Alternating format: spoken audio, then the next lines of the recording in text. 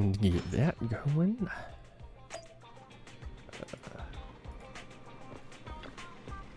Not the freaking Lucky Boo.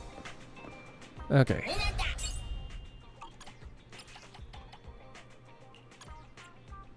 I'll recommend me tapes. Let's open it.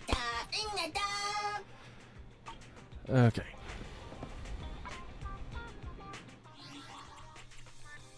What is my compendium like? That's...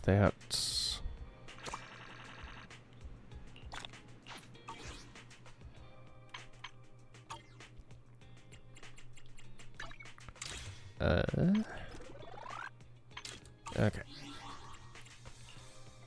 And... main story chapter...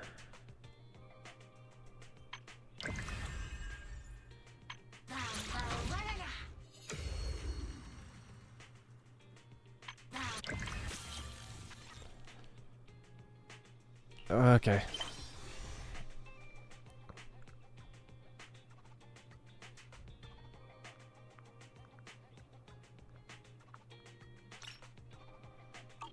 Let's go. Oni-chan. What do we got? Belle, the video store just received a reservation. Seems to be a big client.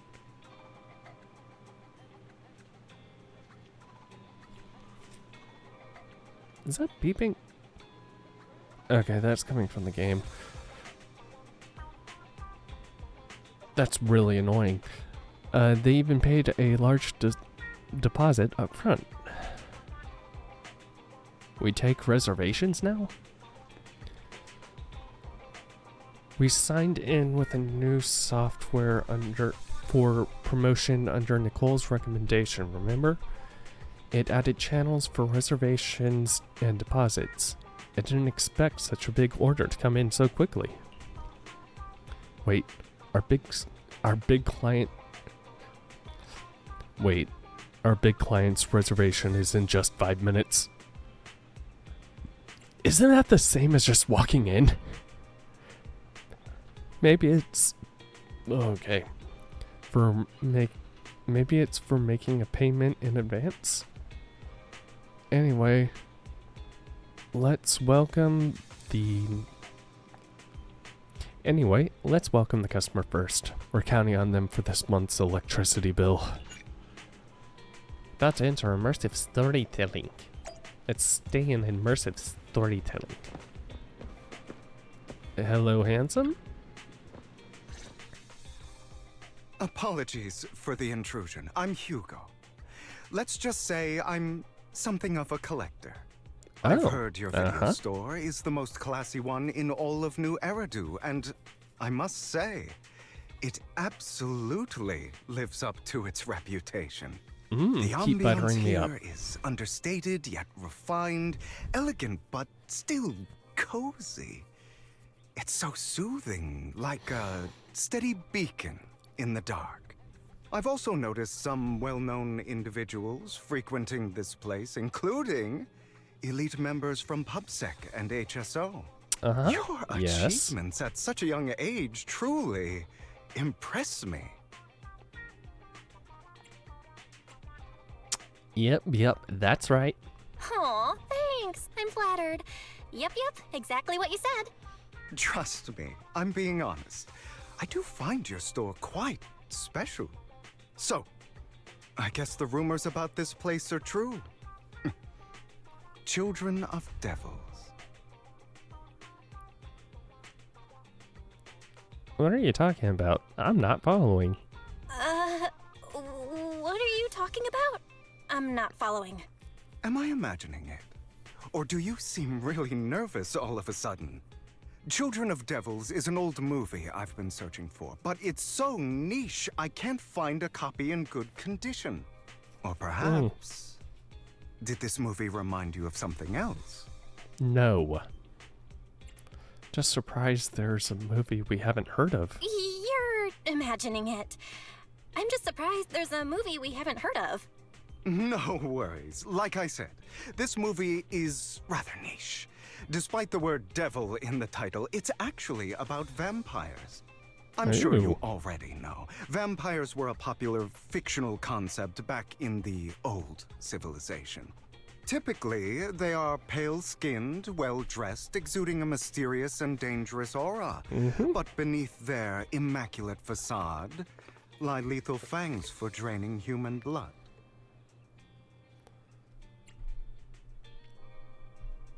You know, you kind of look like one. You kind of look like one.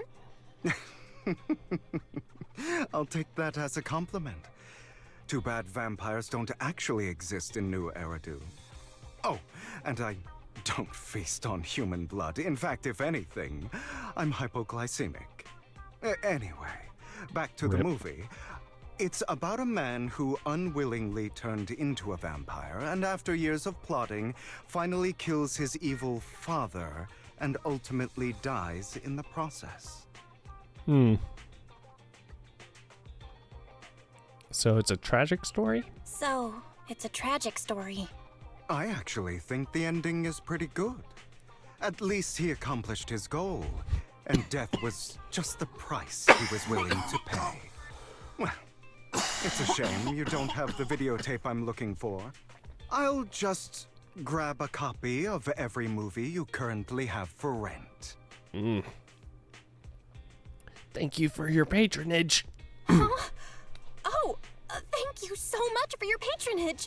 That's really generous of you. Just think of it as my thanks for chatting about the movie with me. Your store is like a collector's gem in itself. Please, consider my payments here as an investment in a collector's prized find.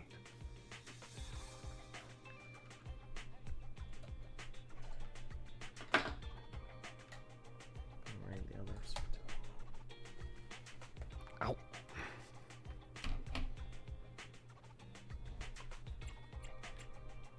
Just as I expect from a collector. Your definition of a collectible is pretty broad. Just as I'd expect of a collector. Because of my work, I happen to know some of New Eridu's upper echelon. Some even collect human organs. Ew. Just some rumors circling around. Hope I didn't spook you. That's nothing. I've seen my fair share of crazy stuff. That's nothing. I've seen my fair share of crazy stuff. Guess I was worried for nothing. With so many high-profile individuals visiting here, I'm sure you're well-connected and experienced in various fields. Speaking of which, there's a big industry auction coming up. They'll probably have lots of collectibles, maybe even rare videotapes not on the market. If you'd like to attend, just let me know. Oh, by the way, I saw a marketing event at Lumina Square. Looks like there's a raffle going on. Go check it out if you're interested. Maybe you'll stumble upon something exciting. Especially at a place so close to the upper class. After all, there are always secrets hiding behind the light. Well, thanks for today. I'll take my leave for now. Until next time, my precious friends. Pointy ears. Sharp teeth. Heterochromia. Incredibly handsome. 100% vampire. Belle, this Hugo sounds a bit odd. He seems suspicious. Have we met him before? It wasn't just my imagination then. I remember seeing him before too, during the competition. They even withdrew midway. But if that's the case, why did he act like it was our first encounter? Did he completely forget about us? Or was he faking it on purpose?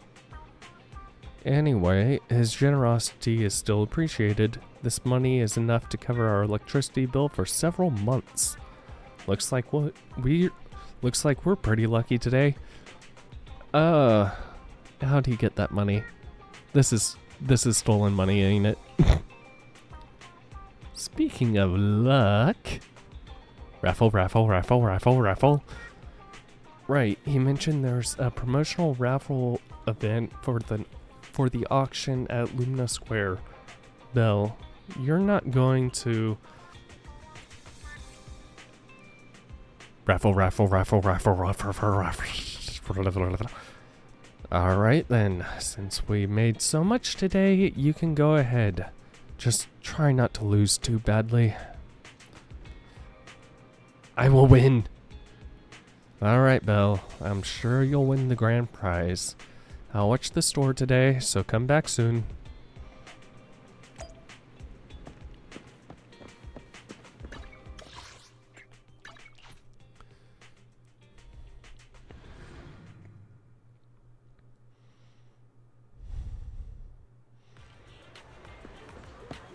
Oh, there's... Why not come try your luck? All sorts of prizes are waiting to be won. And there's Yoga. Aunt Sophie. Are we just gonna be cutting?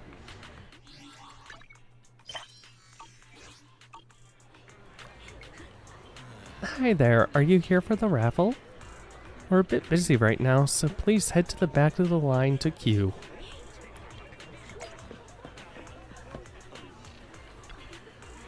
Hugo.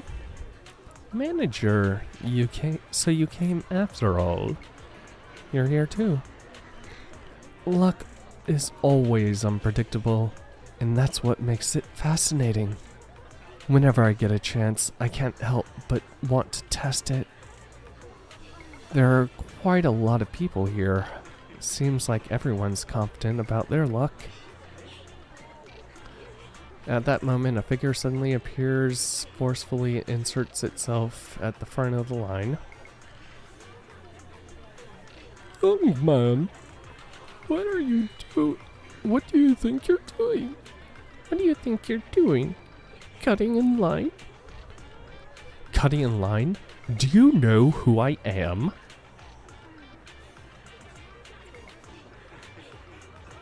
No cutting. You! Clearly you don't understand anything at all. See that poster right there? That is Master Hardam, the current head of our family. This very raffle event you're participating in is sponsored by Master Hardam. Apart from this, our family is also involved in many charity events. What's this have to do with you cutting in line? You're quite persistent, aren't you? In short, since our family is hosting this event, it's only natural that I have the right to priority access. Who authorized this? I'm just here to work, but we haven't received any instruction. I'm just here to work, but we haven't received any instructions on priority access? Never met anyone so insolent in my life. Just wait. One phone call is all I need to... Wait. Where's my wallet? Where did my wallet go? I see. No wonder you came over to talk to me. You were trying to distract me, then steal my wallet. Little thief. Nani? That's right. You're the one standing closest to me. Now give back my wallet. It's not a good habit to falsely accuse others. My intuition is spot on. I knew you were fishy the moment I saw you, and now you've finally shown your true colors. Looks like it'll take some time to properly convince this guy. This guy looks so arrogant. Maybe I should take a tougher approach with him. Quit the act. I've seen right through you. You may look harmless, but I know you have a secret identity. Your crafty skills have caused headaches for countless people. Not to mention, you're revered in your field. Everyone knows who you are. Your true identity is... a member of the most infamous band of thieves in New Eridu, Mockingbird.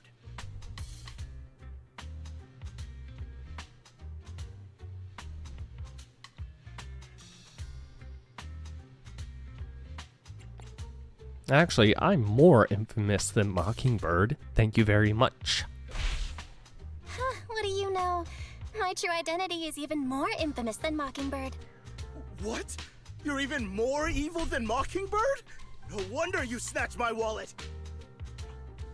I know. Now might not be the best time to say this, but I'm genuinely curious about your true identity. We can talk later, sweetheart. Clearly, you have no idea who I am. I'm Curtis Ravenlock. That's right, of the esteemed Ravenlock family from Tops. You'll face consequences for crossing me.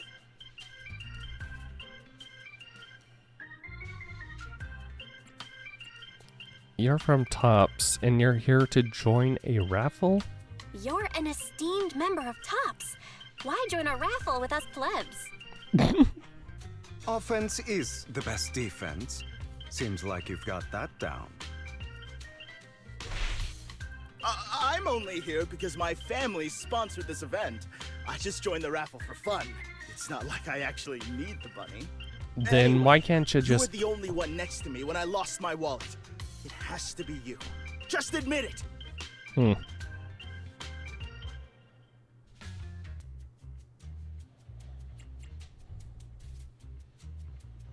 Reason with him in an intimidating tone?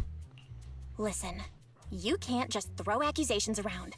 You'll be held accountable for what you say. I did not steal your wallet. But if you insist that I did, let's go to PubSec together. Of course, if you can't prove it, I'll be pressing charges against you. Press charges? That's a bit too extreme, don't you think?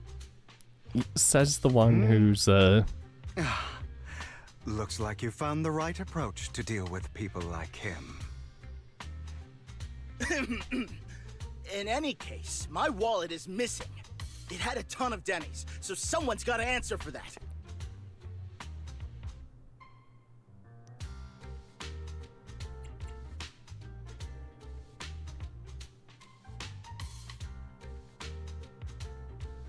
it could still be in your pocket for all we know. Nope. I bet you staged all this, and your wallet's been on you the whole time. What do you mean by staged? Why would I do that? Someone stole my wallet. It's theft! With all due respect, I doubt he's clever enough to stage anything. Clearly, your accusation is baseless, Mr. Ravenlock. Your outfit, while elegant, shows unironed creases and noticeable signs of wear. You've likely worn it for a long time. You look like Plus, knockoff the wet Yakuza. ink on your cuffs suggests that you rushed straight here from your workplace. Likely so you wouldn't miss today's raffle. All in all, it's clear you're not well off and quite careless. Chances are you lost your wallet yourself, and it probably didn't hold much cash. Is that why you jumped to accuse others? Hoping to leverage your family name to make a quick Denny? That's utter nonsense! Regardless, you owe this person an apology. Damn it! You'll regret this. Just you wait! I really hate it when innocent people are wrongfully accused. But it's all over now. I hope it didn't ruin your mood.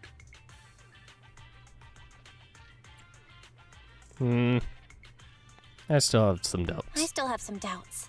Did he really just drop his wallet? Regardless of what really happened, he got what he deserved. He should have known what would happen the moment he falsely accused you. People like that should have a taste of their own medicine. That sounds fair to me. Unfortunately, we don't usually see such fairness in our world, do we? That's why sometimes I don't mind resorting to unconventional methods to right the wrongs.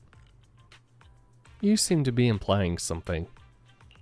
You seem to be implying something. Also, Don't the tell me. mockingbird on your... A good movie never spoils its ending. But feel free to speculate. Anyway, it was nice running into you. Please, accept Your this 3 raffle ticket to pendants. mark the occasion. May it keep you away from shady people and situations and bring you good fortune. Oh, right. I'm sure you're familiar... Oh, right. I'm sure you're familiar with the Ravenlock family affiliated with Tops. They were once incredibly powerful, a true behemoth among even Tops. Unfortunately, that's all in the past. Now, they're not doing so well. It may be their funding or reputation. They're far from their former glory. Though, of course, this is what the Ravenlock family deserves. What'd they do to you? As you know, being a collector means I have to deal with these high society people. And among all the people I've encountered, the Ravenlocks are the toughest crowd. Cunning and ruthless. These words are made for them. While the same applies to most people in Tops, the Ravenlock family is among the worst. Take that Curtis guy, for example, a branch family member at best, but already immersed in his arrogance. Unfortunately, I'm just an ordinary collector below their playing field. Otherwise... In any case, if you ever run into a Ravenlock, it's best to keep your distance. Same goes for Tops people, of course. After all, the Tops Enterprise Union is one of the top power players in New Eridu, toe-to-toe with the Mayflower-led city administration. These two are at each other's throats behind the scenes. One New Eridu clearly isn't big enough for 2 behemoths, but if you ask me, it's just dogs eating dogs. I've been going on for quite some time now. Alright, let's leave it at that. See you again sometime. After Hugo leaves, you see a cat playing with a wallet. Everything inside is gone. Huh? Why do I have some extra dinnies in my pocket? Same here. I don't think I brought that much with me. Oh my! Could this be that some kind-hearted person has given us money? You tentatively reach into your pocket and feel the raffle ticket Hugo gave you earlier. In any case, there's a prize to claim. So, I want to,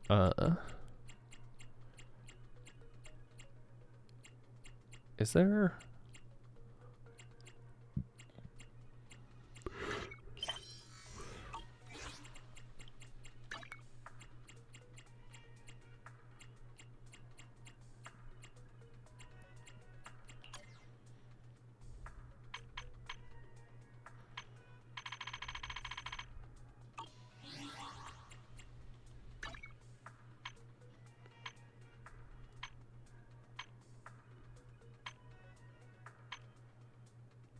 Okay, there's no real,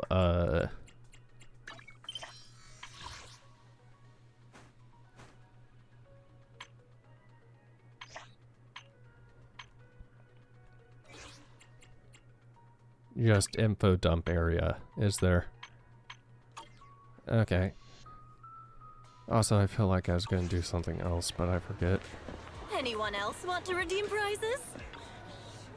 I do. Wow, thank you. Wow, thank you and your friend for earlier. We haven't been stuck with that guy. We would have been stuck with that guy otherwise. Oh, right. You came to claim your prize?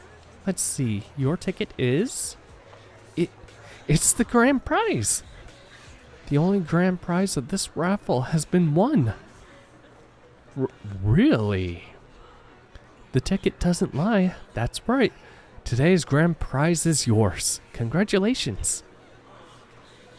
I guess that's what they call good deeds get rewarded. The prize is 50,000 dennies. Please keep it safe. Only 50. That's it.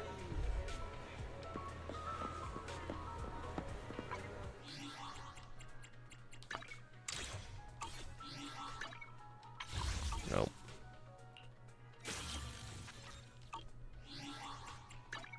Eradicate all evil. Where?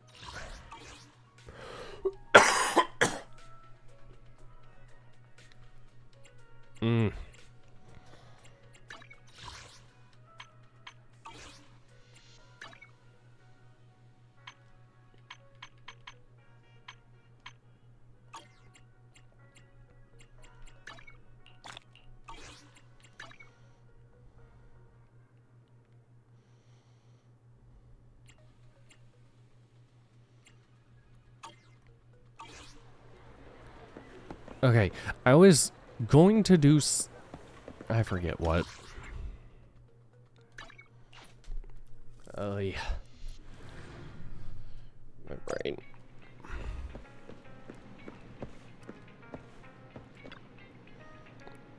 What?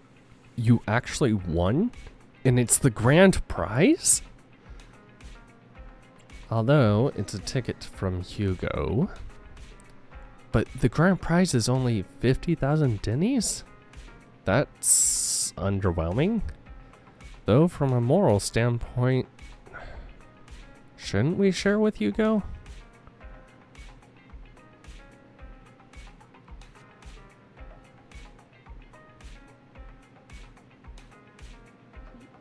No.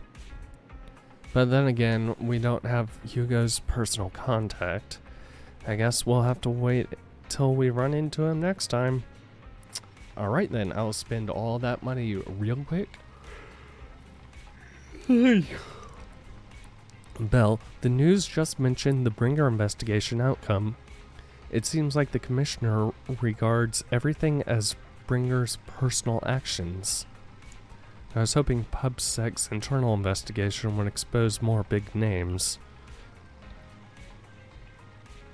I've gotten the hush treatment. Yes, you make a good point. After all, the exaltist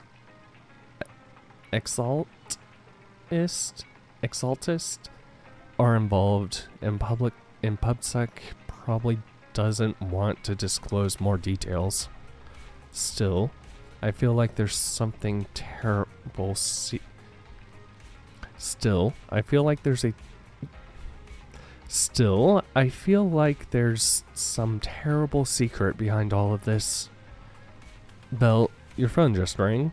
Maybe you should check who sent the message. Okay. Master Prox. That's what I was going to do. My apologies for disturbing you. Are you available at the moment? I have some important matters I'd like to discuss with you in person. This doesn't sound like a good thing. In my humble opinion, this shouldn't be considered a bad thing. It's great that you have some free time. Please wait a moment. Ellen and I will visit the store in 5 minutes. Oh, great. Hold on.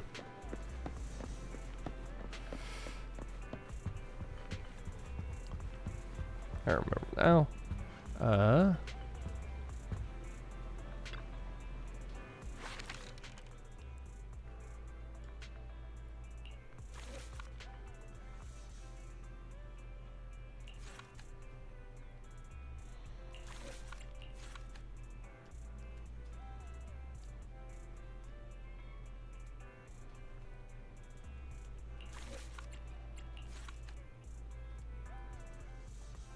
Ooh. It's the,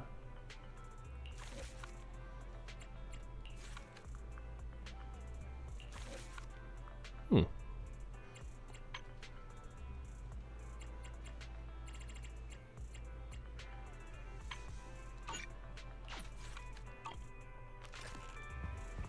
Didn't...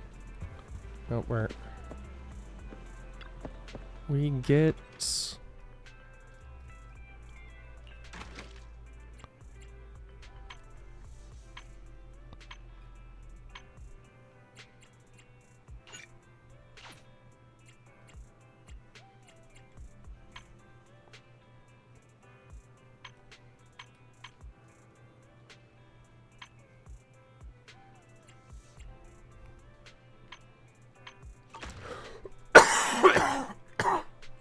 Oh my god.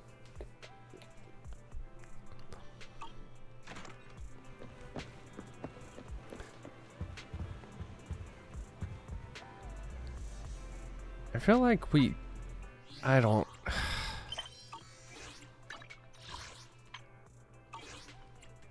maybe in storage?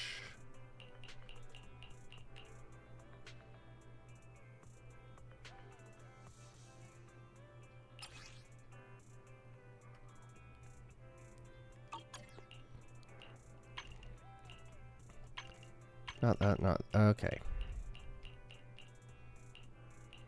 They really streamlined all of this, and now there is not,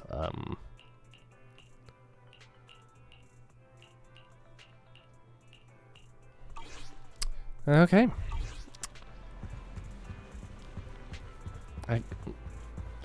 I can't remember the exact end of Lycon's story, but, I feel like...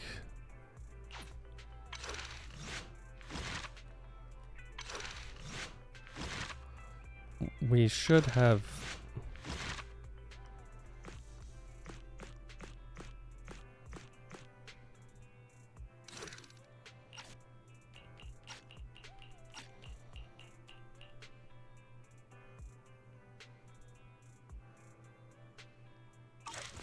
Oh, whatever.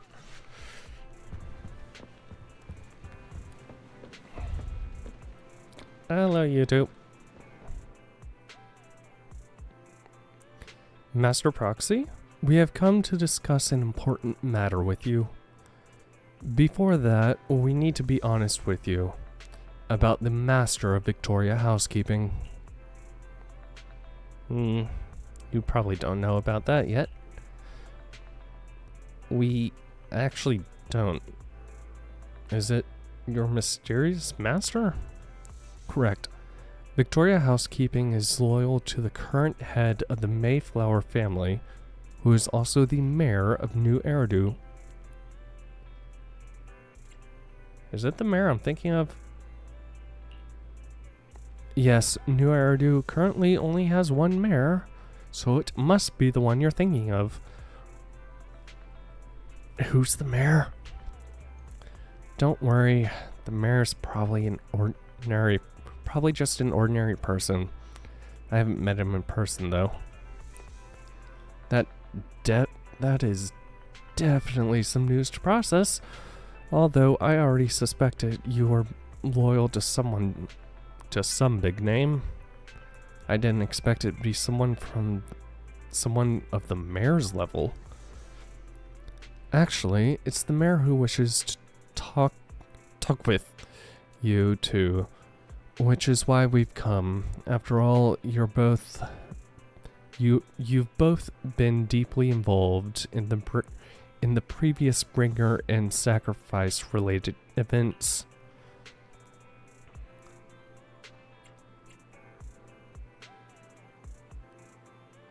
We haven't gotten in trouble, have we? I completely understand your concerns. Please be assured I pledge on my honor that the mayor has no ill intentions. It will not hold either of you accountable in any way. He'll only contact us through the phone. Okay then, let's talk. Thank you very much.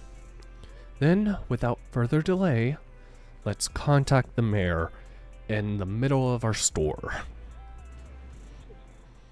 They're here with me now, sir. I'm glad to have the chance to speak with you, young'uns. Helios Academy used to be a peaceful and comforting place.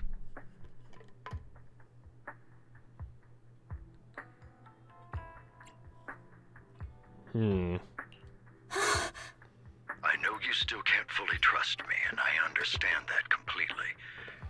But please do know that I mean you no harm. Your teacher, Carol, and I, we used to be friends. She was a kind person. I was truly sorry to learn that she was the one held responsible for the fall of the old capital. There's more to the story. She was innocent. There has to be more to the story. I hope so too. It's just that the fall of the old capital still weighs heavily on us all. But I believe you just got caught up in all of this. I'm sorry for what you've been through over the years. It must be tough.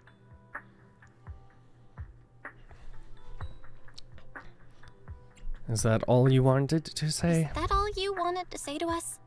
You two are very cautious, and rightfully so. Carol has taught you well. The real reason I reached out to you is to tell you something very important. Something about your eyes. I stumbled upon some of the data Carol left behind. She spent much of her time studying ways to minimize the side effects of your eye implants. Teacher? Teacher. She was always looking out for us.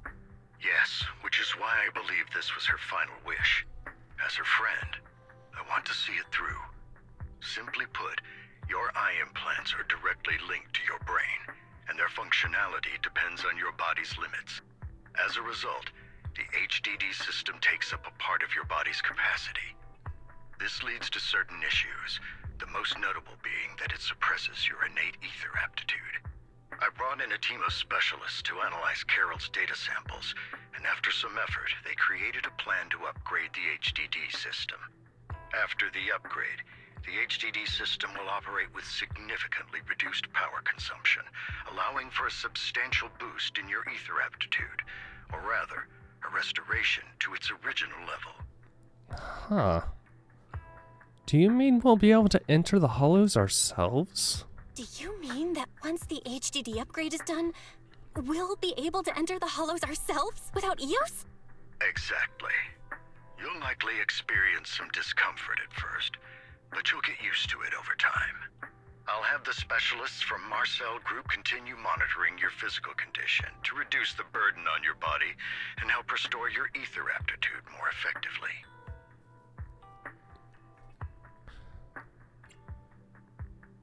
You want us to use this for something? Are you really giving us such advanced technology for free? Feels like there's gotta be some kind of catch. Besides, you must have known about us for a while, so why wait until now? I'm not asking for anything in return. As for why I didn't reach out sooner, truth is, from what I've learned, your eyes possess even greater power. Perhaps the power within you could affect all of New Eridu. But The you must power in understand, my eyes? power is My a special double-edged eyes? sword. It can be used against enemies or allies. As the mayor of New Eridu, I must ensure everyone's safety. So I hope you'll forgive my caution. I'd been observing you for some time. That said, I'm confident to say that everyone at Victoria Housekeeping speaks highly of you. Aww. Miss Bell and Mr. Wise are both kind and honorable individuals. I believe they'll use their power for the right cause. He sounds so much older now. They're both good people. Thank you for your kind words. Even though we Who have is no his idea new what this voice power actor? is. You're not just saying that to get our hopes up, are you? Of course not.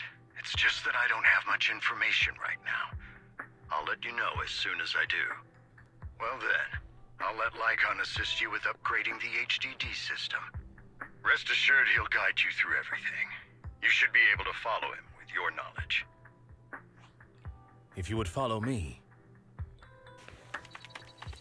Lycon began working on the HDD system.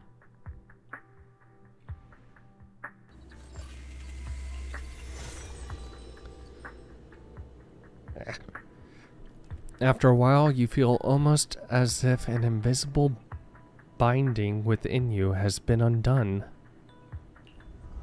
Your eyes and brain feel almost bloated, but it passes quickly, replaced by a sense of lightness and clarity you've never felt before. It's almost like a blurry layer surrounding reality has vanished, and a mysterious power swirls within you. How are you feeling now? All good, I think. Really? I'm feeling a bit off. Your body is adjusting. Give it time to adapt to the changes. As a precaution, hold off on entering the hollows until you feel better. I see. In that case, I'll sit back and help Belle for now then. It's quite impressive one of you adapted so quickly. Your ether aptitude is now on par with most hollow investigators, meaning you're ready to explore regular hollows. But you must be careful at first. Lycon, Ellen, why don't you two go along? One of the data piles in the hollow near the metro is malfunctioning, and we need a skilled proxy to address it. I'll assign this task to you. Of course, you'll receive fair compensation upon completion. Take your time at the journeys ahead. You've got plenty of time to uncover your full potential.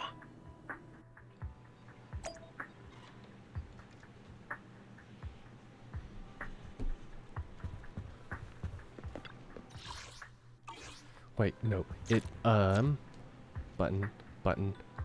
What button is it? What button is it?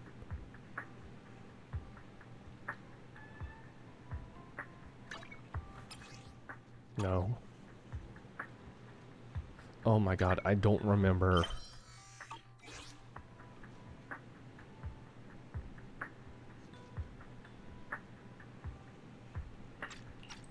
Where is... Okay, game. This is the path I follow. Eradicate all evil. No, not under a pendulum.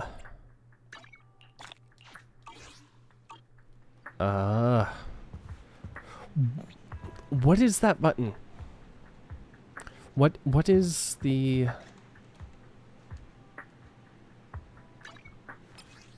It's not in here. Where... What is... To open up character relations and such? Which is that? I don't...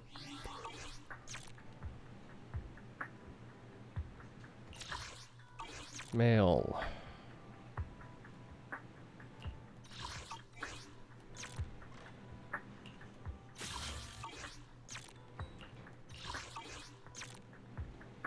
That's camera. What is that? I don't... my God! One thing I really do not like about this game is how unfamiliar it's... Or how... My words are real bad. Okay, no, not that.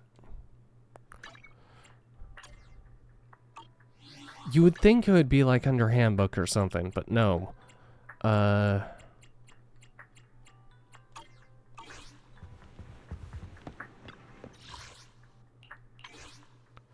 Oh, it... Partner... Oh my god, I'm an idiot. Okay. Oh, right, it doesn't even bother telling... Yeah. They love to keep their voice actors real close. Victoria.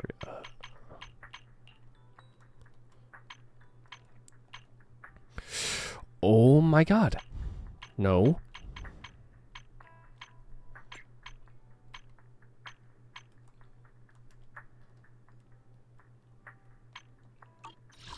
Okay. Straight. Can't. Oh my god.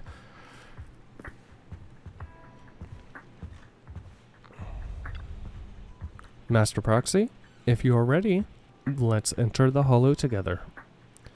Please be assured Ellen and I will protect you and will not let you get hurt.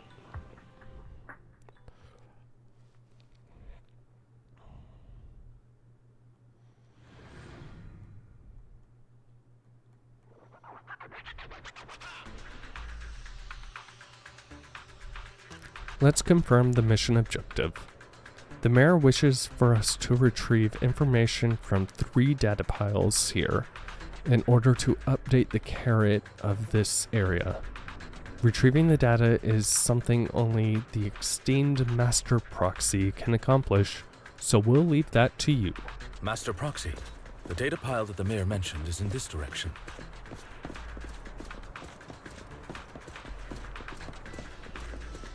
Right here. Let's keep moving.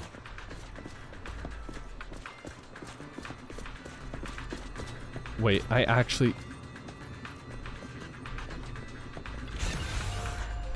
That's one holo data set. That's one holo data set successfully retrieved. Master Proxy, you are indeed skilled. Let's find the next data pile. If only all work were this easy.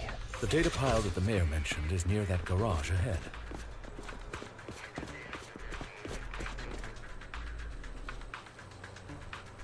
What a pain. There's nowhere else to go. We'll have to move the train. Clue not obtained.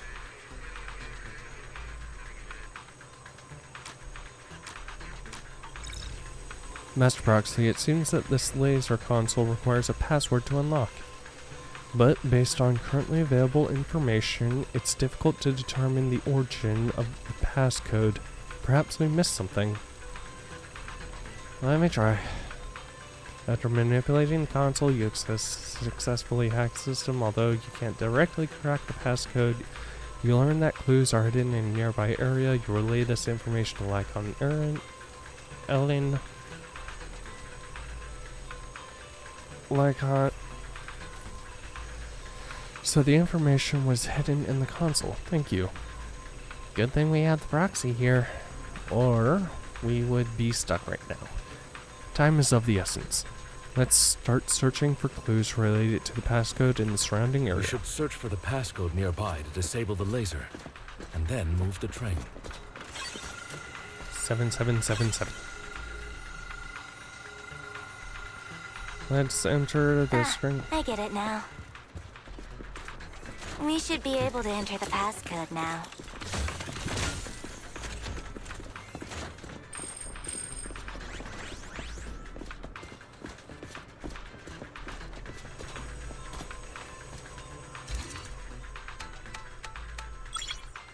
Yay, we did it.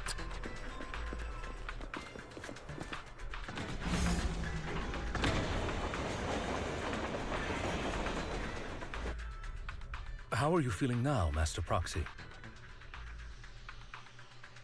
I feel great. Fantastic! Never been better. I'm relieved to hear it. If you feel any discomfort, please, let us know at once. Yeah, I'll carry you on my back if needed. Oh no. Carry me right now. Really? I want you to carry me right now. Let's finish the task first, Master Proxy. You've always had a sharp mind, and now you've got the muscles to match. Thanks for the compliment. Thanks for the compliment? No, I was just thinking. When will you pick up some fighting skills? If you can fight, you could handle things in the hollow all on your own. That'd be pretty neat. Oh, there.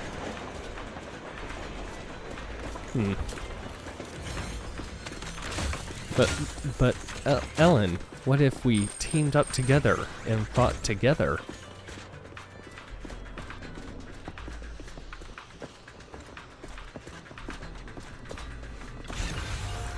Good, we've obtained another piece of data. Master Proxy, the data pile is right up ahead.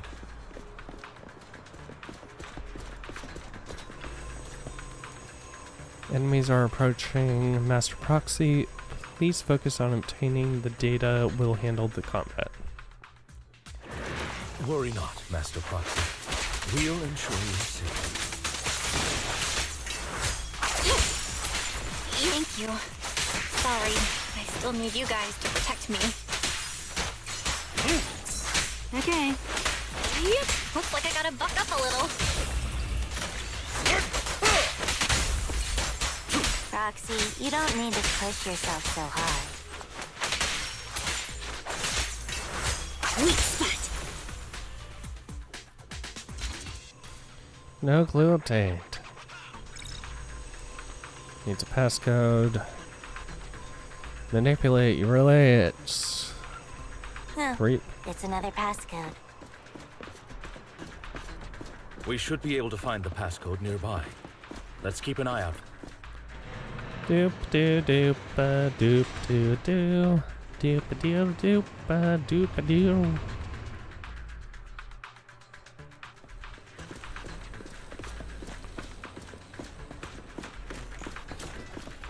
Maintaining the data piles in the hollows requires a proxy with the utmost professionalism.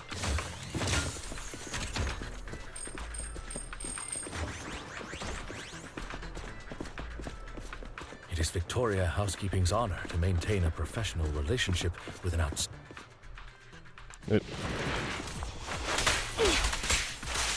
Get back! Ellen, switch out. Time to hunt.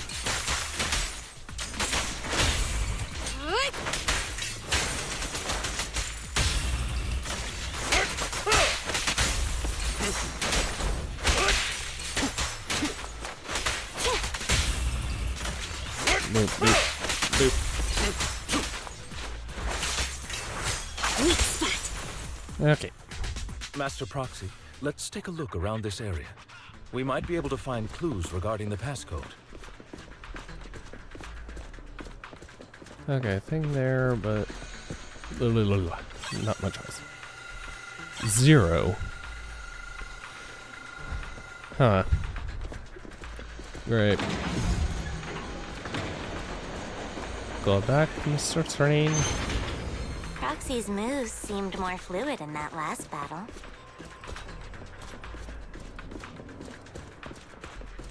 Master Proxy, this should be the second passcode.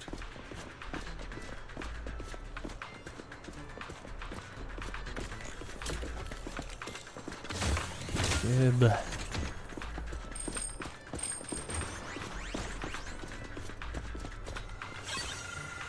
Good. The second digit should the second digit of the passcode 4. Based on the information, only one part of the passcode remains. Master Proxy, we've been in the hollow for quite some time. How are you feeling?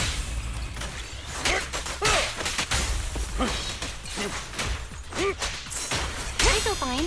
Nothing out of the ordinary. That's good to hear. After all, this is the first time you've entered a hollow since the system upgrade. Best not to overdo it.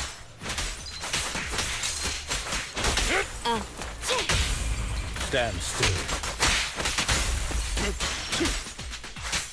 Let's end this fight quickly. No worries, boss. Troublesome. Take this. Take a break. Incoming threat. God. Okay, geez, that took longer.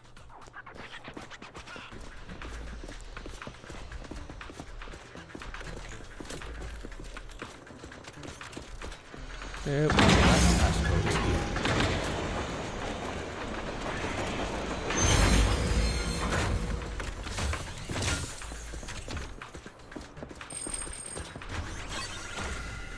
Okay, the final part of the passcode 51. 4051. Do you still remember the numbers before? I forgot. Don't worry, Master Proxy. I have memorized everything. All right, that's all of them. I'm pretty sure it was 4051. Let us return and open. But oh, okay, just teleport back up. Okay, cool. Now we just need 0451.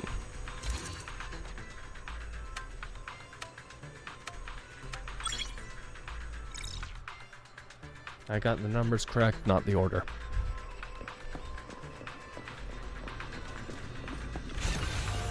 Last piece of data. Master Proxy, our mission has been successfully completed. Are you experiencing any physical discomfort? Everything is normal. That's wonderful.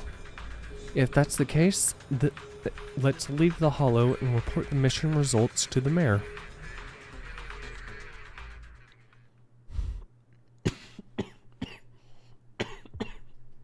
The mission was a success, sir.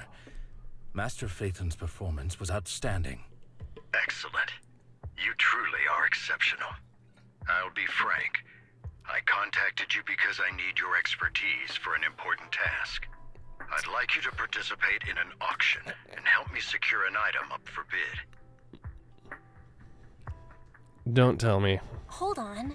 Is it the same auction I heard about? The one with all the high-profile attendees? Yes, that's the one. I knew asking you was the right choice. Since you're aware of it, I'll get straight to the point. It's related to the sacrifice you encountered. Sacrifice? Has it appeared again? Remember the sacrifice you took down near the construction site? Public security did some research after retrieving it. It turns out it can maintain its form outside the Hollow and carries human genes. Within it, we extracted a mysterious core.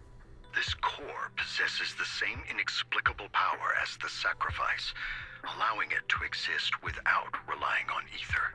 However, the core was recently stolen from the most secure lab in New Eridu.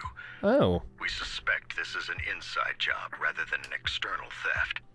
We searched extensively without success, until I saw the auction flyer. The core has been concealed within an auction item. Oh. So you want us to bid on it at the auction? So you want us to bid on it at the auction. But why us? The power of the sacrifice is highly volatile and destructive. We must keep it confidential, at least for now. And I, as mayor, am not suited to participate in the auction myself. Plus, I'm running checks on my inner circle due to the theft. Frankly, there aren't many people I can trust.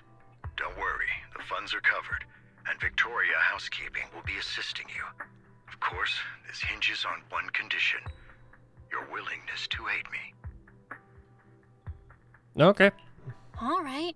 We'll give it a shot. Thank you very much. I knew that I could rely on you. The only hurdle now is the invitation. It's exclusive to Tops, so obtaining one might take some time. I'll handle that promptly. I'll leave the rest in your capable hands. I might know a guy. The mayor ends the call. You seem a bit puzzled, Master Proxy.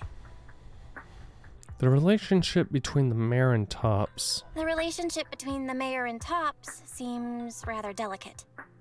You're quite perceptive. As you know, the roots of New Eridu's governance lie with the Mayflowers, while Tops is a conglomerate of companies. Power and profit often lay the foundation for conflicts, which is why securing invitations could be tricky for us. Things would be much easier if Tops weren't so involved. But worry not, Master Proxy. It may take some time, but we will overcome these obstacles. Now, if you've no further need of me, I'll take my leave. Have a good day.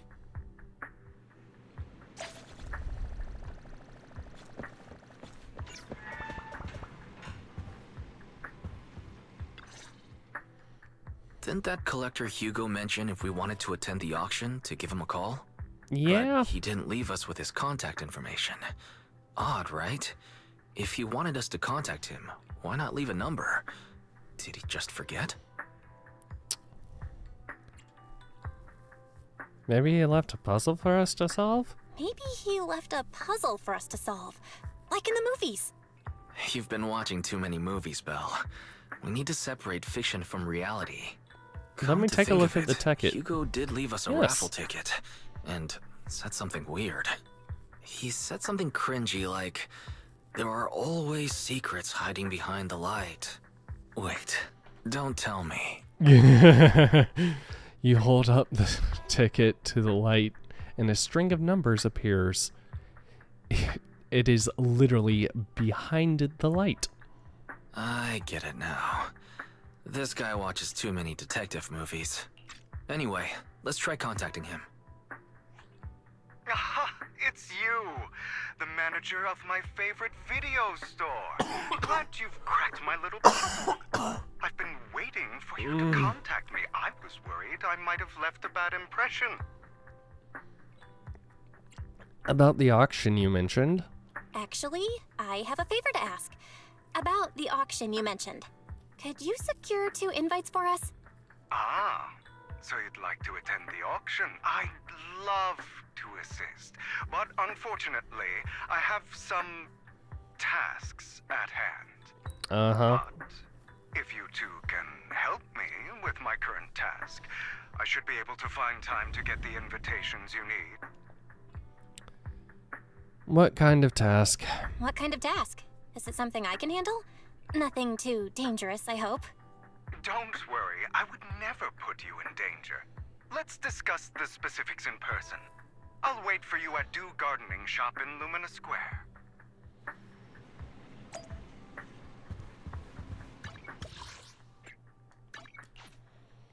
Teleport.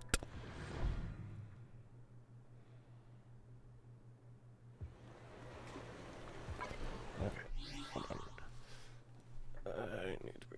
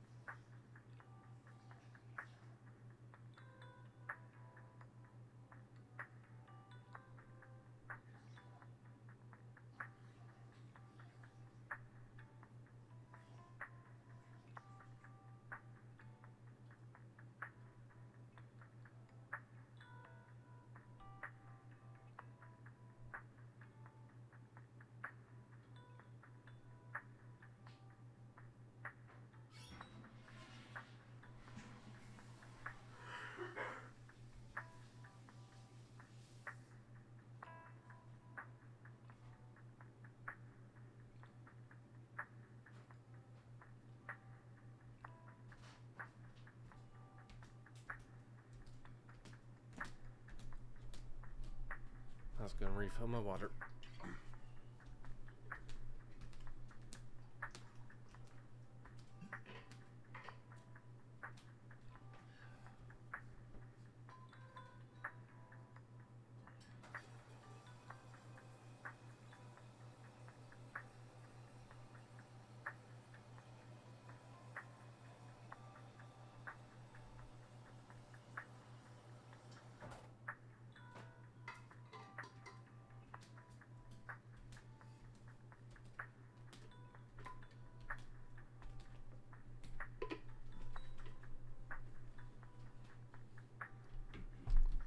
Okay.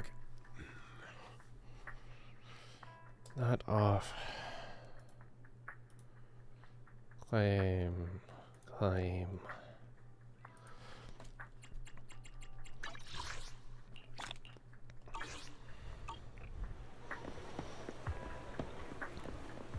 You've Hugo? arrived, my friend. Punctual as always. To get to the point, I need you to shadow someone for me. Record and tell me everything they do and say. And that someone is Hartman Ravenlock. Head of the Ravenlock family? That's right. Him. I've already got his schedule. Soon he will be meeting with someone nearby. I need to know the exact details of their exchange, please. Of course, for your troubles, I'll take care of the auction invitations you need. Is this what they call a business war? To be honest, based on my sources, the Ravenlock family appears to be plotting something rather sinister. You are a complete stranger to him, which will make everything easier. Relax, it's nothing illegal. If you just happen to be in proximity and happen to overhear some things, even if someone from PubSec shows up, they won't have anything on you. Besides, you already have connections in PubSec, don't you? You know that too? Well, I'll be waiting for your good news then.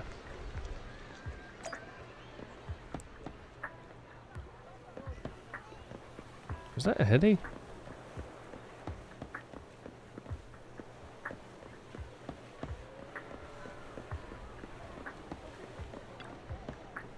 Hello there. I didn't expect that blonde gentleman to be your friend as well.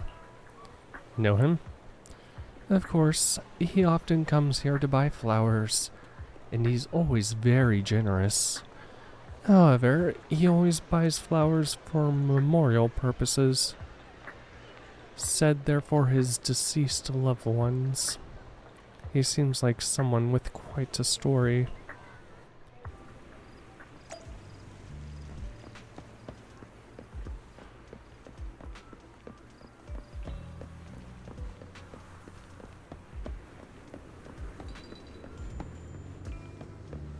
Another waste of my precious time.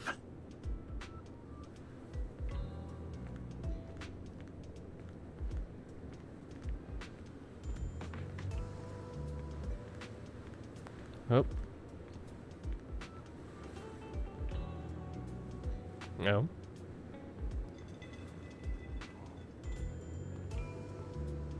Oh my god, do I have to...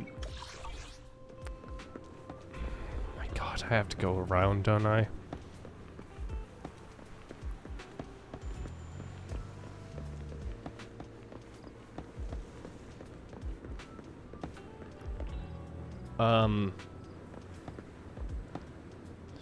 Isn't that the...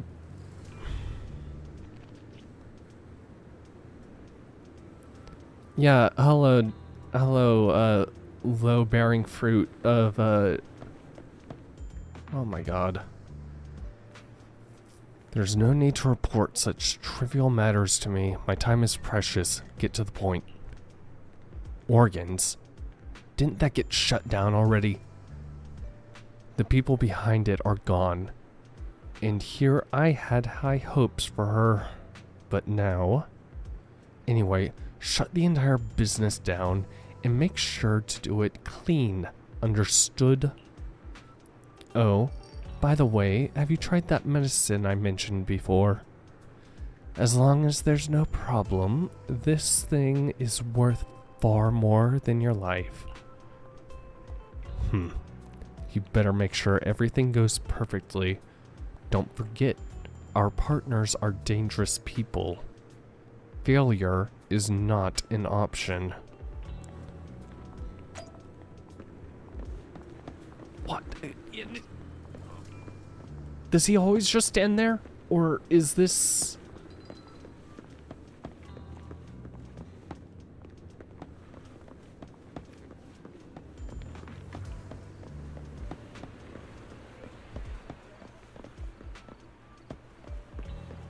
This time, I'll lead the family back to the top.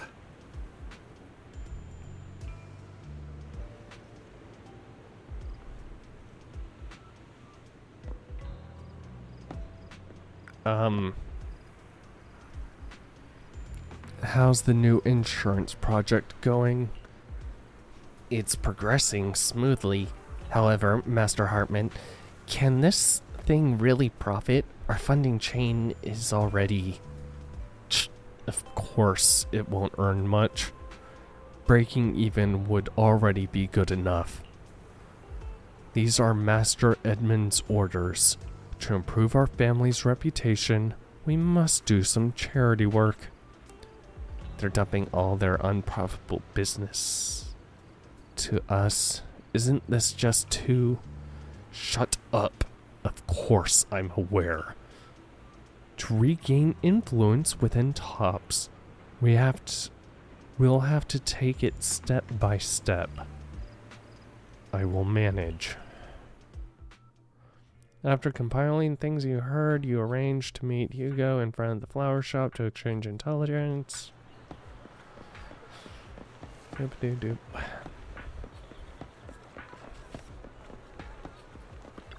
Hey, buddy. Good day, manager. Wonderful to see you again. You're as sophisticated and charming as always. About our previous discussion, I assume you've made some progress? You share your findings on Hartman with Hugo. His gaze remains lowered as he listens intently. His pale, slender fingers absently flipped intricate coins with practiced ease. At key moments, he asked thoughtfully questions to clarify the details. Who knew this guy could be so serious? I see. Looks like it's more complicated than I thought. I appreciate your help. Here are the promised invitations for you. One was mine, but I won't be able to attend as I'll be occupied that day. I had to pull a few strings to secure these invitations, so please don't mention where they came from. Otherwise, someone might come hunt me down. Oh. Like a wolf, maybe? Is the auction that dangerous? Wait, seriously? Is the auction really that dangerous? Well, when you dance with sharks, you can't avoid risk. But I have faith in you, dear manager. I'm entrusting you with my life. Seal my lips for me. Don't worry, my lips are sealed. And so are my brother's. I've been meaning to say, you're so close with your sibling. I'm kind of jealous. What's your view on family ties, manager?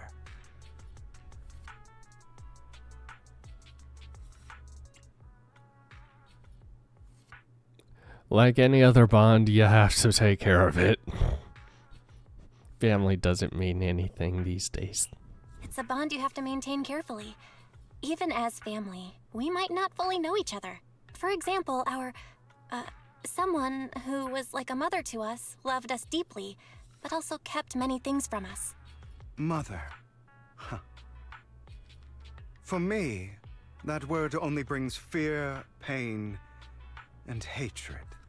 I once had a half-sister. Different mothers. Had? Had? Did you two fall out of touch because of an argument or something? Or memorial? No, we never argued. I would like to try, but it's too late. She's been gone so long. I can barely remember her face. My condolences? I'm sorry. I didn't realize it was a sensitive topic. My condolences. And that's who he buys flowers for. I brought it up first, and it was ages ago. Anyway, back to what we were saying. It's highly likely that Hartman will be at the auction as well. As you know, great. While he's the rightful heir to the Ravenlock family, he keeps many secrets. Should you cross paths with him in the future, be cautious. He's sitting up on his high horse, looking down on everyone else, and he'll do whatever it takes to get more power. I hope these upper-class people eventually face the punishment they deserve. Too bad the scales of fate lean one way or another, unless someone steps in to tip them back. I digress. That's all for today. I have some errands to attend to, so I'll take my leave. Have fun at the auction.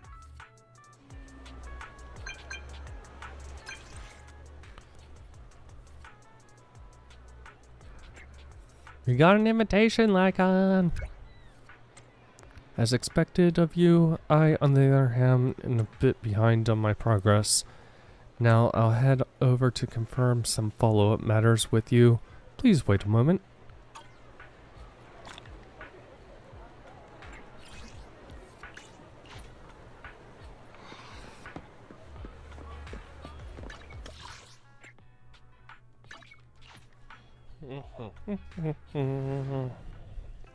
It is a pleasure to see you again, Master Proxy.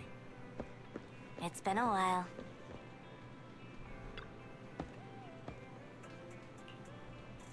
You look concerned. I seem to have caught a whiff of... No, it's nothing. Probably just my imagination. Master Proxy, may I have a look at the invitation you received? Sure. This is indeed an authentic invitation. It's truly impressive that you were able to obtain it in such a short time. However, if I'm not mistaken, this invitation came directly from Tops. So, you are in contact with Tops as well? I have connections? Sure. I see. You're indeed well connected. Don't worry, I won't pry further if you're reluctant to share. Well then, I'll take my leave. See you at the auction later. Have a pleasant day. Now that we've sorted out the invitation, let's get some rest and prepare for the auction. Okay.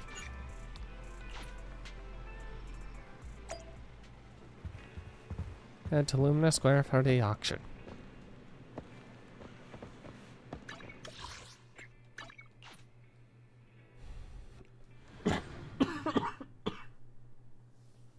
Oh my god.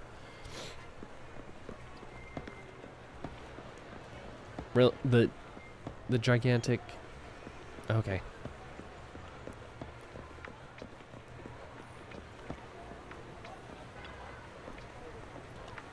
Your invitation has been confirmed. Esteemed guest, would you like to enter the private suite now? Yes, please. As expected, the private suite looks high-end. Let's see, coffee machine with coffee.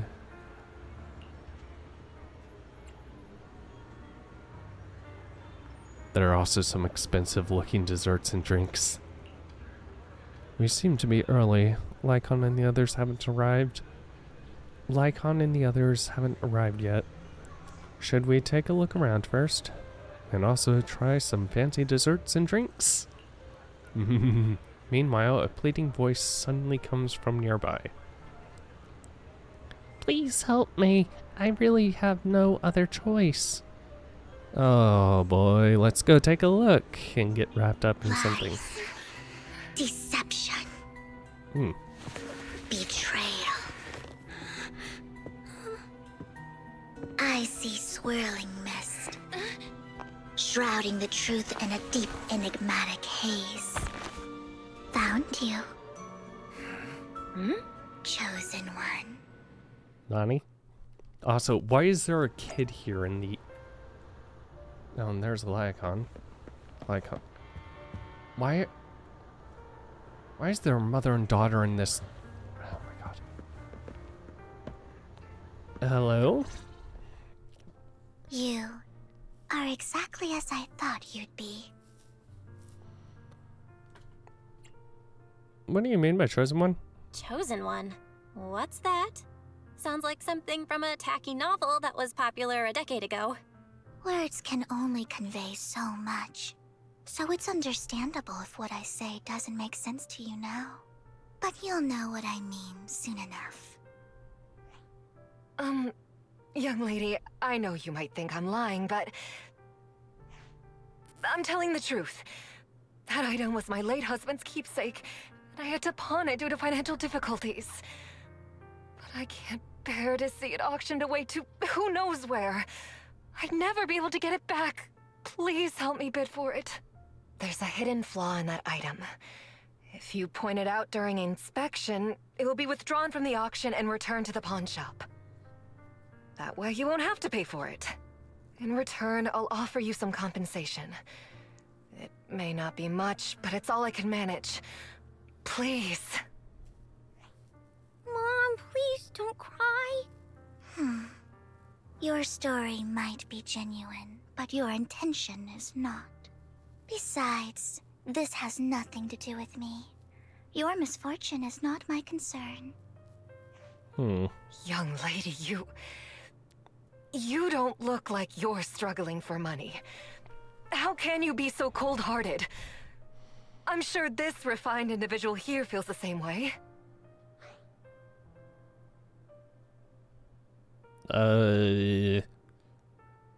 Yes, very refined. Look at me in my clothes that I only have one set of. Huh? Are you referring to me? Yes, you. If you're willing, could you please... The auction is about to start. I'm not sure how you gained entry, but I'm sure you don't want to be driven out with your daughter. And you?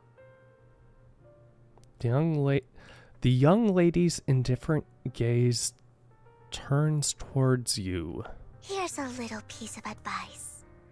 Don't let your sympathy easily sway you in an auction like this. Otherwise, you might get swindled. I'm Vivian, by the way. Pleasure to meet you. Dear guests, the auction will begin shortly. Put away your Please make your overflows. way to the venue.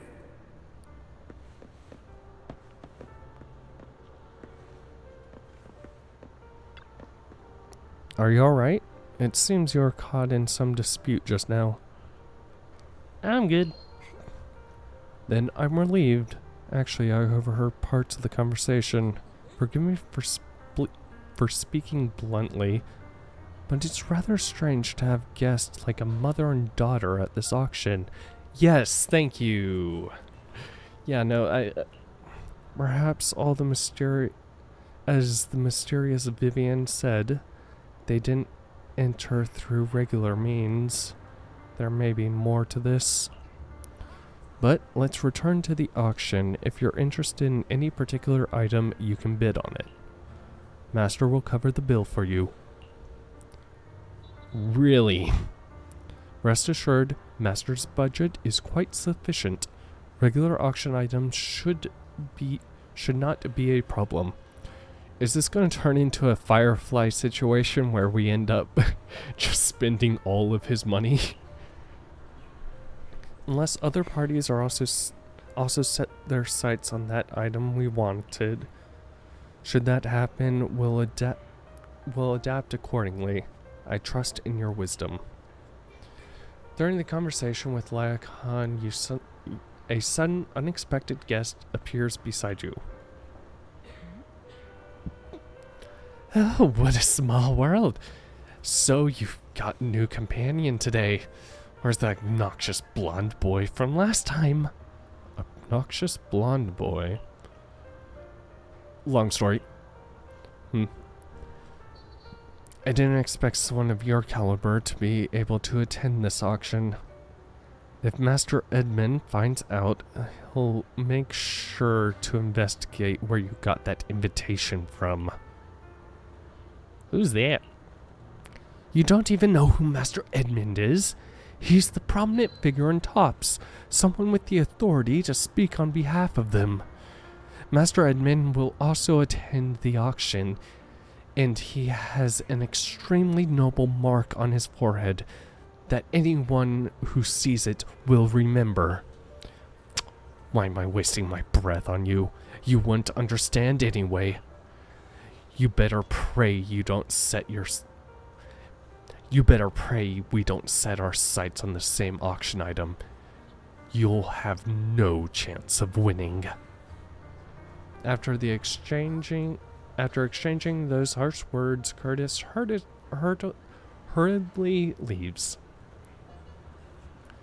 Master, that gentleman just now seemed very hostile towards you.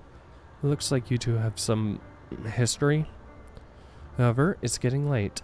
Let's head to the venue. Are we going to have a three-way auction between... Oh god, no, we're all going to be bidding on this item, aren't we? Everyone's going to be bidding on that.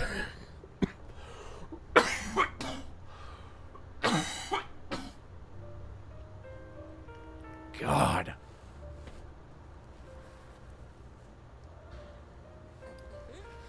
Let me guess. Sienna put that item for sale, didn't realize it had a thing. Because... Okay. So you put the item...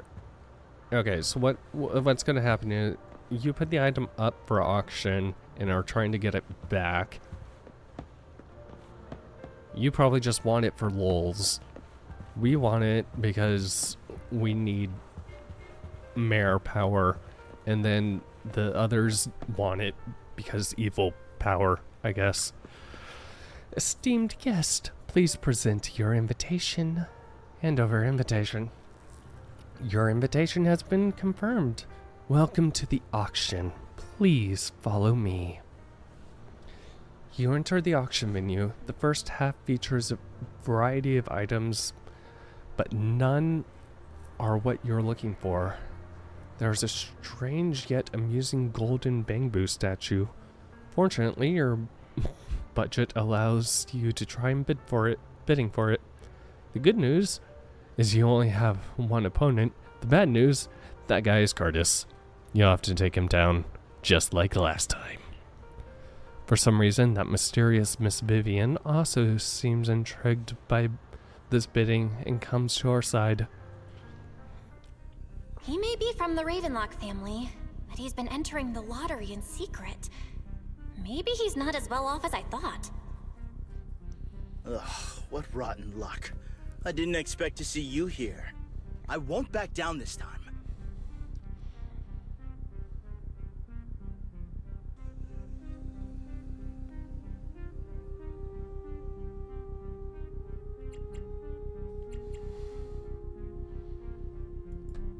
Part of me actually wants to...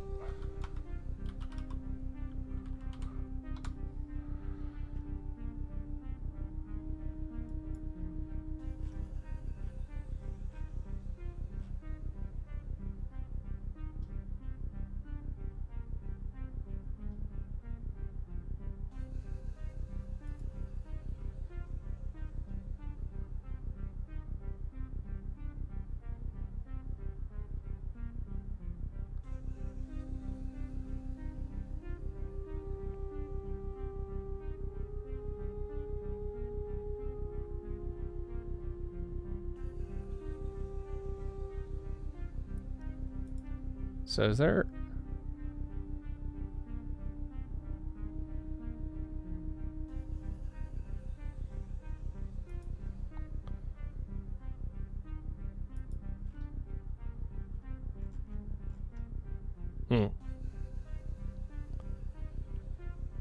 Boo.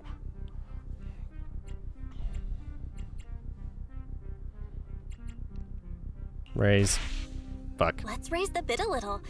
How about 10%? Such a small amount, as expected of a commoner. I'll raise the bid by 50%. The start of an auction is crucial. Your opponent is determined to win, so it's best to shake his confidence first. You should just give up already. I'm dead set on getting this item.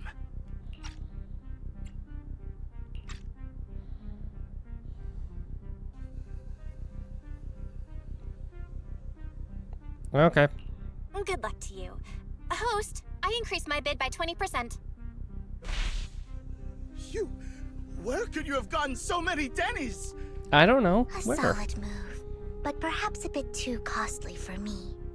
Okay. Let's not rush into inflating the price. Seems like it's just the two of us interested in the item. Why don't we discuss this in private first? I won't back down. No matter what, I won't back down. Ugh, I didn't expect you to be so determined. This is the perfect moment to shake your opponent. You're really stubborn, huh? Is it really worth arguing over such a small collectible? Keep raising your bid without flinching. Sure is. The money in our pocket is our biggest advantage. Host, I'm raising the bid. The price is way more than it's worth. Forget it, I'm out. It's a bit overpriced, but it's still acceptable. You beat Curtis, winning the bid. Regardless, congratulations on your winning bid. Though, in my opinion, its aesthetic style is a bit ahead of its time. But as long as you like it, that's what matters. After all, the true value of art is in the love people invest in it. The next item is truly exceptional. Okay. The final creation of a legendary artist, the only one of its kind in all of New Eridu. The artist's tale is quite fascinating.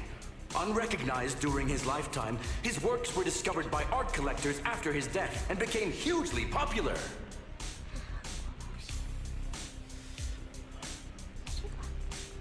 That mother and kid. Because of this, authentic works are few and far between, making each one incredibly precious. And this stunning final piece, anyone who loves his work won't want to miss it. Without further ado, let's get started! Starting bid, 200 million dennies! If I can get it for under 500 million, I can still turn a profit. 300 million! If I'm not mistaken, Wise, isn't that the item the woman asked Vivian to bid on? Yeah, that's the one. If our budget allows, perhaps we should.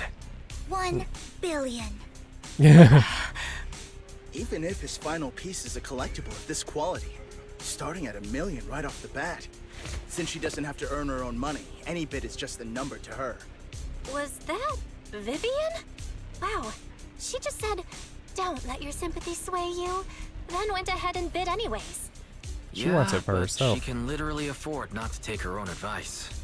Ooh, this elegantly dressed lady certainly has refined taste and deep pockets. So, is anyone ready to challenge this young lady? Invest in the legacy of a talented artist who left us too soon. Its value could double in the future. I'd advise against it. I'm going to bid on this no matter the price tonight. This young lady is certainly very confident. Our time is almost up at $1 billion. Going once, going twice, going 3 times. Sold for $1 billion.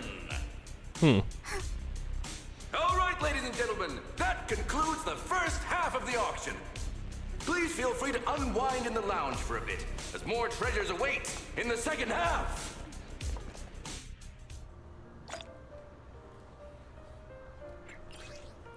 Rather abstract piece of art.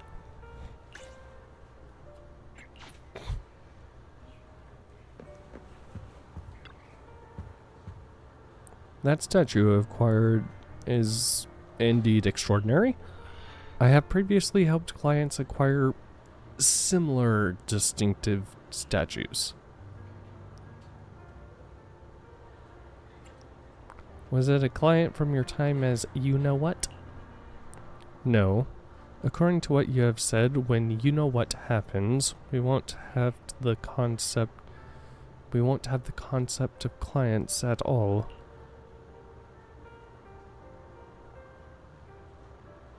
Is this thing a good investment? Well, in terms of this collectible's commercial value, it's not exactly a good deal. But if you like it, then that's its greatest value. Miss Vivian also seems to have a keen eye for collectibles. It's a bit concerning.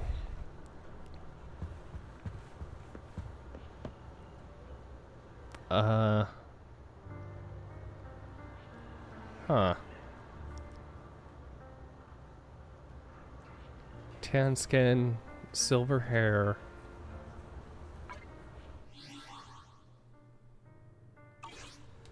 No, what is...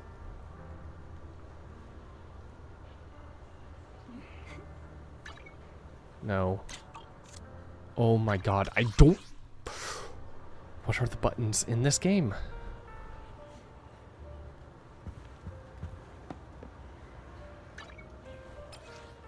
No.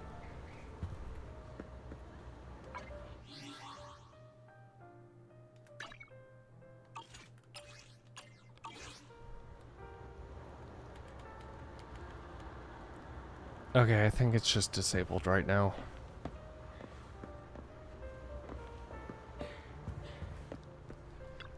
Hartman and Curtis. Master Hartman, you've come as well? I have something important to bid on. Curse it. I have no idea who the seller behind this thing is, and why they insist on going through the auction process. The coffee here is drinkable.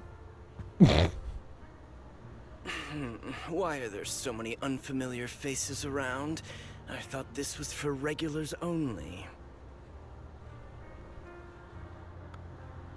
Uh-huh. Hey, society moves real quickly. You never know. You guys couldn't be invited next time. You have a strange look on your face. Despite her ruthless exterior, she's actually quite kind-hearted. Though you wouldn't dare think that, would you?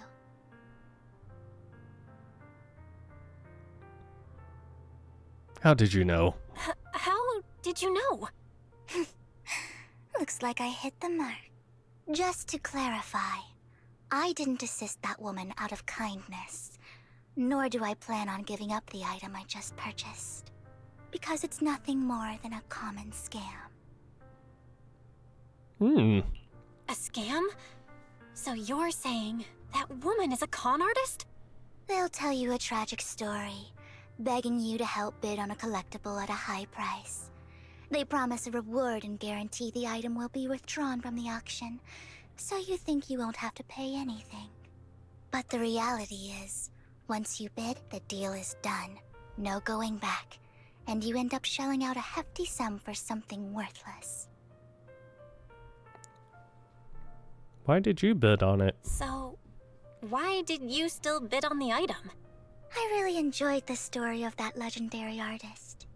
Art at its essence sells stories, doesn't it? I'm willing to pay the price for the stories I choose. That's another lie. Looks like you believed me. No. I didn't really believe you. Let me give you another piece of advice. Appearances can be deceiving. People often mask their true intentions. Sometimes, what you can't see is the real truth. Vivian suddenly approaches, blinks, and silently mouths two words. Master Proxy. She knows your proxy identity. I hope next time you'll accept my invitation, and not that of these pretenders. I'll see you soon, my friend of many secrets.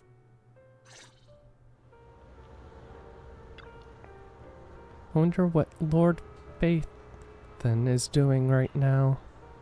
No, now's not the time to be distracted by Lord Phaethon. I'll think about them once I'm done here.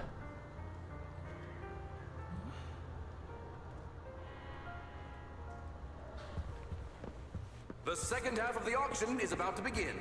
Please make your way to the venue. Esteemed guest, the second half of the auction is about to begin. Would you like to enter the venue? Yes, please. Ladies and gentlemen, welcome back! Up next in our auction is tonight's showpiece, the one-of-a-kind Robe of Heroes! Legend has it that, long ago, this was a garment that only a hero could wear.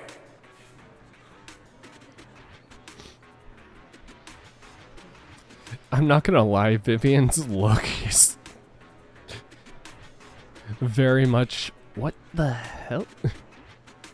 It's like we got Hartman, who has probably been drinking too much, thinking I'm gonna get that because it looks cool. Vivian wondering what the hell is going on. And then the twins, oh, wait. Guy with, Mark on forehead. Ooh. That is the, What's truly fascinating is the unique very gem important guy. embedded in the collar of this robe. It's unlike any gem I've ever seen. Almost magical. Oh. Great. A weird core extracted from a sacrifice, radiating an aura, ominous aura, has to be hiding mysterious power. Wise, that gem's probably what we're looking for. Such an important item, yet it's just there on a piece of clothing, completely unprotected. How gaudy. This auction sure is busy. There's people of all sorts, whether they belong or not. Robe of Heroes. What a tacky name. Nonetheless, I'll secure it. In the name of the Ravenlock family. Yes, I see it. Seems authentic. Of course, I'll keep an eye on it. After some intense bidding, only 2 contenders remain. You and Hartman, the current head of the Ravenlock family. I didn't expect this to drag on so long. I believe there is no meaning in continuing this senseless bidding war. Frankly, wasting time irks me more than squandering money. So, my friend, let's cut to the chase. What did you have in mind? This man is pretty shrewd. Maybe I should match his energy.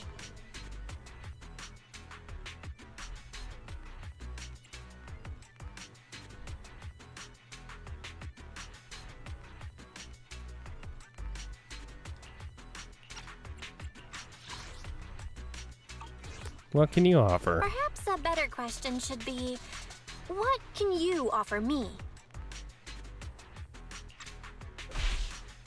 The ball's in my court now. Good. I enjoy conversing with people of sufficient intelligence. There are more antiques in this auction than just the robe. Why rush into this? You might find something else you prefer.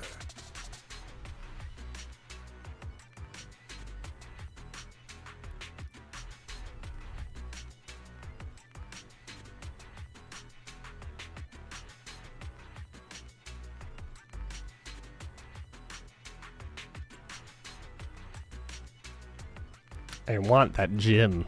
Honestly, I don't find that robe of heroes all that impressive. All I want is that exquisite jewel on the collar. Could you perhaps sell me just the gem? I'm afraid I cannot accept that, my friend. You're unaware of the true value of that gem. A wisely pointed question. Now we know the gem is his true aim. The Same as Ravenlock ours. family always gets what they desire. If you have any doubts, feel free to ask around.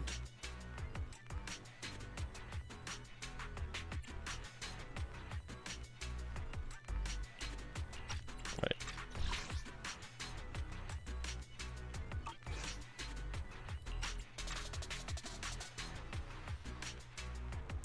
What a coincidence, as do I. What a coincidence! I, too, always get what I want. You're quite confident. You know when to stand your ground. Well done. My time is valuable, my friend. I've already lost a significant amount of Denny's talking to you. If I offer you a token of appreciation, let's say a hefty sum of Denny's, would you consider backing out of this bid?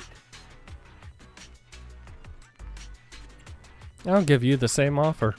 In that case, if I were to give you a hefty sum of Denny's, would you back down? I fear my price is beyond your means. It's been a while since someone dared speak to me like that. Don't like it All when right, someone gets since on I your can't level? sway you, we'll have to settle this with our financial power. But let me be clear. No matter how high it goes, I won't back down. Oh no. Though the mayor gave us a huge sum of Denny's, I have a sinking feeling it won't be enough to outbid this rich jerk. After a round of intense bidding, Hartman secures the robe of heroes at a ridiculously high price. Thank you, everyone. It appears I'm the final winner of this auction after all. Well, I'll be taking this masterpiece with me. Of course. I must extend my sincere gratitude to all of you. Damn it, we almost won. Ugh, Denny grabbing jerks. I got a message from Hugo. He wants us to... Look up?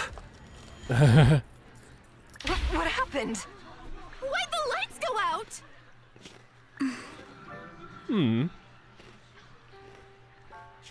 What's going on? The power went out? Mommy, I'm scared. Ladies and gentlemen, welcome to tonight's auction. My apologies for the long and dreary opening. Losers always have a lot to say. That guy looks familiar. Is that...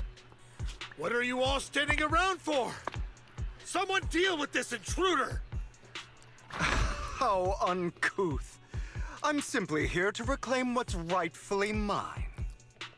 Oh. When did you? Well then, tonight's show is coming to an end. I wish you all a lovely evening. Yours truly, Mockingbird. After him! Catch that thief or forget about getting paid tonight!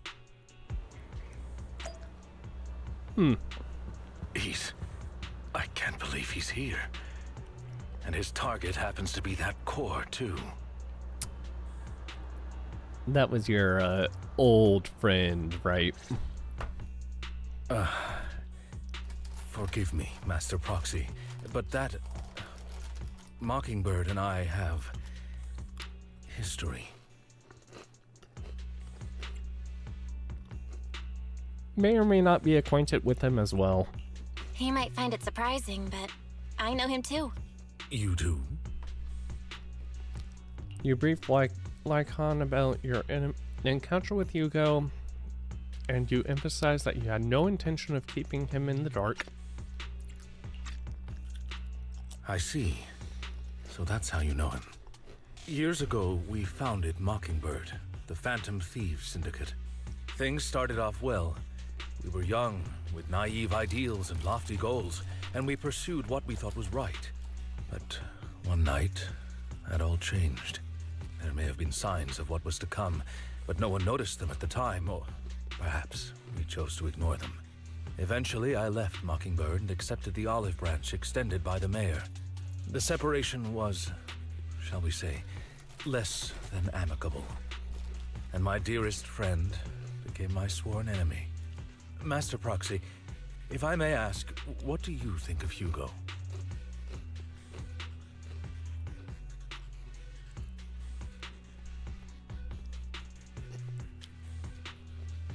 Not a villain per se, but definitely out there. He seems pretty nice. He did lend us a hand, so he doesn't really come across as a bad guy to me. I see. A facade, I'm sure, to earn your trust. In any case, he's very dangerous.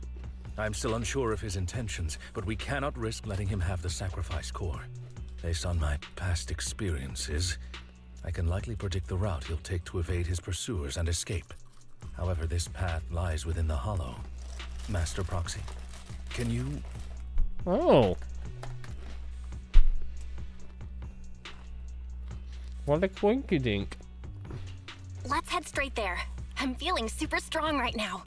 Very well. Please, follow me then.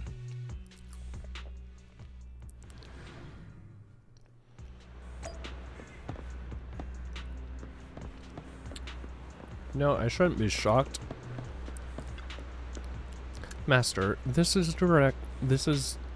this direction. We'll enter the Hollow from here. We should be able to track him down. By the way, about your sibling, he's already gone home.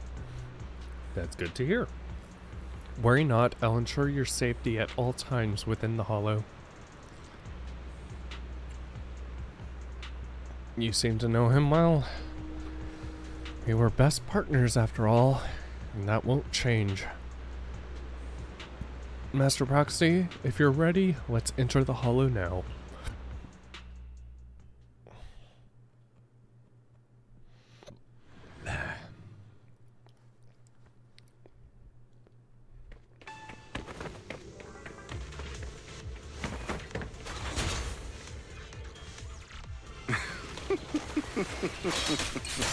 As I thought, Hugo really is here. When we were still working together, we would often choose routes that were difficult to attack, yet easy to defend. Master Proxy, the layout of the fort is complex. Ethereals may jump out from any corner.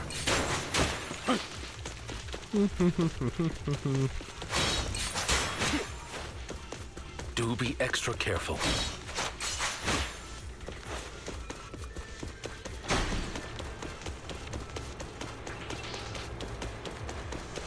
Come across, left across. There's so many ethereals, but they don't seem to faze him at all.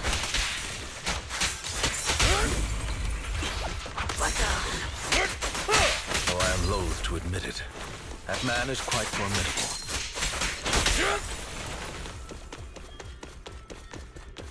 How formidable. Nope.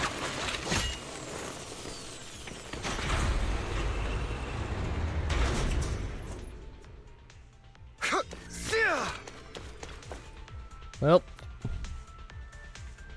Master Proxy, the container console has been destroyed by Hugo. He really went to great lengths to block our path. But don't worry, once we find a specific container console, we'll be able to repair it. Oh, great. I have to do an item hunt.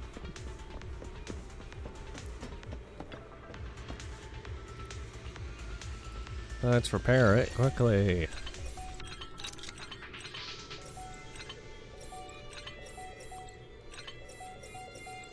Okay.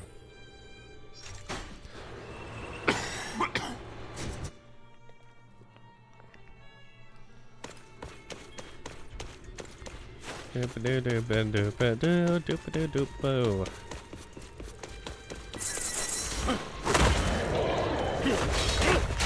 Careful, or you'll get hurt. I'm not going to let you have your way.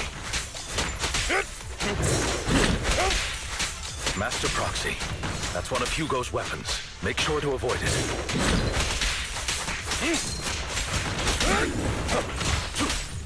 It may look like a coin, but it's actually a dart.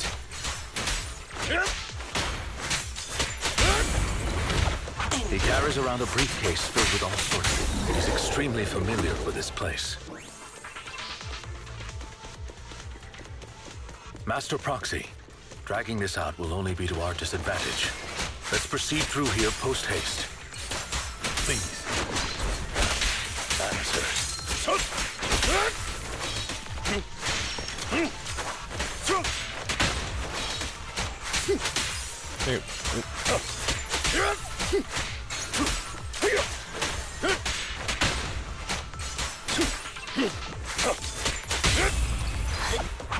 Stand still. The mechanism here isn't damaged. It's still functioning normally.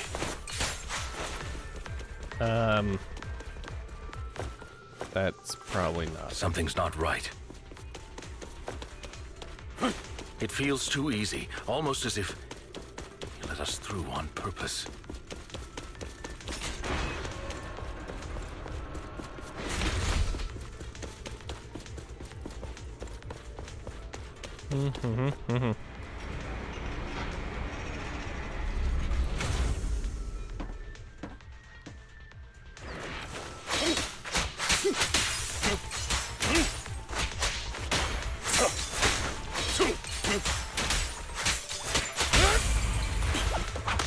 Stay calm now. Evade, now! Stand still. Okay. Ugh, we played right into his hands. He's taking the opportunity to run off again. Don't lose to him. I'm terribly sorry. I will catch up to him. If I'm not mistaken, the direction Hugo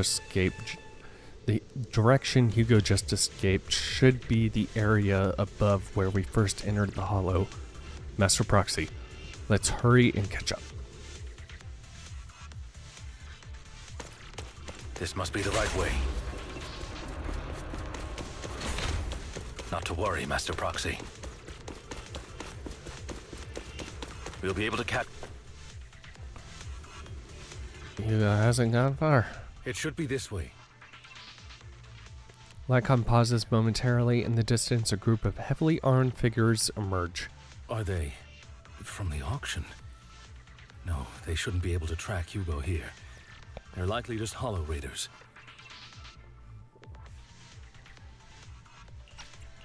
Back then, Hugo would typically retreat into a hollow after securing the goods.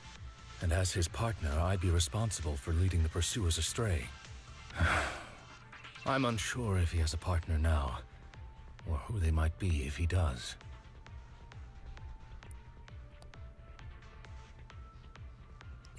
He must have a new partner. Well, Phantom Thieves usually have partners, right? He must have recruited a new one. True.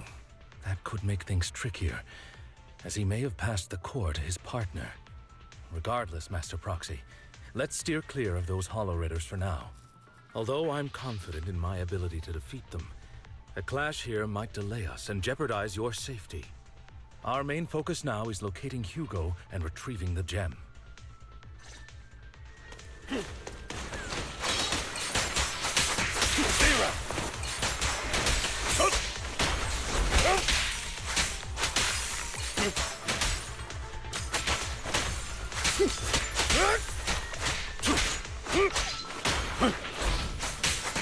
Take this.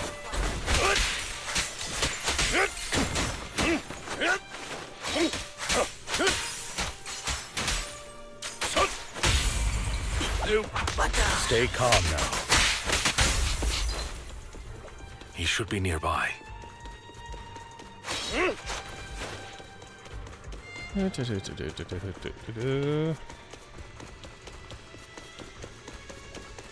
I guess they wouldn't put treasure when you're trying to chase a thief. He already stole all of it.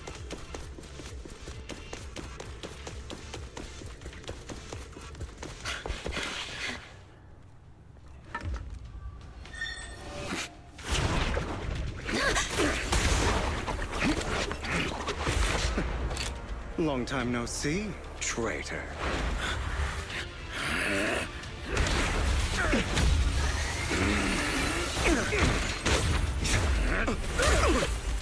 Jeez. It was you who broke the oath, not me. You haven't changed, pompous and self-righteous.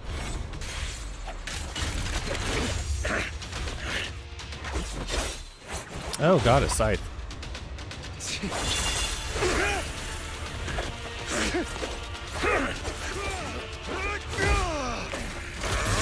You're beyond reason. Both of you! Enough!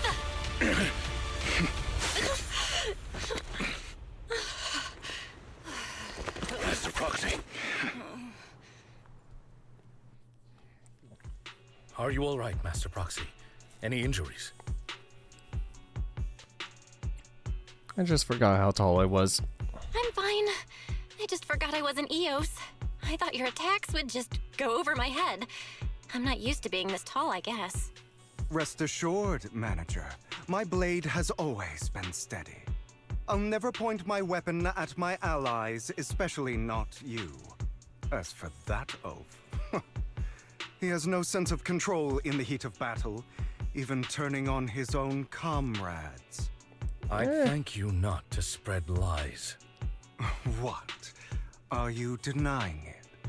I merely spoke the truth, didn't I? At that moment, the Hollow Raiders you encountered earlier close in on you.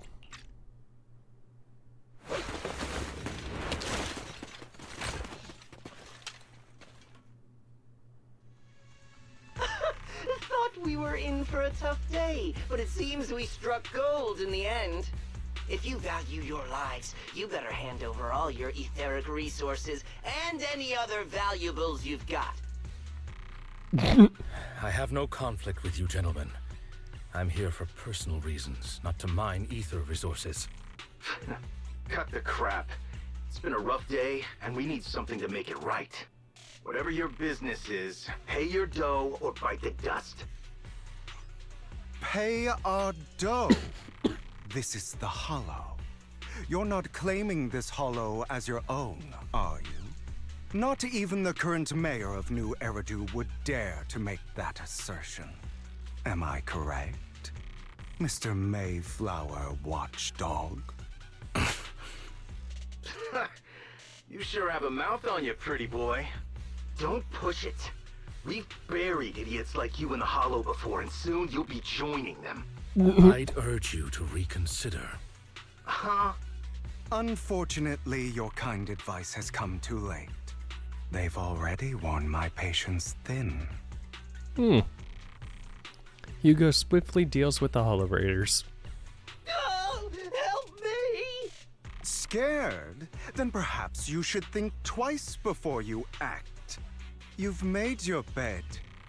Now lie in it. Sorry, I'm so sorry. Please have mercy. Spare us. We won't do it again. Are you quite done blowing off steam? Don't kill them. I'll hand them over to public security once we're out of... Who do you think you are to tell me what to do? They weren't planning to show you any mercy, yet you forgive them so easily. You haven't changed at all over the years, Lycon. To hell with you and your foolish fantasies of being some almighty savior. Haven't you learned your lesson from what happened with your eye and legs? My principles remain unshaken. No one has the right to take another's life. Sinners deserve punishment. Do you know how many lives they've taken? I'm merely delivering the justice the world needs. It is not our place to pass judgment. I know I will not sway you. There's no point in continuing this argument. I will stop you. I always will. Go ahead and try. I will defeat you. I always will. Be prepared to kneel before me, traitor. Zero! You talk too much.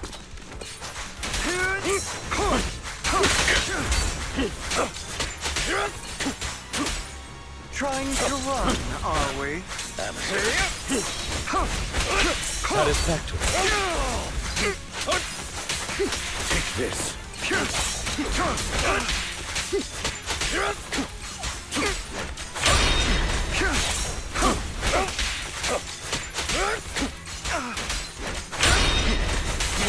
Time to hunt.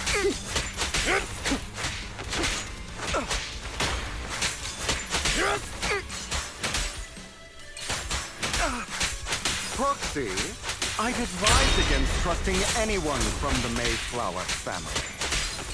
Or their dog. Oh. How many bodies did the mayor step over in his ascent to power?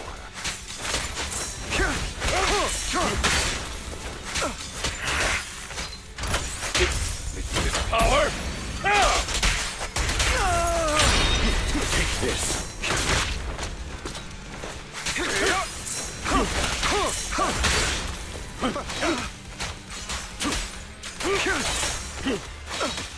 Really?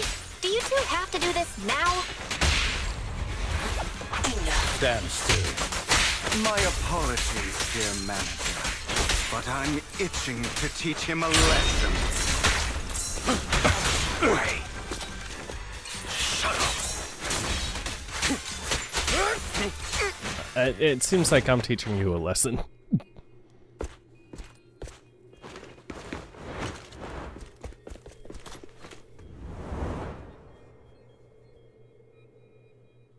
He fast.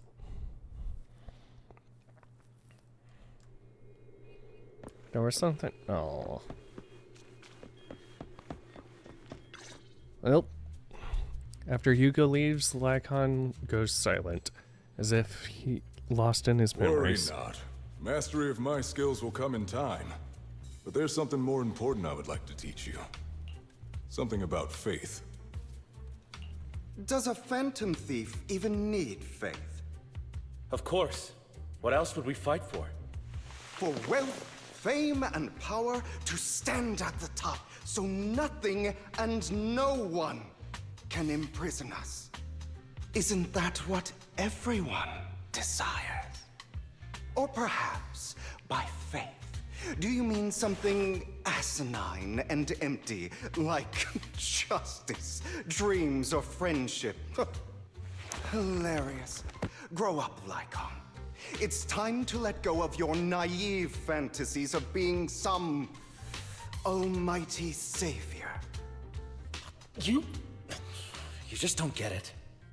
All right, enough squabbling. What I'm trying to teach you is very simple. I may not walk the path of justice, but I do not walk the path of evil. There's too much injustice in this world, and there are times when it becomes necessary to right those wrongs with unconventional methods. Taking lives, however, is out of the question. Life is a precious gift, one that nobody has the right to steal. No one should have the authority to judge whether another lives or dies. Keep that in mind. I will. You don't seem convinced, Hugo. As you mentioned, this world is unjust. That's why we must strive to bring fairness to this world. Those who cause harm should face consequences, just as those who take lives should. But not all lives hold the same value. Sometimes, you may need to eliminate one if it means saving more. You're too proud. Your pride may lead you astray. I have my own path and beliefs, Jack. I'll determine for myself what's fair and unfair. Hey, watch your mouth. If it weren't for Jack, you'd be dead already. You're a smart kid, Hugo. Skilled too. You could easily take the life of a sinner. However, what if one day you found out you were wrong? What if that so-called sinner were innocent? Could you bring them back to life? I wouldn't make that mistake. To err is human. Everyone is bound to make mistakes. It's good you are open with your thoughts. I just don't want your troubled past to weigh you down. Because your hatred doesn't define you. It only eats away at you.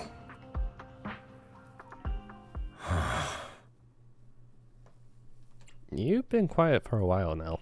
What's wrong, Lycon? You've been quiet for a while now. My apologies, Master Proxy. I was just reminded of some past memories. Before Hugo and I founded Mockingbird, we had a mentor, Jack. He took us under his wing when we were in dire straits, imparting his skills and life lessons. But Hugo didn't agree with his viewpoints. Perhaps our paths were always fated to diverge. What caused your split with Hugo? Did it happen to do with him wanting to kill people and you not? Okay, I'll admit. I've been itching to ask. Why did you two split up? Mockingbird, faced numerous triumphs, but also setbacks. And one of them was a disastrous one. Hugo. You... Was this you? All this? So what if it was? Have you gone crazy? Have you been planning this all along? You'd bury all these lives in the name of vengeance? They deserve to die. Especially my so-called father. I should have killed him a long time ago. A really long time ago. You know what, Lycon? There's some people whose only purpose in life is to bring more suffering into this world. Sometimes murder is what brings justice back into this world. And for that, I must stain these hands in blood. Enough! I can't trust anything you say anymore. I'm leaving Mockingbird, now! Where are you going? Anywhere. Someone from the Mayflowers got in touch with me before. Are you mad? You know what those hypocrites in city administration are like. They're no different from tops. We fought them together all this time, and now you're leaving to serve as their lapdog. Are you going to turn your back on Mockingbird? Turn your back on me? The mayor is different from the others. It doesn't matter. I'm not going to even try convincing you. As your friend, I'll give you one last piece of advice. Please, stop here. Otherwise, the day will come where your hatred and ambition will consume you.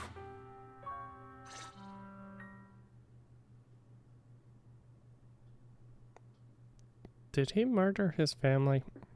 My apologies, Master Proxy, that you had to hear such an unpleasant tale. Hugo came from a powerful family, and his relationship with them was always... Yes, he did. ...strained, especially with his own father. So much so that Hugo wanted to personally put an end to him. After shouldering a mountain of injustice, Hugo ran away from home. That's when Jack and I met him. And that setback that Mockingbird suffered turned out to be intimately connected to his family. I had thought it was just a normal mission, when in fact he was plotting revenge. He took advantage of me and everyone else there.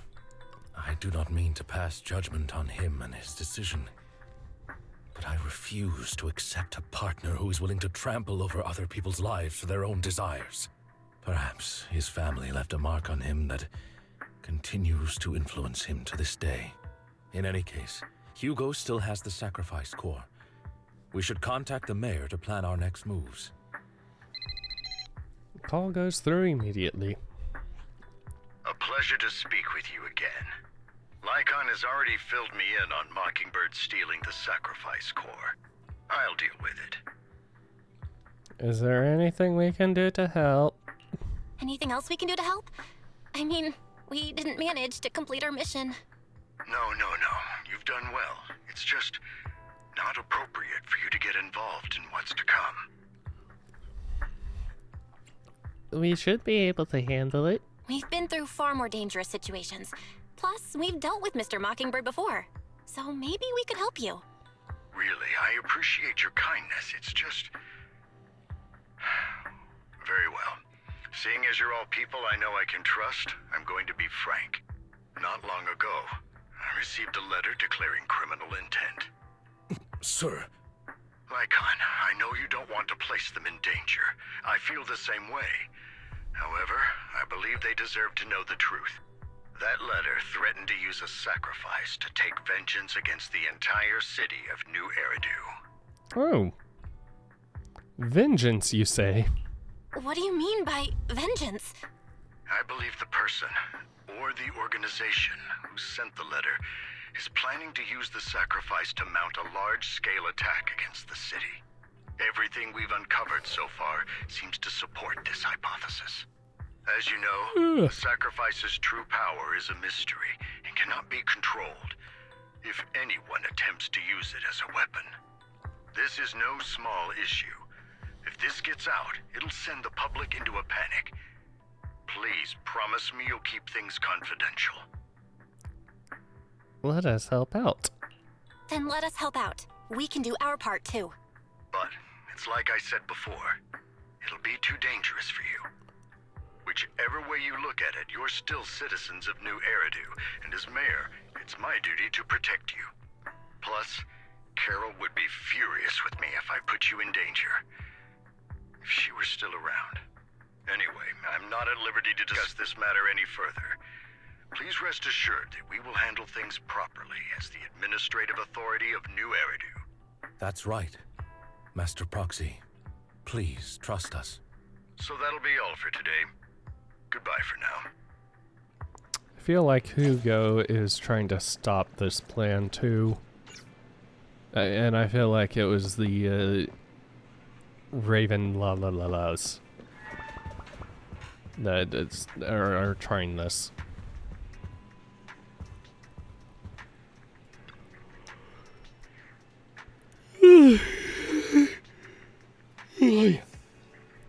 Bell, although the mayor and Lycon seem reluctant to let us get involved in this matter, we can investigate on our own. That's right. If the warning letter is true, this is a major issue concerning the safety of New Eridu. Sacrifice, Exaltist, Bringer. There might be a deeper secret behind all of this, and it can't even be related to it. And it could even be related to our teacher. No matter what, we can't just sit back and do nothing. But before that, let's find some time to discuss our tactics properly. But before that, but for now, let's call it a day. Feels like too much happened. By the way, you notice that Hugo's Mockingbird disguise is just a mask? Mask is enough to conceal his entire identity. Sounds like a certain classic character's glasses. Enough jokes. Let's take some time to rest. After a sweet, refreshing sleep, you feel reinvigorated. Let's discuss how we're going to investigate the Exaltists. Investigating Bringer? Yes, I agree. The Commissioner's hasty closure of that case is a bit suspicious. We should definitely find Zhou Yang and get more information first. Okay, to PubSec we go. Leave you to it. Now gather.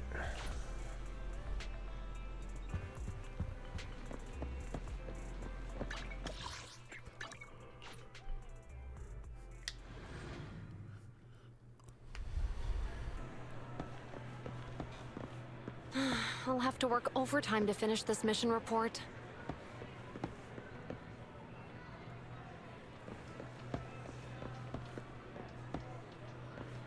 You're here! Hey! Oh, it's you. What can I do for you? Want to ask about Bringer? You saw the news, I'm sure. The Commissioner closed the case, citing personal misconduct. I already found it strange and wanted to investigate further, but there's been a lot of obstacles. It's as if there's a hidden force that doesn't want me to get involved in this matter any further.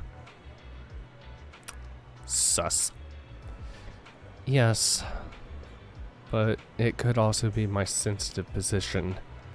As far as I know, after the case was closed, the items left behind by Inspector Bringer were all sent to Hollow Special Operations for processing. However, those items have already been screened within the Bureau, and there's nothing suspicious about them. If you're still worried, you can also go there later and ask. Also, my colleagues at PubSec, most of us have worked with Inspector Bringer to some extent, so they might know something. I would love to investigate with you, but I've been busy lately. There's an organ trafficking case recently, and some other odd missing persons cases as well. I'll investigate my own thing first. Alright, just let me know if you have any questions.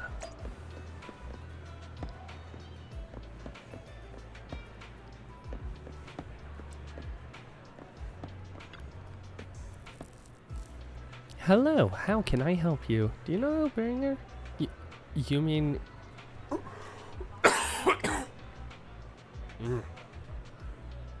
You mean Inspector Bringer?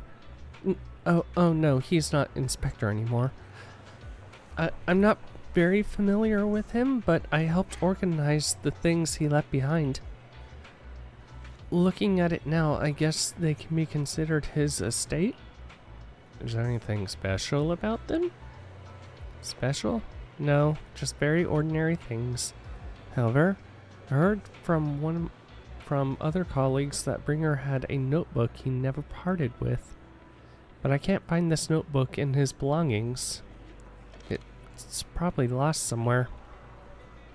Anyway, everything has been sent to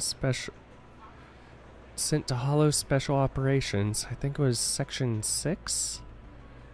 Maybe it's because the higher-ups suspect there's a mole in PubSec. Oh, very convenient. It was sent to Section 6. Security bull? Hello, citizen. Is there anything I can help you with? Do you know Bringer? Mr. Bringer, I know. I once caught him in the bathroom secretly recording his to-do list for the next day with a tape recorder. Probably worried that he would forget otherwise. Is human memory really that short, or was it just Mr. Bringer? However, if there had been others in the bathroom at the time, Mr. Bringer probably wouldn't have done that. It's because I'm a bang-boo that I happened to witness something like this. Do you mind telling me exactly what his list was? Weathered PubSec. Is there a problem, citizen? You know Bringer? About Bringer. Wait, you're not a reporter, are you? Just a curious citizen. Oh, good. Bosses told us not to talk about Bringer, probably worried about reporters being careless with what they write. I really don't know why he turned out this way. He used to be such a good person. Many years ago, after he came out of a hollow, his entire personality shifted. I thought it was because he was injured in the hollow or had witnessed something terrible. But that operation was very successful. He rescued many citizens from the hollow and emerged completely unscathed. How strange. Anything else you can tell the very curious citizen? I remember now. It seems like Bringers had memory issues for a long time. Always forgetting stuff. Ah. Back then, we suggested he keep a diary or something, though I'm not sure he ever listened to us. I don't know anything more than that. After inquiring around, you gather information about Bringer, you share this, and agree to meet with Hollow Special Ops. Okay, let's go. Interesting.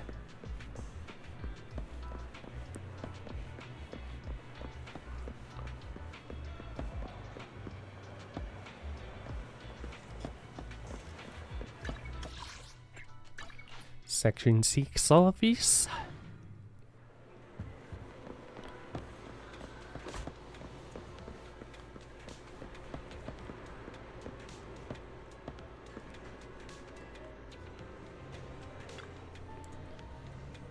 There's some ABC handwriting books on Sokaku's desk and filing cabinet. Want to read through them? Based on Sokaku's penmanship inside, these aren't much. As XYZ mistake books. All this is still going to be the same, isn't it? Judging by various... Let's double check. It's got nothing to...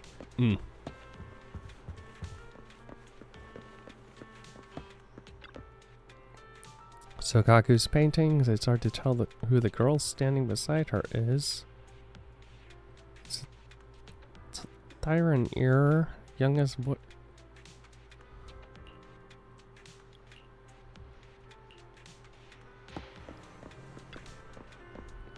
Impressive stack of official documents has piled. 22 documents due EOB tomorrow. 56.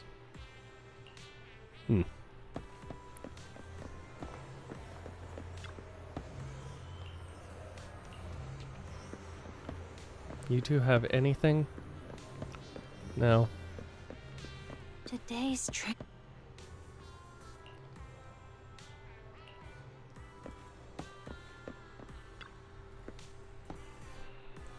You're here. Ju-Young already told me about the current situation. We have already found all of Bringer's belongings. Nothing unusual so far. Notebook and tape recordings. There are indeed a few tapes. They're all here. Our colleagues have already listened to these tapes. They're just routine meeting minutes. And some are recording something out of the ordinary. After carefully inspecting the tapes, you find one that feels different from the rest. It seems a bit heavier. Do you need to play these tapes again? There shouldn't be any need for that. These recordings have already been reviewed by both Holo Special Ops and PubSec, so there shouldn't be any issues. There's one that's heavier than the others. Indeed, the weight of this tape is different from the others. Let's take a closer look.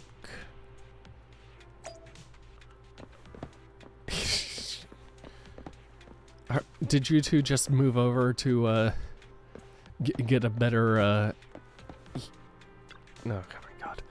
After carefully examining the special tape recording, you discover that there seems to be an encrypted message within.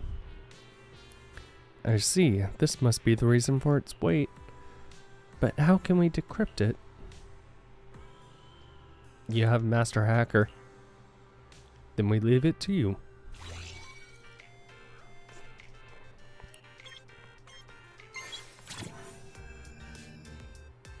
Doop. Doop. Doop.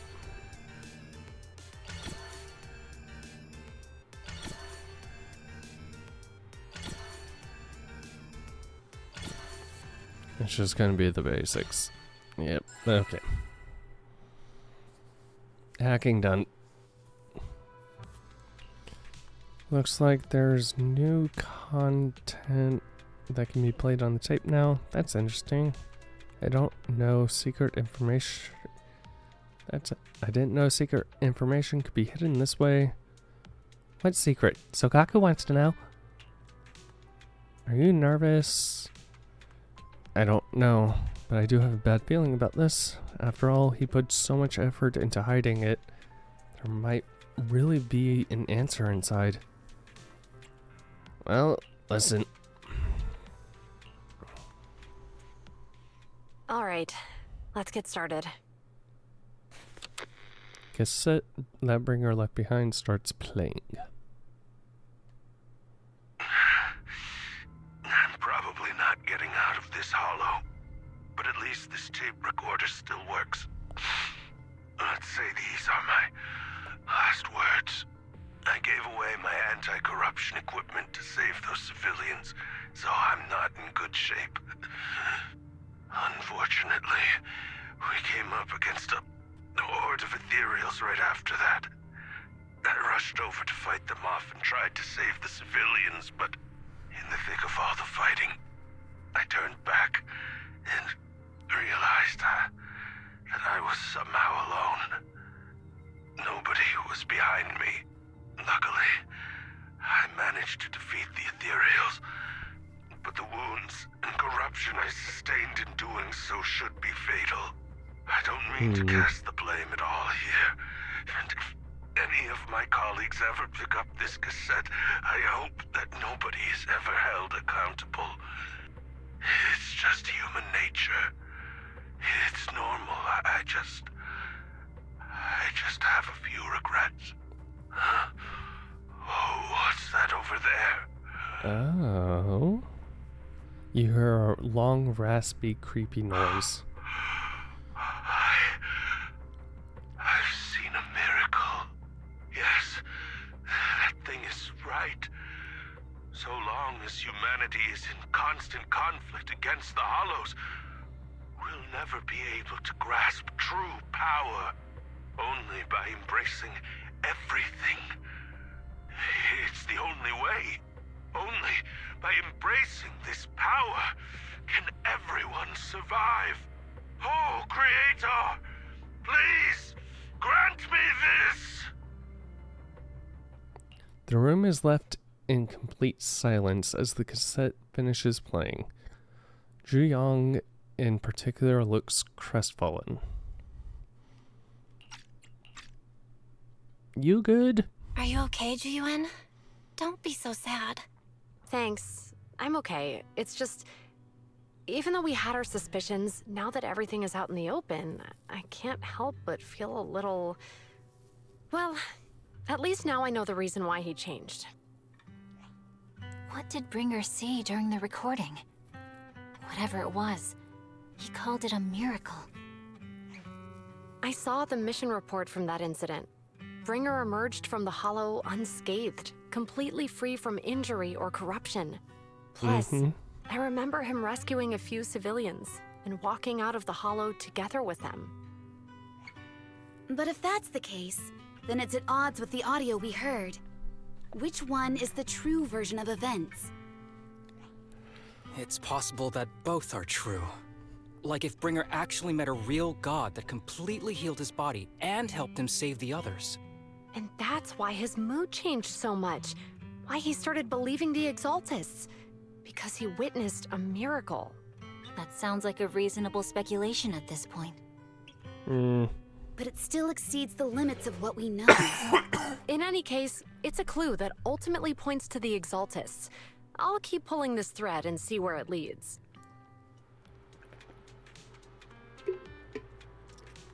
I never expected the investigation to lead to this. But what exactly are the Exaltists plotting? Regardless, time to head back to the video store and rest up for a bit. Then I'll think about the next steps. I really wonder what Bringer saw back then. If I had known earlier, I could have asked him before drawing my sword. Your sense of humor has improved, Chief. Everyone, I just spoke to Zhu Yang. Pump Sex seems very busy. Are you talking about the case tied to Tops? Anyway, it's not like they are concerned. You know? Of course. Tops hasn't exactly been peaceful lately. Word is PubSec's been pulling threads and found something that is connected to those illegal drugs I was tracking. The Mayflowers over at City Admin have been making moves too. In any case, these elites of New Eridu are starting to stir. We might be in for quite a show soon. What I mean if PubSec is too busy, some Hollow-related cases may be transferred to us. Huh? Okay.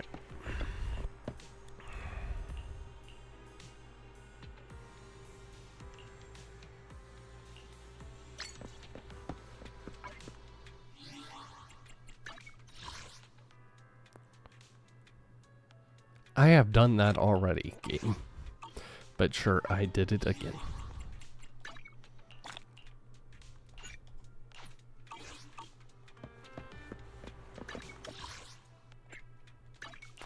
That's cool.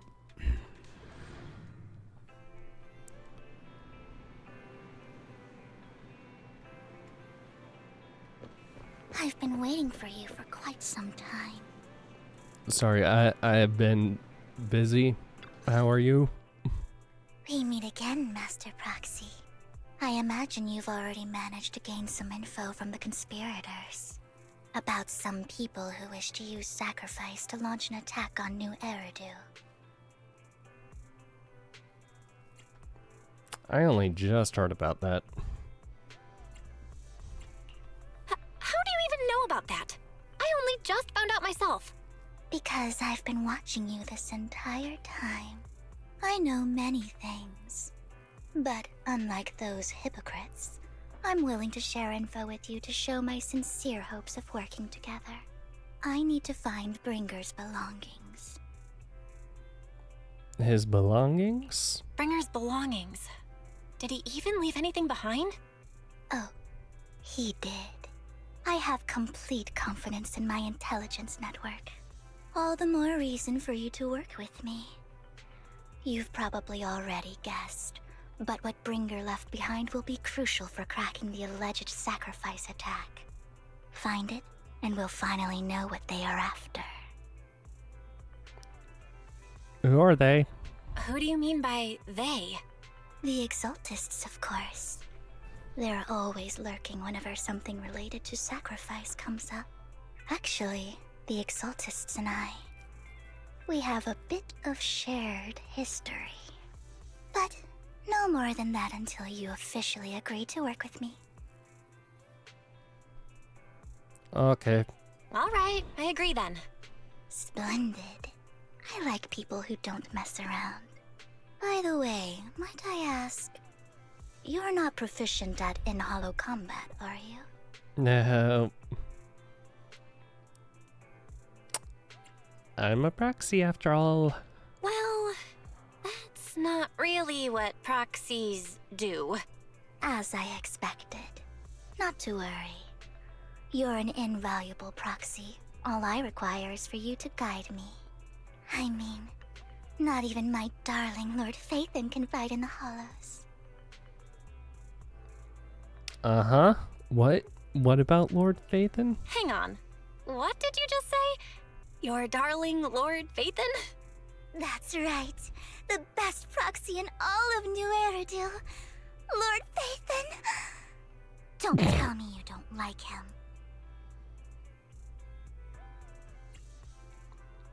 Okay, if I said I'm Phaethon, would you believe me? You're probably not going to believe this, but I'm actually Phaethon. You're an outstanding proxy, that's true. But Lord Phaethon's a cut above. No one could ever replace Lord Phaethon. But I know how you feel. You're actually one of Lord Phaethon's fans too, aren't you? So he's your biggest role model in life and you hope to become just like him, right?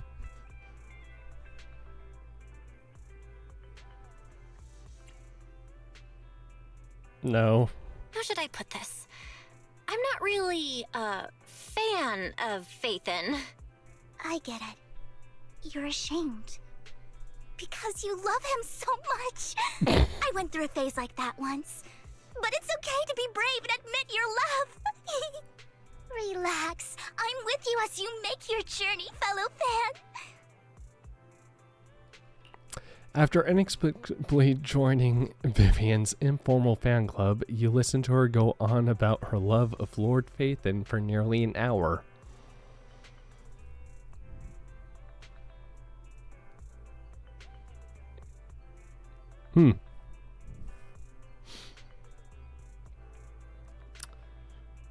And we really don't have any evidence or proof. Oh my. Once I start talking about Lord Phaethon, I just can't help myself. I suppose that's all for today then. I'll be in touch with more news. I was so caught up in chatting with a fellow fan that I almost forgot why I was here. I found out where the remainder of Bringer's belongings ended up. They should be hidden in a hollow in the outer ring. I need to make some preparations. Let's meet up in Blazewood later. Don't worry, I'll protect you, Proxy. I won't let you get hurt. How did you know we were proxies? Because... I gather the information from my intelligence network, of course. H. How many people do we know with the name H? Especially... I may look this way, but I've got a pretty impressive job. And I know many secrets. Hey, what's the deal with you and the Exaltists? I must foil the Exaltist schemes. Whatever they're planning, I'll stop.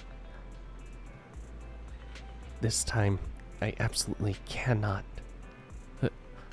Look, just think of it as my personal beef with the Exaltists. Whatever the case, we're on the same side here. It's getting late. I need to head back and make some preparations. See you in Blazewood. Vivian leaves in a hurry. She seemed rather reluctant to discuss her relationship with the Exaltist in detail.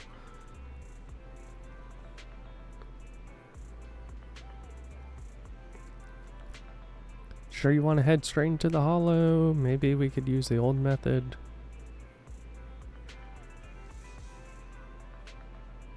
But if we connect Eos, Vivian might recognize us. After all, she's our fan. Let's just go in. If you insist, alright then. But if anything happens, make sure you stay safe. Even though we can stay in touch at any time, I still worry. She said she'll protect me. I'll protect you too if anything happens. I'll get back up for you immediately. Alright, let's take a break for now and wait for Vivian to contact us. Some time. Message from Vivian. Time to meet her.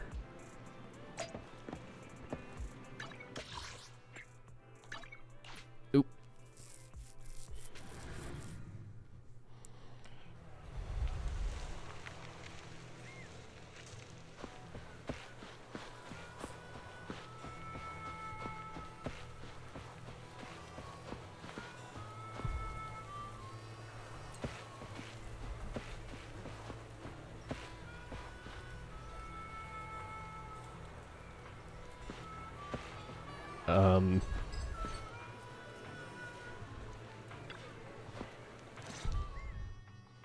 Proxy, you're here too. I didn't expect to run into you here.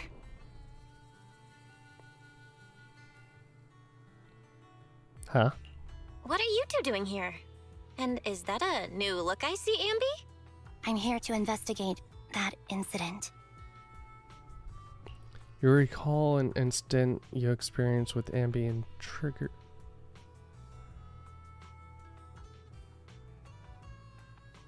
You have time, go refresh your memories with the... I've recently dug up some clues about the person behind the operation, but my key contact is ultra cautious and keeps demanding me to prove my identity.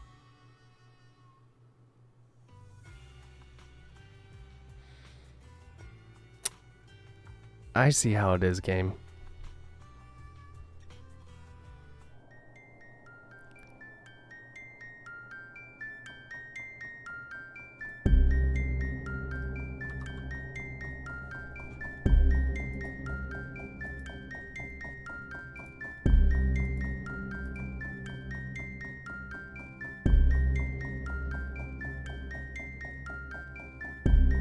Why can't I hear the music?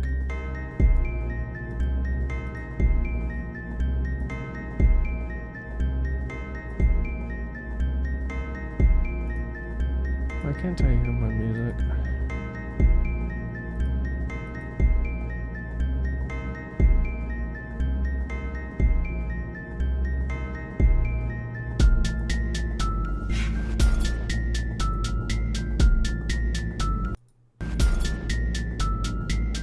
Okay.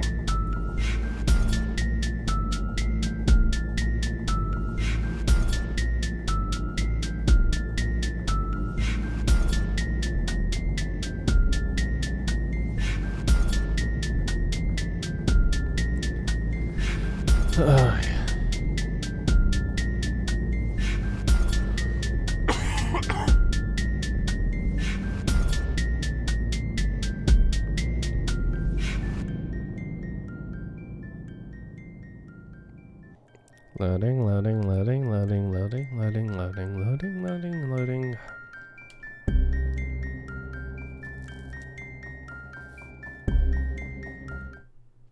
Switch back. Okay then.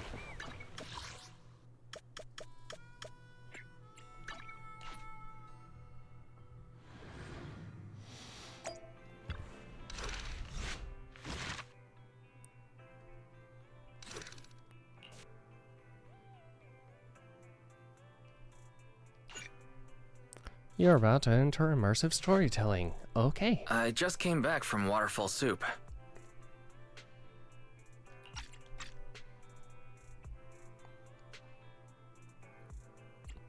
General Chop doing okay?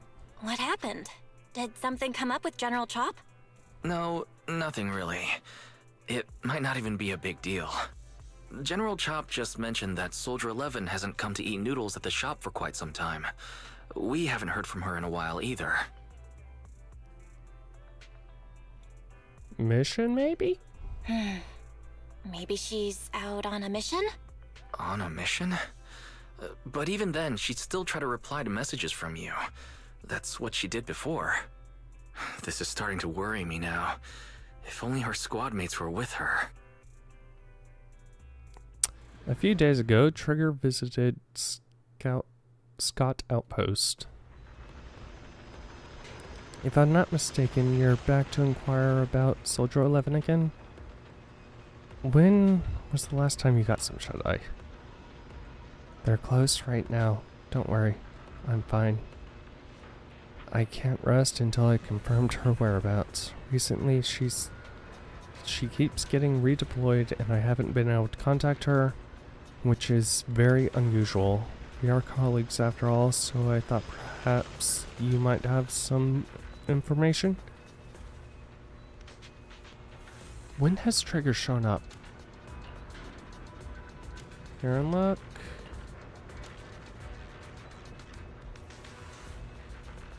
Okay, I actually need to look this up now.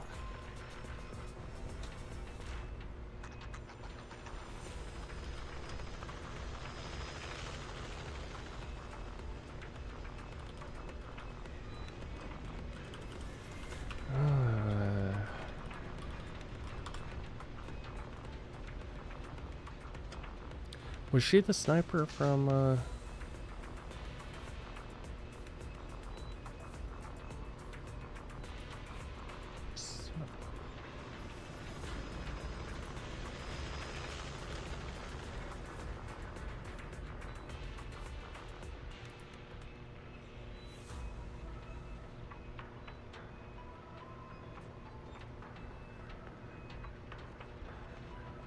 on the whole?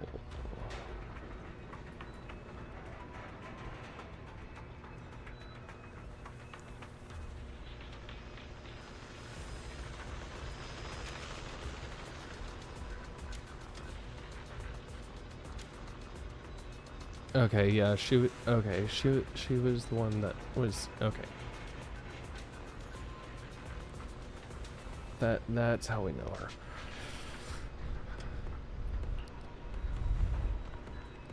I know you say that to everyone, but fine, here goes. Someone who looks a lot like Soldier 11 was spotted in Hollow Zero. According to eyewitness accounts, she was with some armed individuals who are not Defense Force personnel.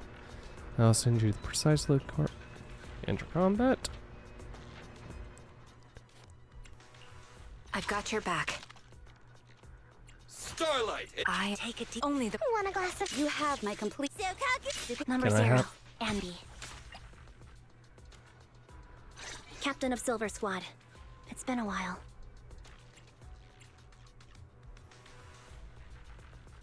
Okay.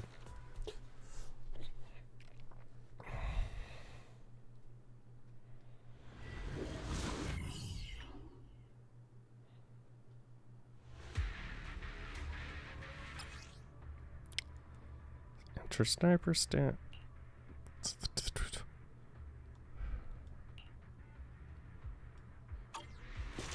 We've arrived at the coordinates Ray provided. She's so kind.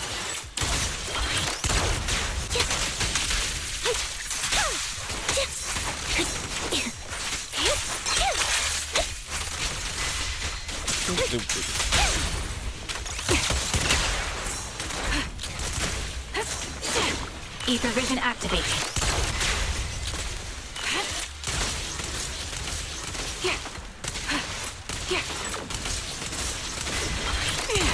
In position. Wide open. Okay.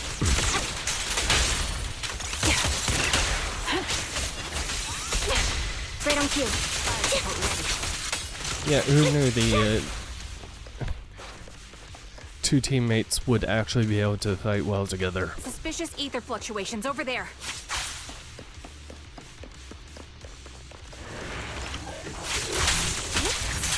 Save your strength. Adjusting for wind.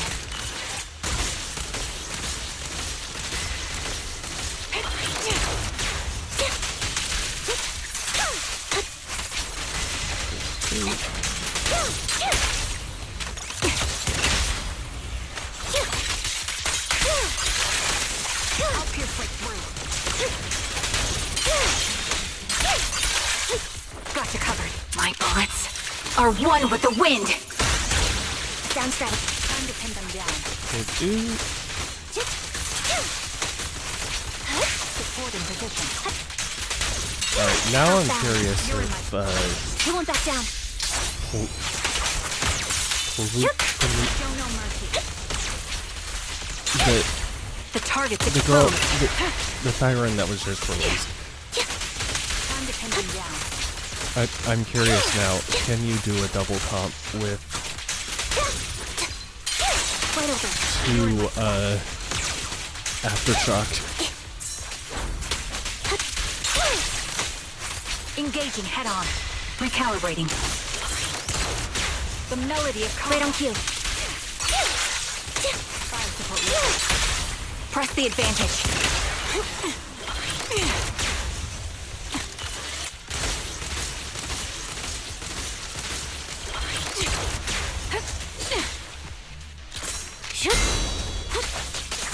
Oh my god.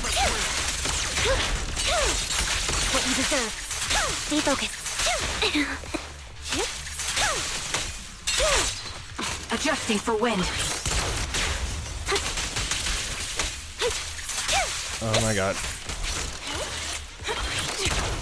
Oh, okay. Yeah, I probably need... Well, I definitely need to level Anby up, but... Ugh.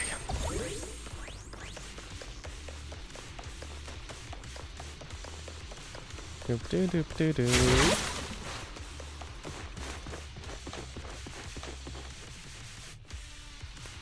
Trigger subdues and captures an enemy. Don't hit me. You're from the Defense Force, a soldier of the people. You can't just go dishing out vigilante justice, can you? I don't need to I don't need to get my hands dirty. I just need to leave you in a place where no one can find you and remove your protective gear. It'll be the corruption here that takes your life. Fine, I'll tell you everything. You're looking for that woman, right? One wearing a military uniform like yours? With that intriguing face? The others already restrained her and took her that way. Is that so? Thank you for your cooperation. Trigger slams the butt of her gun hard against the enemy's mask. Ugh. The fake soldier's wailing doesn't save him from being forcefully put to sleep. Sending him into peaceful oblivion was an act of mercy. Yeah, that's Soldier 11? Take out that sniper. Yeah, I won't let you take her. Show no mercy. Loyalty. Fire support ready.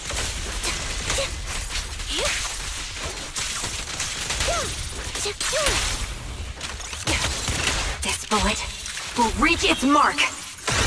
Nope.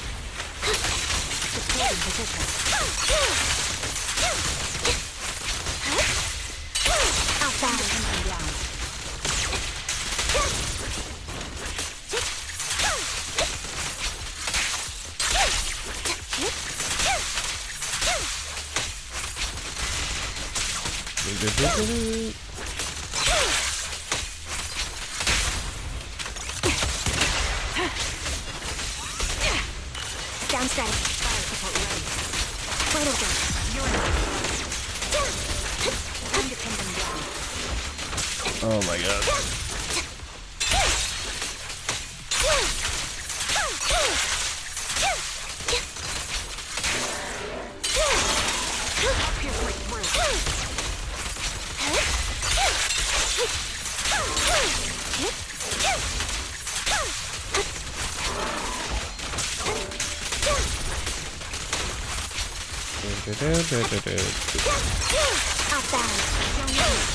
The target's exposed. Increase firepower. Dissolve.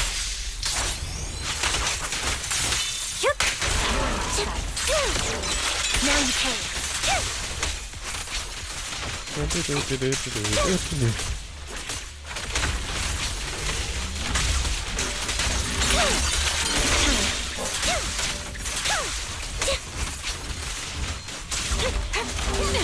Recalibrating. Right on cue. Right over. Now you pay. Okay. Outbound. Leave it to me, and my bullets are one with the wind. Engaging.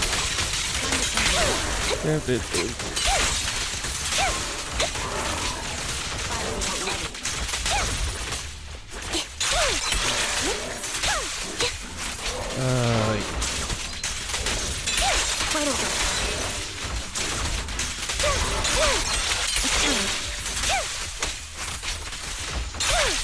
Copy. Ether vision activated.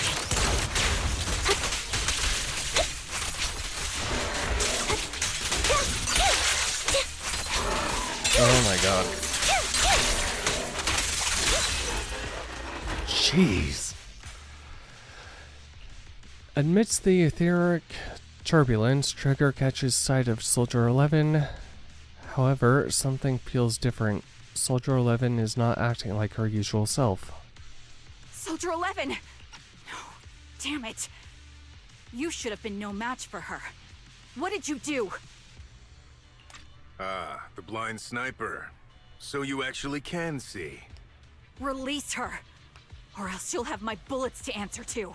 Your friend is beyond help, Sniper. There's no stopping Silver's revival. Just as Trigger fires a shot, the enemy vanishes into a fissure with Soldier 11 in his arms. More enemies begin closing in, and by the time Trigger finishes dealing with them, the fissure has already closed. Damn you. Silver's revival. What did he mean by that?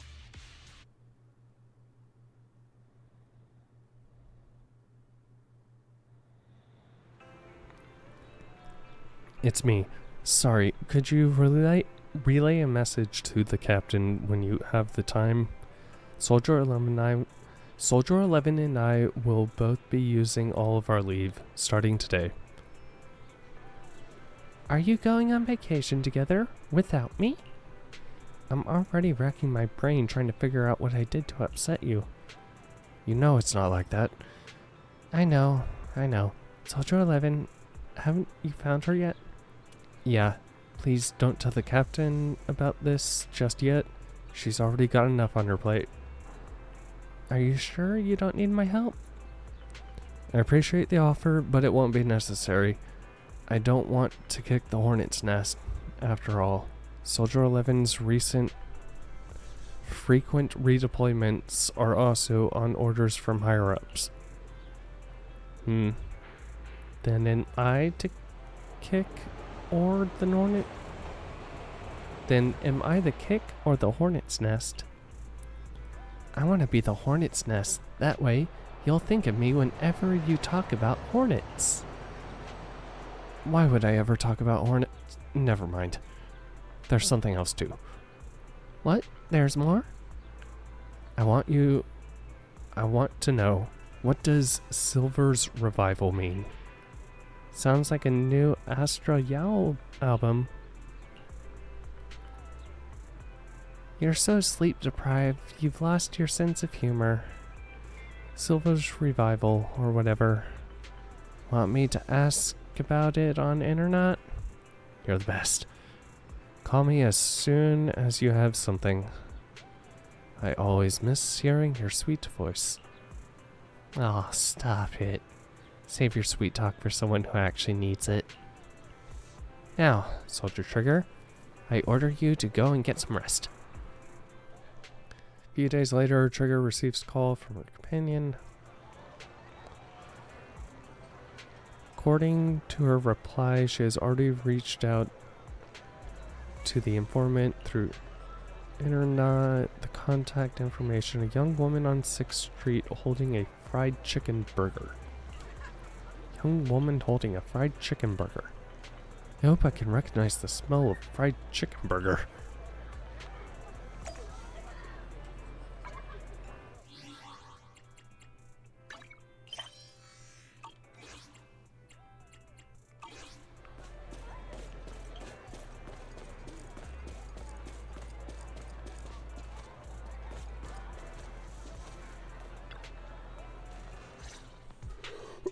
Hello. Is it you? The one who contacted me on internet? Yep. Huh? Oh, the burger. Sorry, I was starving, so I already finished it. Thanks for coming to meet me. Long story short, we need to stop Silver from coming back. By the way, what was your name again? I hadn't introduced myself. I'm still unsure if I can trust you. Oh. Don't take it personally. With Hellburger. I'm always cautious with people I've just met, especially someone from internet who claims to have intel without any solid proof. But I have to admit, you do seem kind of familiar.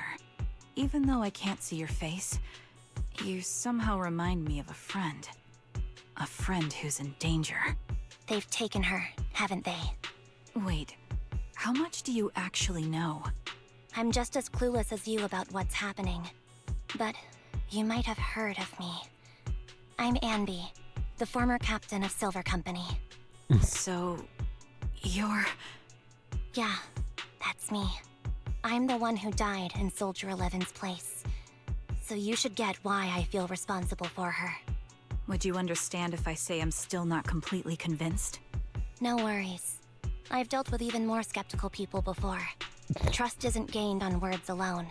So how about we meet inside the Hollow? Inside the Hollow? I'm not the best with words. Showing you through my actions might be more convincing. You just need to see me in battle. So you're that Anby. Sorry, I can't trust you yet. Then it looks like I must earn your trust. Let's meet in the Hollow. Once you see my combat skills, you'll understand what I mean. Alright, it's a deal. Let's each head back and prepare.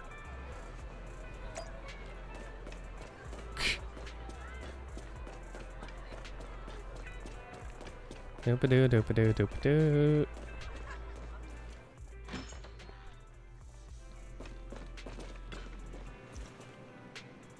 Anby, you still haven't gone back to the Cunning Hares? Have I imposed too much? Sorry, I'll help around the shop. Actually, please don't. Every time you sort videotapes, 18 has to go through and relabel them. Are you and Nicole having a fight? No, I would never fight with Nicole. It's just, I got caught up in a sticky situation and I don't want to drag the Cunning Hares into it. Oh, I see how it is. So dragging us into it is okay, just not them. That's not what I meant. I'll help around the store. And I'll bring you burgers too. Anby? What? You can stay here as long as you want. If you need help, we'll always be there for you. I understand. Thank you. I'd like to rest a bit now. I have an appointment later that I need to keep. Go get some rest. If Nicole comes knocking, I can stall her for a bit, but I can't keep it from her forever, you know.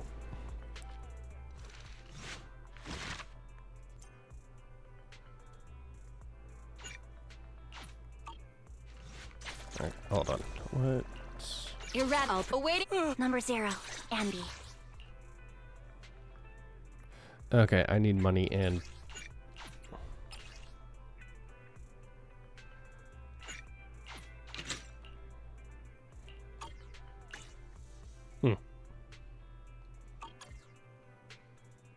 Standing by. Number 0. Take my... I shall Looking for intel? Or hiring me for a job?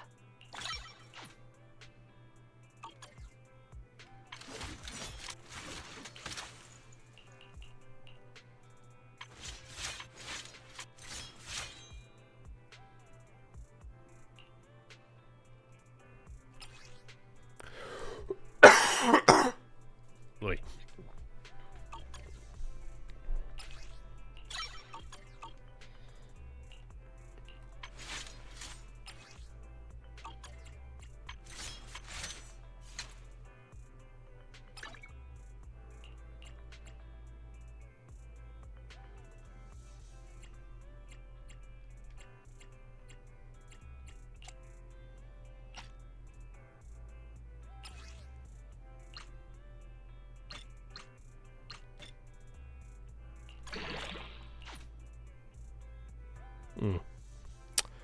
Thanks, game.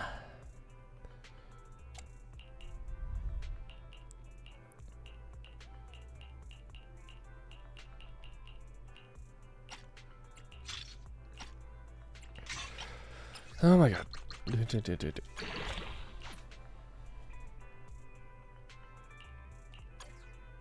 Standing by.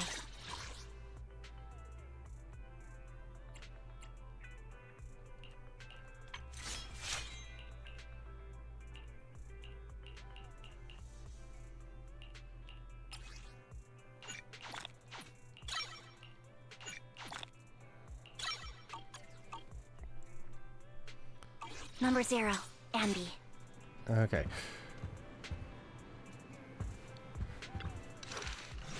Continue.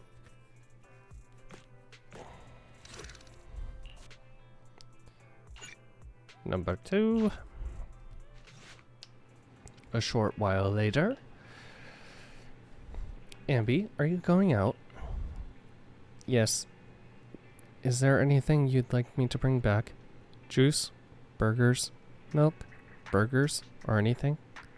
I might pass by a store on the way back from the Hollow. Off to the Hollow again? Just like that? I made an agreement with someone. Rest assured, I've already prepared the carrot. I won't need to bother you this time, Proxy. We don't need milk or burgers. We just want you to return safe and sound. Don't worry, I will. In that case, I'll be off.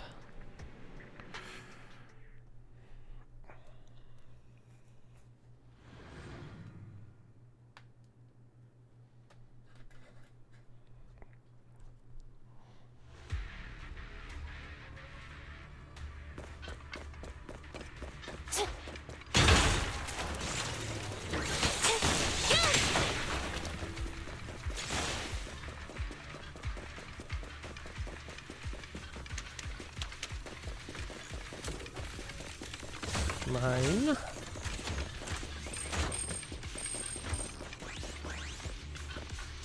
You're very punctual. Back then, I used to make soldiers who are late do push-ups. Soldier 11 is the same. As long as I've known her, she's never missed an appointment, nor has she ever been out of contact.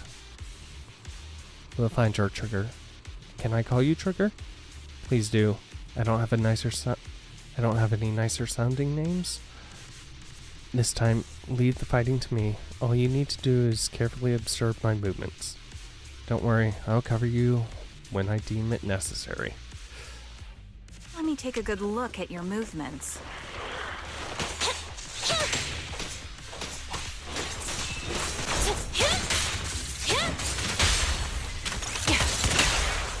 Ether vision activate.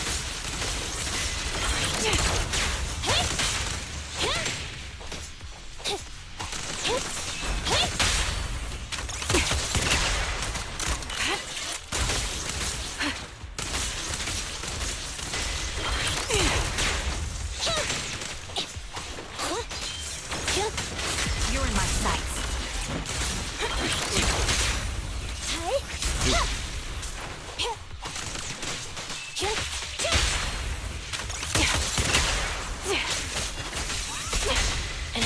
Unfortunately, the enemy is too weak. I won't be able to show you my full combat abilities.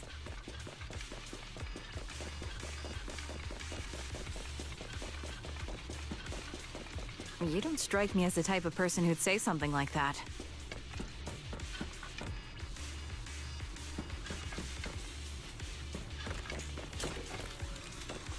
I hear it. There.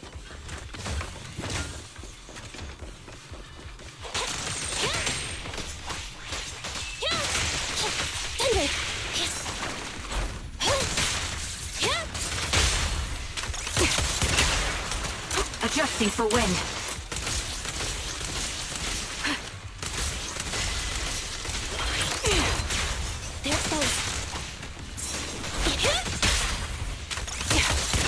Sniper's Creed. One shot, one kill. I see now. There's no mistaking it. You really are that Anby. A person's fighting style is a raw response in life and death situations. It can't be easily faked like a resume or some other physical token. You and Soldier 11, the way you fight and use ether, it's nearly identical. Incredible. We're sisters. Assuming that sisters means replicas from the same blueprint, that is. So the rumors circulating in the military about Silver Company, they're really true? How much have you heard? Only that Silver Company no longer exists. But biologically creating soldiers in mass quantities, how could that even be possible? From what I know, besides intelligent constructs, everyone is born biologically. Delivered by storks, so they say. So, making one isn't much different from making 100. Was that supposed to be a joke? Yeah. My jokes never really hit the mark. Sorry about that. No. I'm the one who should be saying sorry. I was just astonished. I never thought the military had this level of technology. If they could mass-produce soldiers, then why would they still... I understand. If they could use replicas as cannon fodder, then why still risk human lives?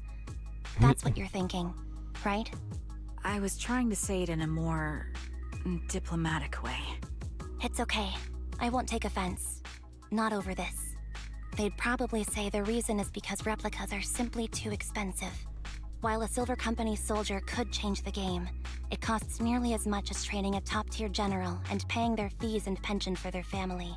The real cost isn't in creating the mind or body, but in replicating the subject's unique physical abilities, mental aptitude, and reflexes. And what's even more costly is that, for reasons that were not fully understood when the research was halted, these unique qualities couldn't be fully replicated in mass production. As for the inferior ones, they were deemed as disposable. Anby, that's not what I meant. Yeah, I'm sure you didn't. But there's always someone who does mean that. There's always someone with an agenda, trying to use us. Maybe that's why Silver Company fell. I won't forgive those people. Any of them. However, the downfall itself isn't entirely a bad thing. With Silver Company gone, their evil technology was lost with it. Or so I thought. Until now. Silver's revival. So you're saying someone has resurrected that technology? Soldier 11's abduction seems linked to this. I have to admit, Your theory has some merit, but as far as I know, all the data from that time was erased. Could it be the Defense Force? Hold on. Something doesn't add up. What are you thinking about? If they truly wanted to secretly revive this technology, they wouldn't need to take Soldier 11 at all. I know my squad mate. All it would take is an order from up top, and she'd put herself on the operating table without a peep. Really? So, that's how she is now. She's the model example of a loyal soldier. Isn't that how you remember Soldier 11? No. I never knew a Soldier 11 in the past. Only... How could this be happening? There shouldn't be so many ethereals here. I recognize this formation. We once used it to battle ethereals. What? It's another legacy of Silver Company. Back then, we had a brilliant sister who excelled in strategy over combat. Let's handle this. The person we're after must be behind it. TWCA Type 3. Is that the name of that formation? Fracture!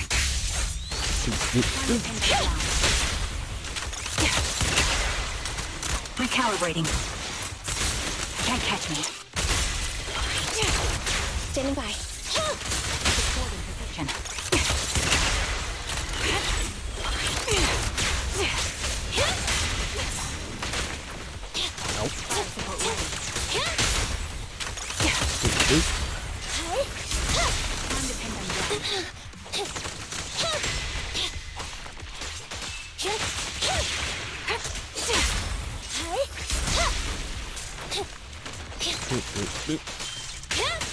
I'll pierce right through.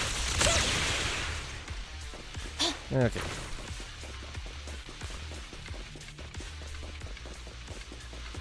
This feels familiar. I don't like it.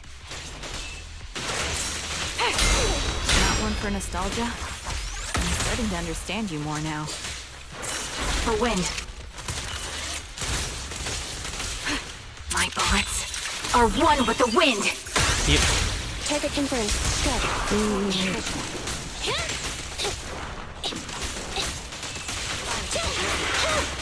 Show no mercy. Neutralize. I'll pierce right through. Ether vision activate. Time to pin them down. Got you covered. At your command. Just to make sure this isn't... Yeah.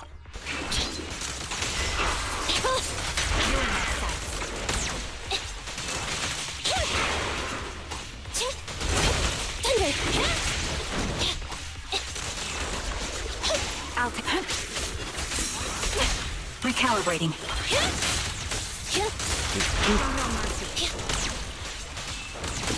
Time to pin them down.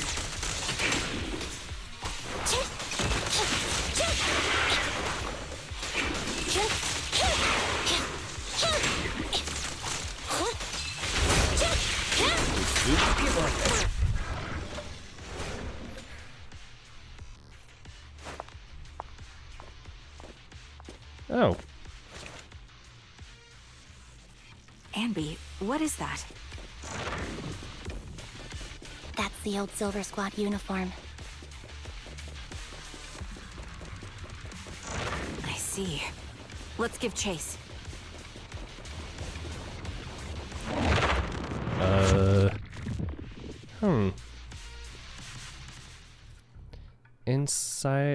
Inside a lab tucked away in a building somewhere.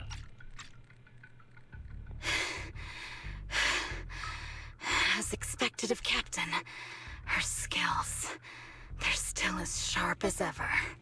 Truly remarkable. I feel honored just being her defect. Silver Squad can't be without its captain. Ouch. Give me some meds, eh?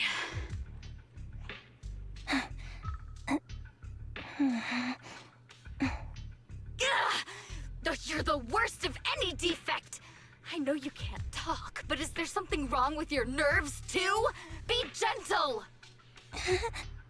Seriously, I have fewer and fewer parts of my original body, and yet I feel more and more pain.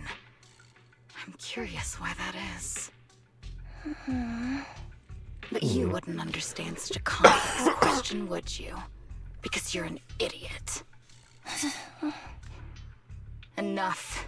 Stop making that miserable noise. Now, about our subject. She's still alive, right?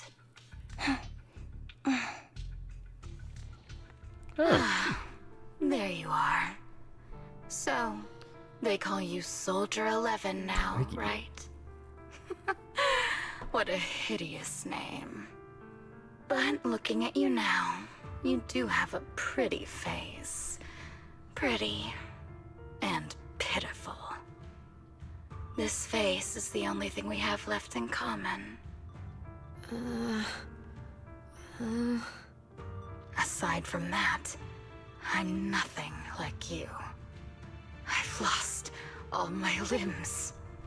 I'm no longer a complete member of Silver Squad. And I need a complete body for the experiment. Which is why I need you. What? You're asking me what happened? But you should know what happened that day. It was the day you weren't there. Captain Anby traded herself for you. Even with her incredible strength, she could only save one of us. But why did it have to be you? Why not me? Why not Twiggy? Tell me why! They were all dead. Heaps and heaps of corpses crushing me.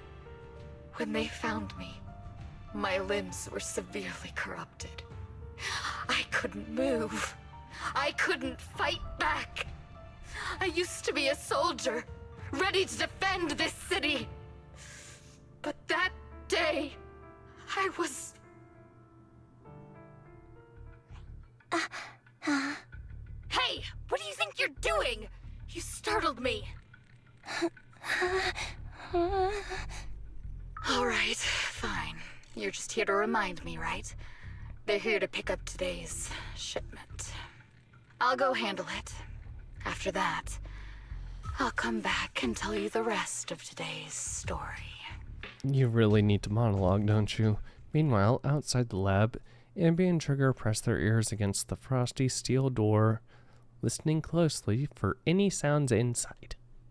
It seems Soldier 11 is being held captive here. So what's the plan?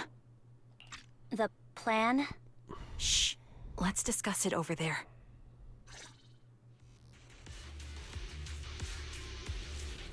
Anby, what's the current plan? It's very simple. I don't even need a map to explain it. Infiltrate the place and rescue Soldier 11. Go on, I'm listening. That's it? That's the whole plan? Yep. Please provide support from outside. This is something I have to settle alone. If anyone can do it, it's me. Is this how Silver Squad always operates? I'm the captain, and so that's how it's always been. That's how it's always been done. However, back then, there was usually a backup plan. Twiggy was always in charge of the backup plans. Twiggy, if I'm not mistaken, she's the enemy we're facing now, right? I don't know why she's become like that. Her backup plans. What's her style? First, feign weakness before turning the tables with unorthodox tactics. For her, no cost is too great to regain the upper hand. That does sound like a proper backup plan, After all, it's a plan that would only be utilized when every other option has been exhausted. I'll keep in contact with you through the headset. Don't try and be a hero, Anby. If anything happens to you, you won't be able to save Soldier 11 on your own, right? I understand. I'll be careful. I was going to try and be supportive, but since you don't need it, never mind then. Anby sneaks into the lab through an unguarded air duct. The metal ducts are freezing cold, stinging her skin. This place is cold. I sense the frigid air from outside. It carries a strange scent, too.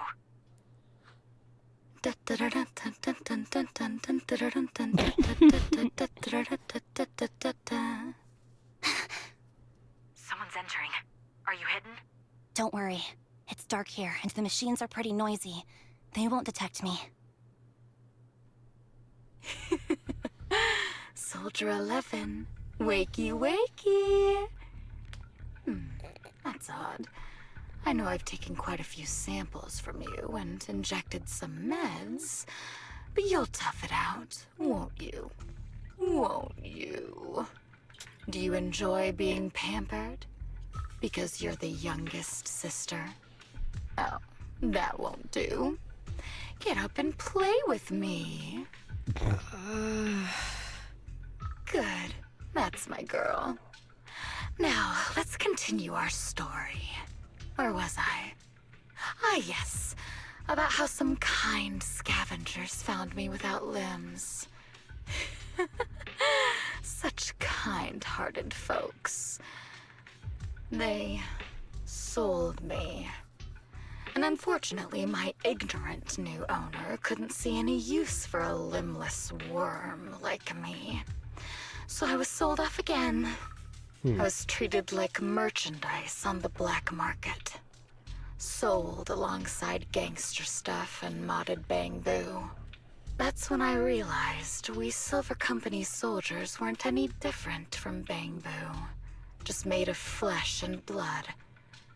The only real distinction is we feel more pain. And that's when I met her. She bought me as a trophy girl.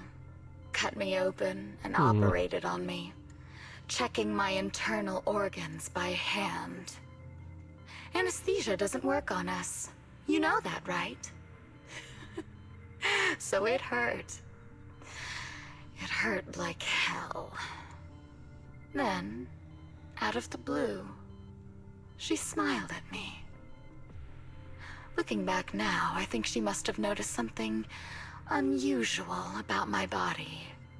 She told me that she was once a military doctor, but was discharged, and now worked as a rogue doctor. She was familiar with everything about Silver Company, and was willing to help me. So, I underwent surgery and received mechanical prosthetics. Nothing too fancy. I don't think I'll ever use them for combat, but they serve their purpose, helping me stand and do calculations. My true value lies in my memory. You see, my brain is the only thing that has remained intact. Thus, I remember everything. I remember our home, and the time spent with our sisters. I remember that as long as we fought alongside our captain, we were considered the most powerful fighting force. I remember assisting in their research and using my own 2 hands to welcome new sisters into this world. That rogue doctor used her connections to get me some incomplete research data. Using my fragmented memories combined with that data, I was able to piece things together.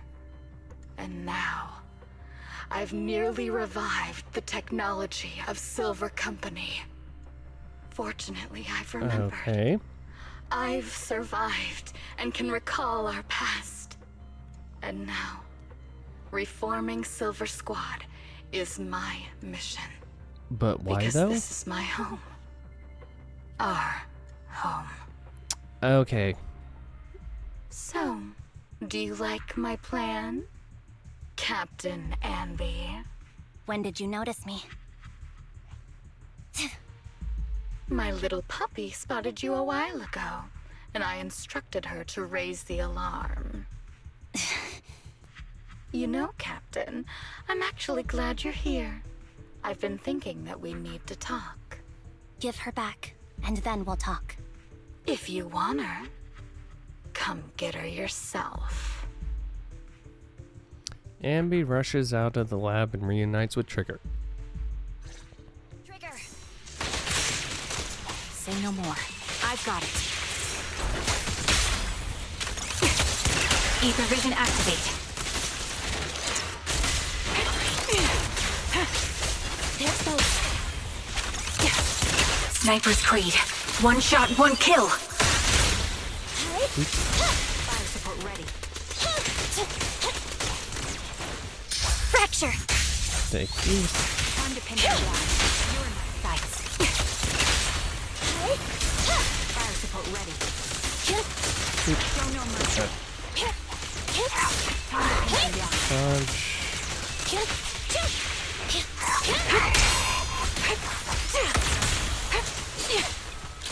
Adjusting for wind.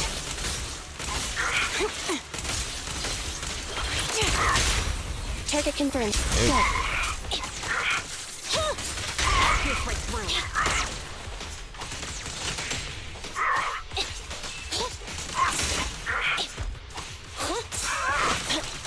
Increase firepower. Everything activate. Get behind me.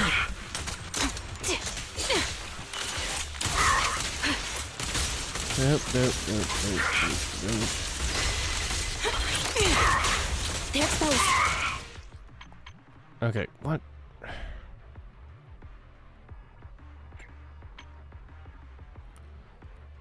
Unleash 4 shots.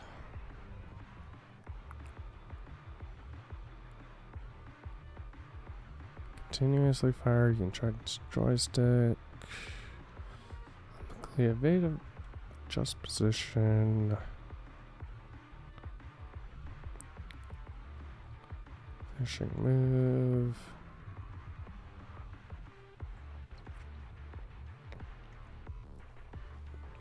Trigger has purge. Use another active character.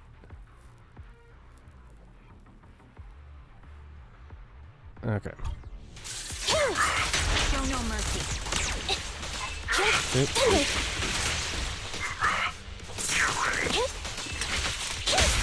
Quick shot. My bullets are one with the wind. Everything. Time to pin them down. Neutralize. Nope.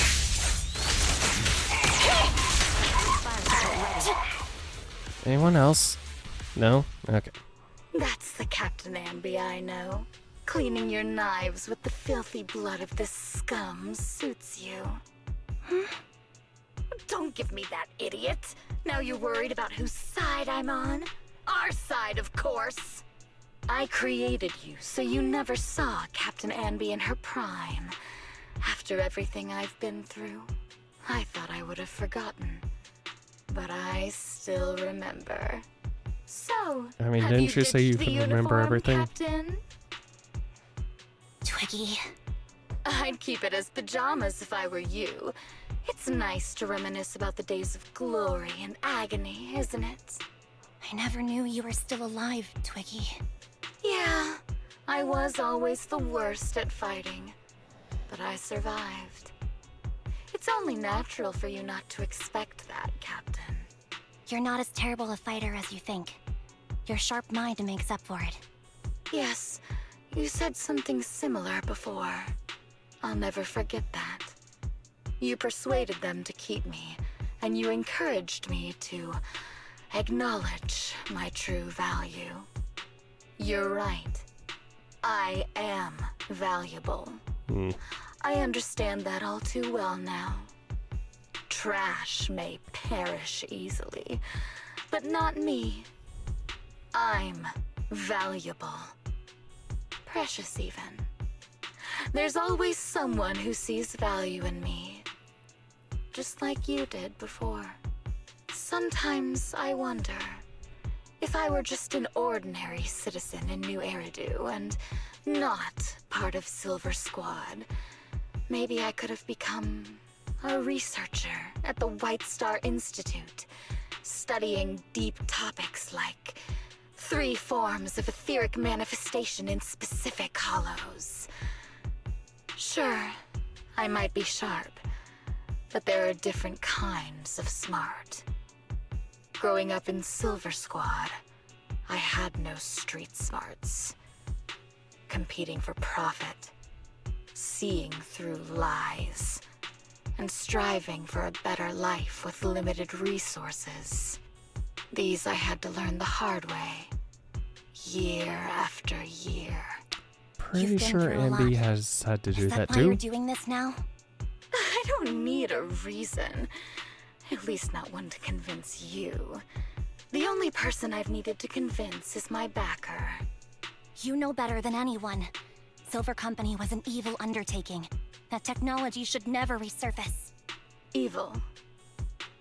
Are you suggesting that you, I, and our sisters were all evil? We are evil incarnate. So, we should all just be destroyed? No, but we should not continue in our evil. Oh, I see. That's very enlightening, Captain. We should be eating burgers, watching movies, working a job, and going on dates. Instead of being maimed, sold, tortured, and struggling to survive. You know I care for you, Captain Anby. Whatever you do, I won't hold it against you. But that doesn't mean you can stand here and say these things so lightly to my face. You know where I am, don't you? You know where I live, what burgers I like, what movies I watch, and who I spend time with. Since you know, you're welcome to visit me anytime, Twiggy. I'm your captain. I'll personally deliver the punishment you deserve, and then seek redemption with you together. Captain. We can still make things right before you make a greater mistake. Fortunately, I found you before things got any worse. I have so much to tell you, but maybe another time. For now, we should... The conversation is interrupted. Anby is stunned to see a body tossed in front of her. It's Soldier 11. She's pale, and there are still signs of life in her. She's breathing faintly. All right, I'm returning your favorite girl. Now we're even, Anby. Twiggy? I said we're even. From now on, you can stop acting like a captain and save this foolish talk. Oh, were you moved? Twiggy kicks the limp Soldier 11 on the ground. Anby quickly lifts her up and hands her to Trigger. Soldier 11! Wake up, Soldier 11! Anby, she doesn't look good. We need to get out of this hollow ASAP. I see how it is. Twiggy, I'll be back. I won't just abandon you. You sicken me. Like I said, just save the foolish talk. I can't stand to hear that kind of mush from someone who looks exactly like me. It's not mush. And I hope you'll get used to it. Let's go, Trigger. Twiggy stands and watches as Anby leaves. Hey, go contact you-know-who.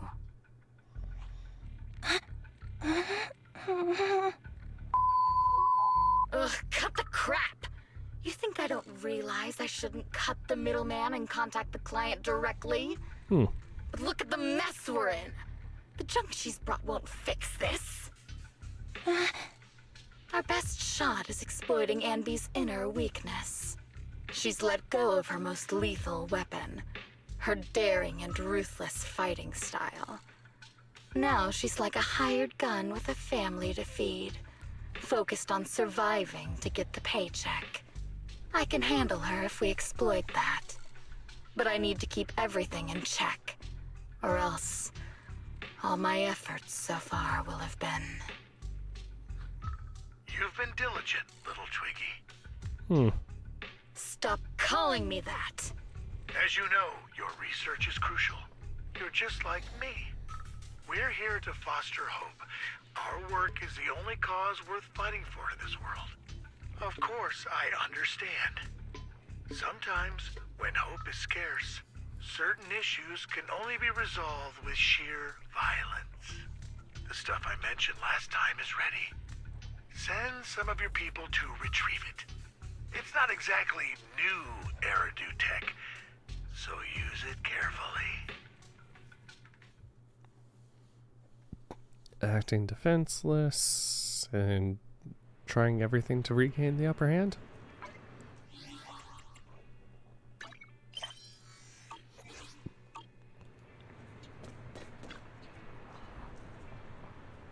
Anby, are you okay? It's fine. I understand if you don't feel like talking right now. How is Soldier 11's condition? The answer will only make you feel worse. She still hasn't regained consciousness. As you requested, I left her at the Random Play Video Store. The kind siblings working there are taking care of her as we speak. It's been so long, but that shop has barely changed. Now's not the time to be thinking about that. You must be anxious to see her. Come with me. Anby follows Trigger to the video store. Anby, you're back. Looks like whatever you got mixed up in this time was pretty serious. Anything you want to know? Soldier 11. How is her condition? Stable. That's all I can say. Her body temperature, heart rate, and pulse are all remaining stable. Honestly, given her current state, that's actually quite abnormal. Moreover, she hasn't regained consciousness. Would you like to see her?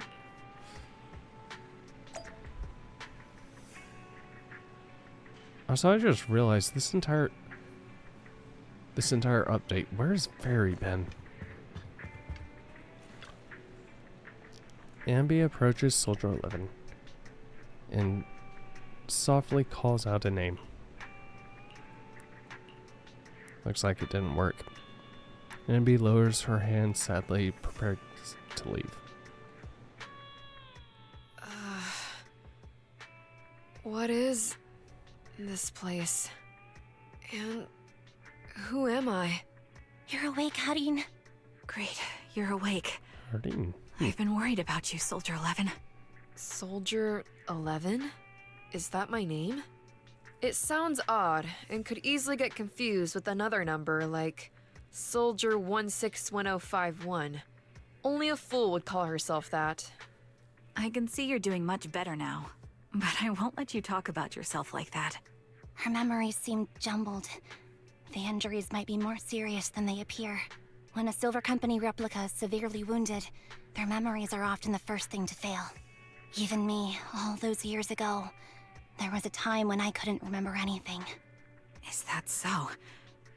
Then what about your combat skills? Were they affected? Would the Defense Force abandon her if she couldn't fight anymore? Well, I know we wouldn't do that.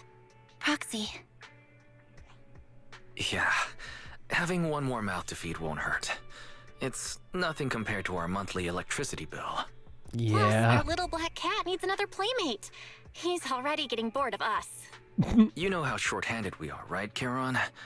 Oops, I mean Trigger. Charon? There you go, trying to be funny again. Guess that's your unique charm, Manager.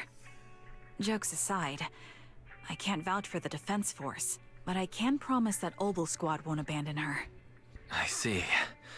Well, we know how resilient she is, so we're confident she'll bounce back. It seems you and Soldier 11 go way back, Anby. Could you share more about her? And maybe how we can help her recover faster? We're here to help. Are you sure it won't be too much trouble for you? Don't worry. Nicole's caused a lot more trouble for us. Besides, Soldier 11 is our friend too. I see. In that case, what she needs now is nothing too out of the ordinary. Warmth, comfort, safety, and relaxation. Also, some familiar faces, as well as her favorite foods. Ah, right. I should get her some burgers for an energy boost. I'll be right back. Not so fast, Anby. Burgers aren't exactly Soldier 11's favorite. Oh, they're not? What does she like then? It seems Trigger already left to get it. You'll probably find her near Waterfall Soup. By the way, General Chop is concerned about Soldier 11 as well. Be sure to let him know that she's improving. Yeah, don't worry. She's in good hands with us here.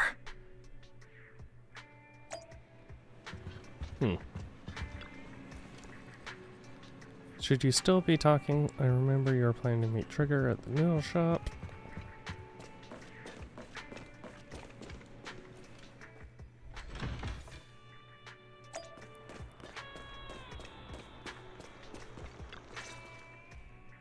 I got Soldier 11's favorite spicy noodles from that enthusiastic chef. I couldn't see if the noodles look spicy, but just the steam from the chili peppers alone is making me cry. So, spicy noodles is her thing. I had no idea. Well, that's the Soldier 11 I know. She would come to 6th Street whenever she had free time. Maybe she feels more at home here than back in the barracks. She rarely talked about anything other than training, combat, and promotions.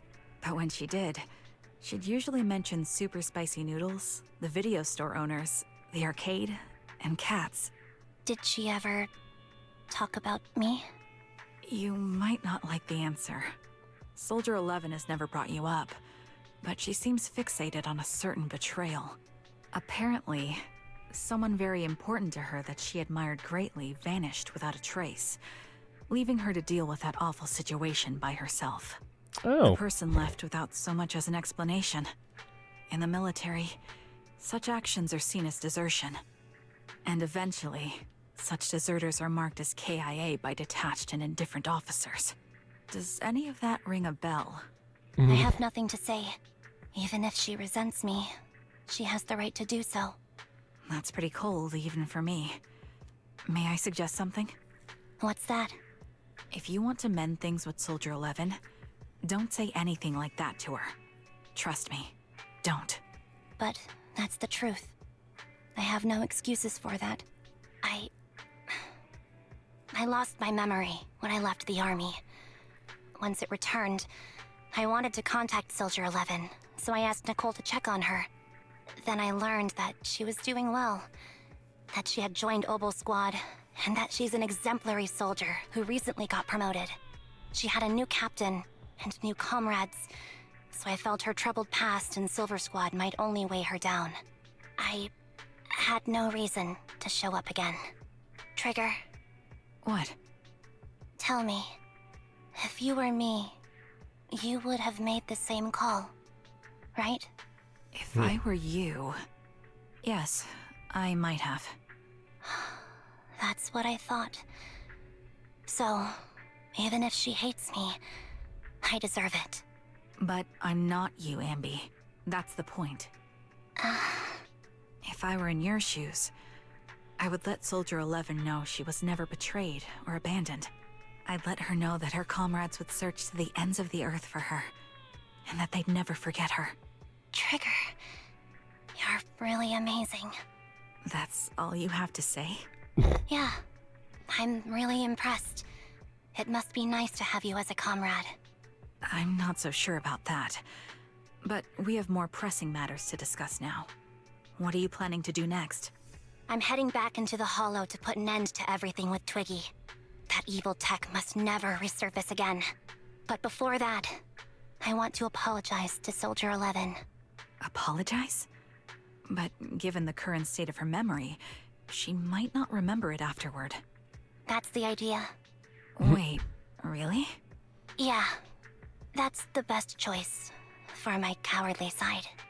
Seems like it's really weighing on your mind. Alright, if there's anything I can do, just say the word.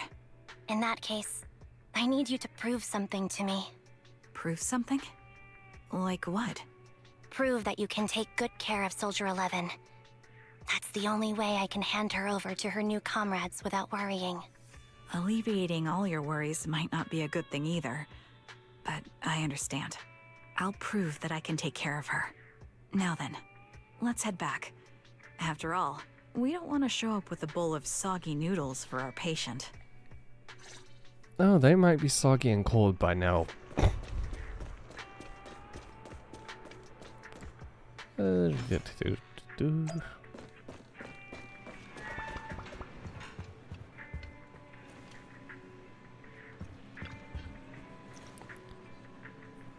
Looks like I've been causing a lot of trouble for you. That's right, so we're billing it all on the Cunning Hare's account. No! Oh? As of right now, I am not Anby of the Cunning Hares. But you walk, talk, and look like Anby at the Cunning Hares. So you must be Anby at the Cunning Hares. Well, how can we possibly keep teasing you when you're making a face like that? Jeez, you look so... look at you. You're absolutely exhausted. What you need most right now is some sleep. How about it? Want to sleep on my bed? It's really soft, you know. It is objectively very soft.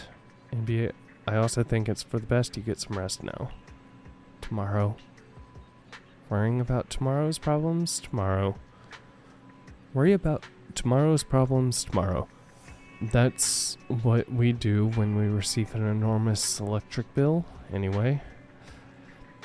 Or maybe you're not ready to sleep just yet. If you'd rather watch a movie to relax, I don't mind keeping you company.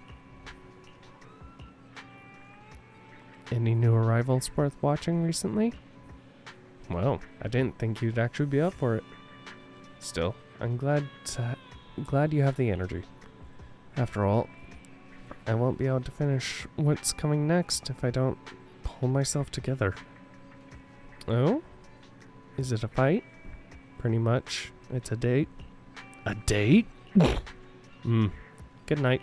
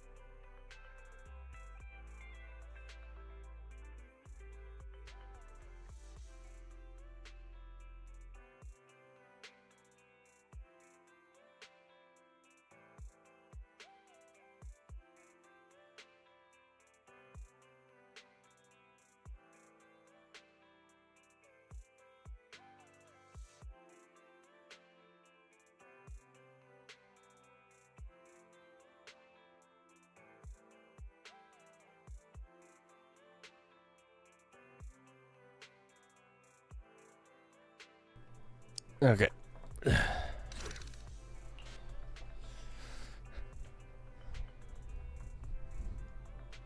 Ice and ether. Okay.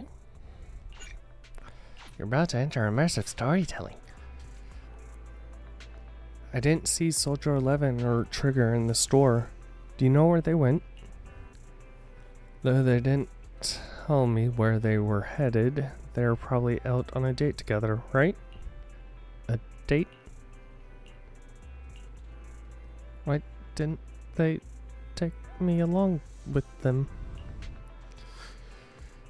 Why should they have to bring you along? Based on my experience, the optimal number of people for a date is no more than 2.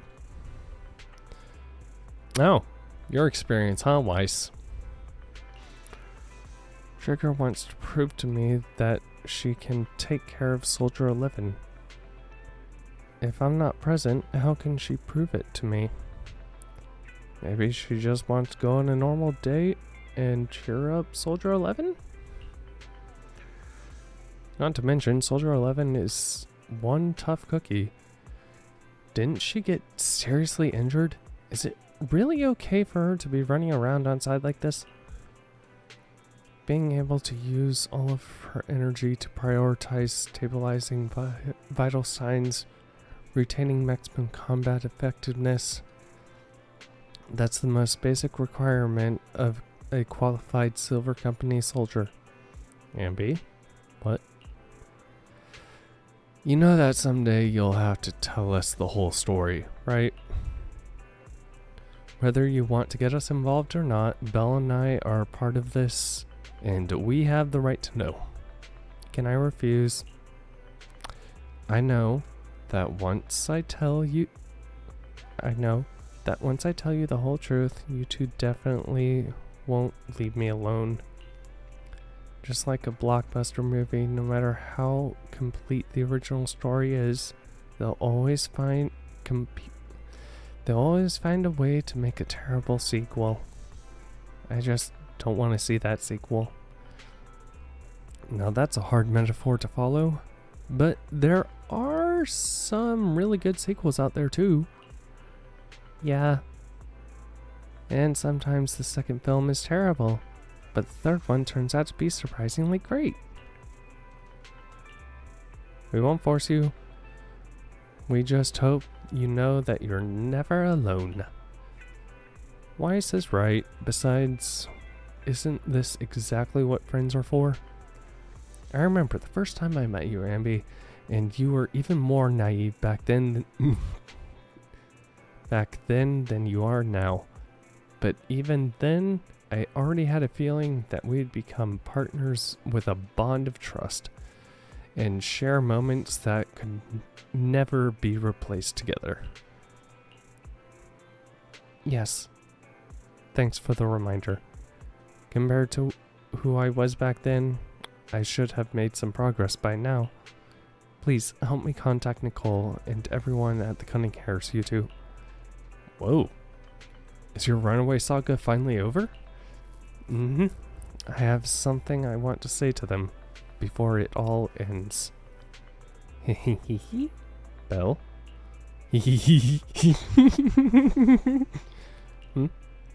Boom. Called it, Weiss.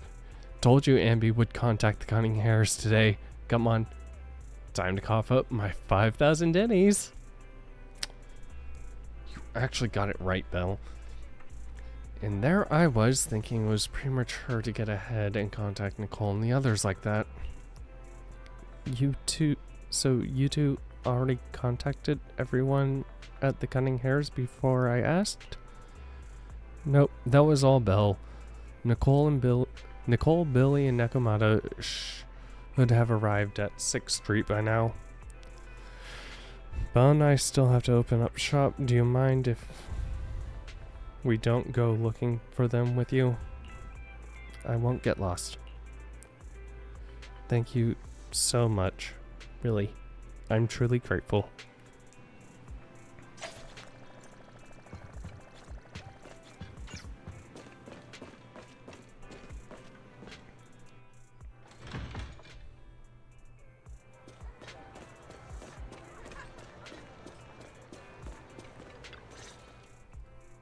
Nicole?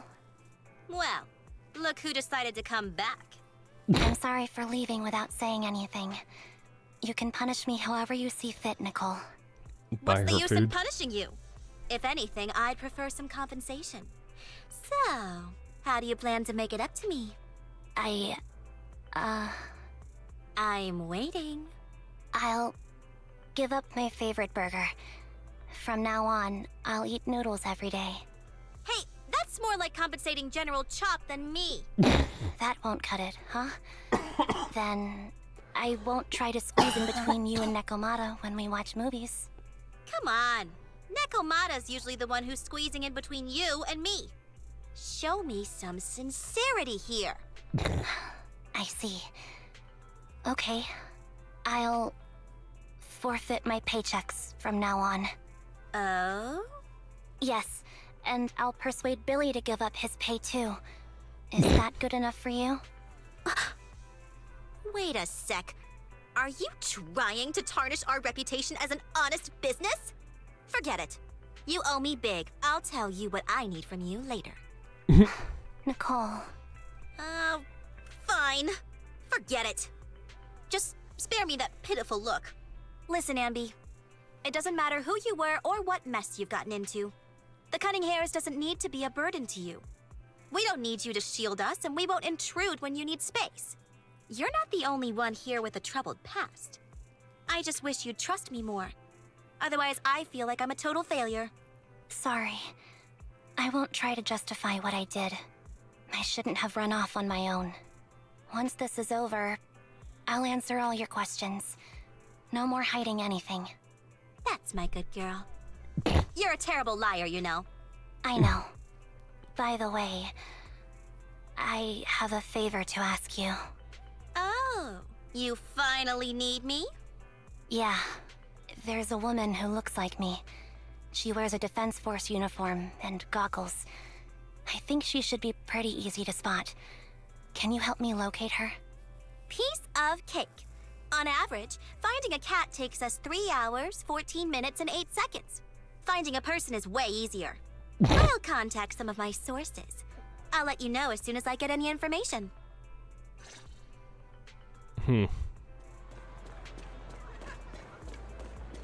Billy! Anby! It's so good to finally see you.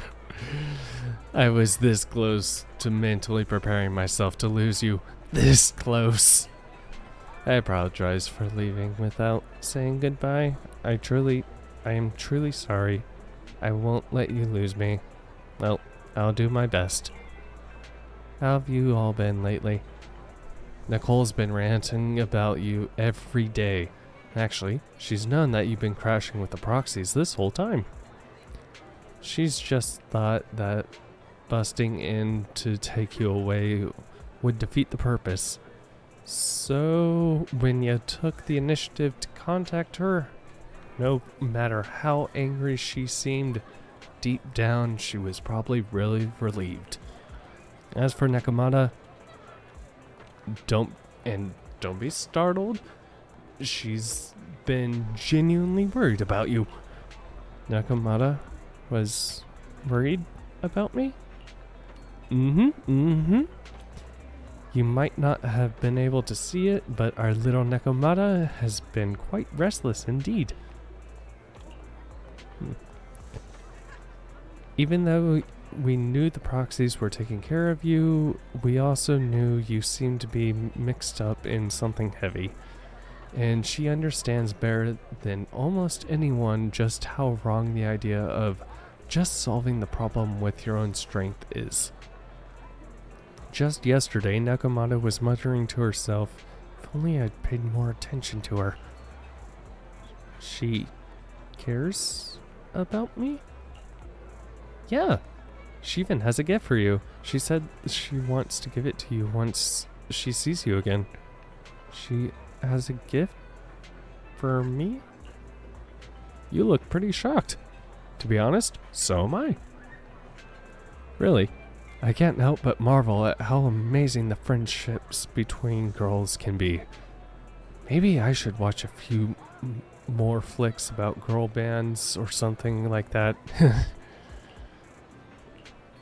Oh, right. When you see Nekomata, make sure you don't tell her anything I just said. Otherwise, she'll definitely scratch up my paint job with her claws, just like a ball of steel wool on a non-stick pan. Anby, promise me. Please say that you promise me.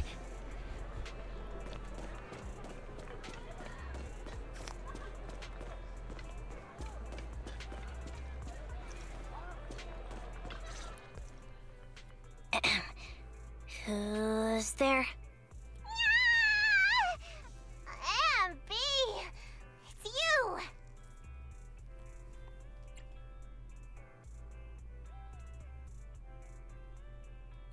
Long time no see. It's been a while.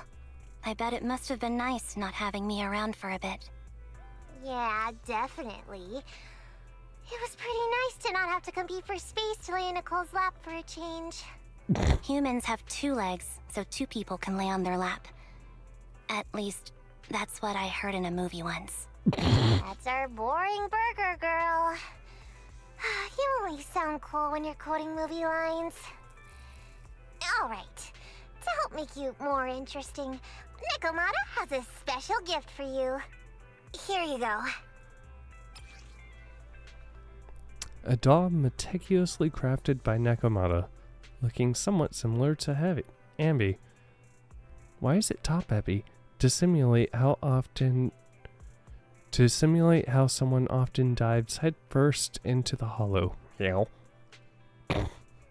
Oh, a doll. Is it supposed to be me? With this rough stitching, I'm guessing you sewed it yourself? This is too much, Nekomata. I can't accept this. Nah, stop being dramatic. I got a doll-making kit and was gonna make one that looks like Nicole. But it turned out super ugly, with a big head and tiny little body. It didn't look anything like Nicole. So I altered it a bit and, wow, it somehow looked just like our Anby. But I don't look like this. No, it's exactly like you. It's like your little twin. Go on, take it. Keep it with you all the time, and don't let it out of your sight. You want me to carry it and never let it out of my sight? Oh, wait, you didn't stash some sort of contraband inside it, did you? Are you trying to get PubSec to arrest me? Yeah? Just because I'm a street cat doesn't mean you should be prejudiced like that. There's no contraband in the doll. I swear on Nicole's lap. All right, I'll trust you. Let me do something for you in return. How about some mackerel noodles? Oh, Lady Nekomata appreciates your rare treat. But not now. Not now? But the noodle shop is close by. Once things settle and you're safe, you can treat me to those mackerel noodles. The doll somehow feels heavier in Anby's hands. Anby lowers her head as Nekomata grins. Anby, I just received some information. The person you're looking for is at Lumina Square. There was another woman beside her, and the 2 were walking toward the riverside. I see. Nicole, thank you. Quick, tell me I'm the best. Nicole, you're the best. Good girl. Go have fun and remember to come home afterward. Okay. Why do I feel like that doll is going to end up being the MacGuffin at the end for Twiggy?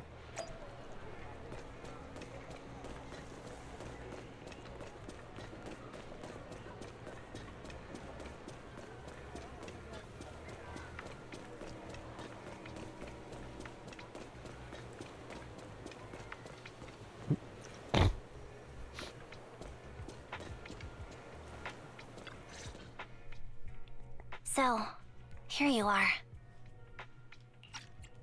Sorry, Anby. I snuck out with her. Are you feeling okay? Are you speaking to me? You seem familiar. Like I've seen you somewhere before. But I can't quite remember. I'm... Anby. Does that name ring a bell? No. I don't recall anyone named Anby. Sorry. Maybe we knew each other, but this person named Trigger told me that my memory's off right now. I'll get better. And maybe then I'll remember something about you. I see. Where did you and Trigger go today? We tried some food called noodles. They were this amazing, fiery red color. It was delicious. Then we pet some creatures called cats. They were different than I expected, surprisingly soft. We went to an arcade, did some shopping, drank some tea milk, and even opened surprise boxes. Then we went to a dim, noisy place and watched a movie. I think that's what they called it. During the movie, someone took advantage of the dark environment to attempt a theft.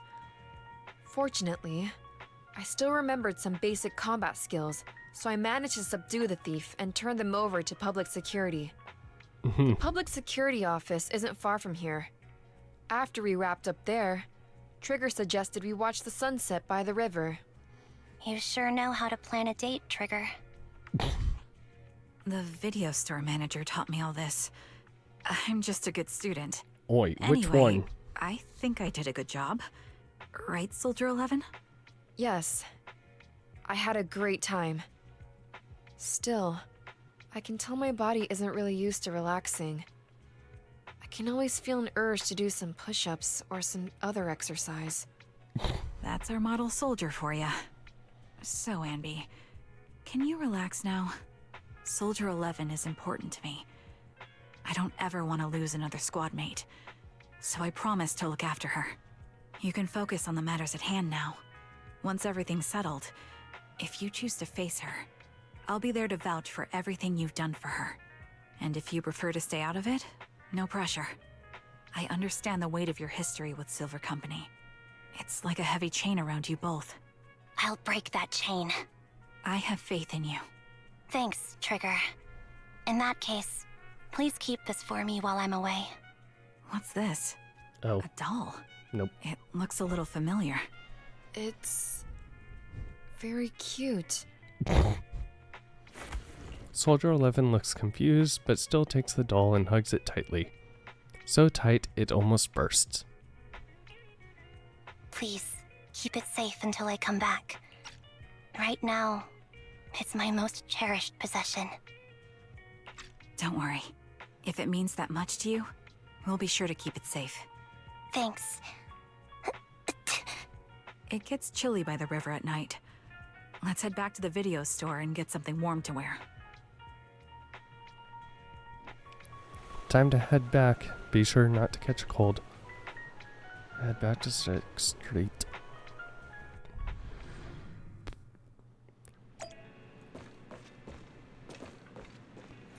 Bid the proxy siblings farewell. Anby, you're back. Trigger and Soldier 11 are getting ready to call it a night. If there's nothing else you need to do, you should probably turn it in early today, too. Okay. Thank you, Weiss. Thank you, and Belle, for all you've done for me, for the Cunning Hares and me. Actually, I have a place I can stay other than the Cunning Hares. This is a miracle that the Anby of the past would have never dared to imagine. Anby, what prompted you to say all this? Did you watch some kind of weird movie today? I just suddenly felt like saying it. Sounds fishy to me. Not at all. Good night, Weiss. You're finally back, Anby. Looks like you had a great time. Have you had dinner yet? If not, I still have some leftover carrot chips here. You can have as many as you want. I already ate. I had 2 hamburgers. Really? Well, eating 2 burgers before bed make you gain weight? No, I'll burn it all off overnight. If you want to drag someone to join you for a night run, take Weiss. He'll totally be psyched for it.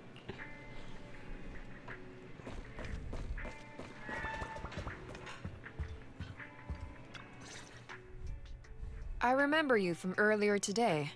Anby. It's Anby. Just Anby. Sorry. It seems my memory still hasn't recovered yet. It's frustrating not knowing what I've forgotten. I can help with that. You can help? I can tell you what you've forgotten, Harin. Harin? Is that my name? It was your name before you were Soldier 11. The name I knew you by. Back then, we used to find nice-sounding words to call each other. The higher-ups were aware, but didn't intervene.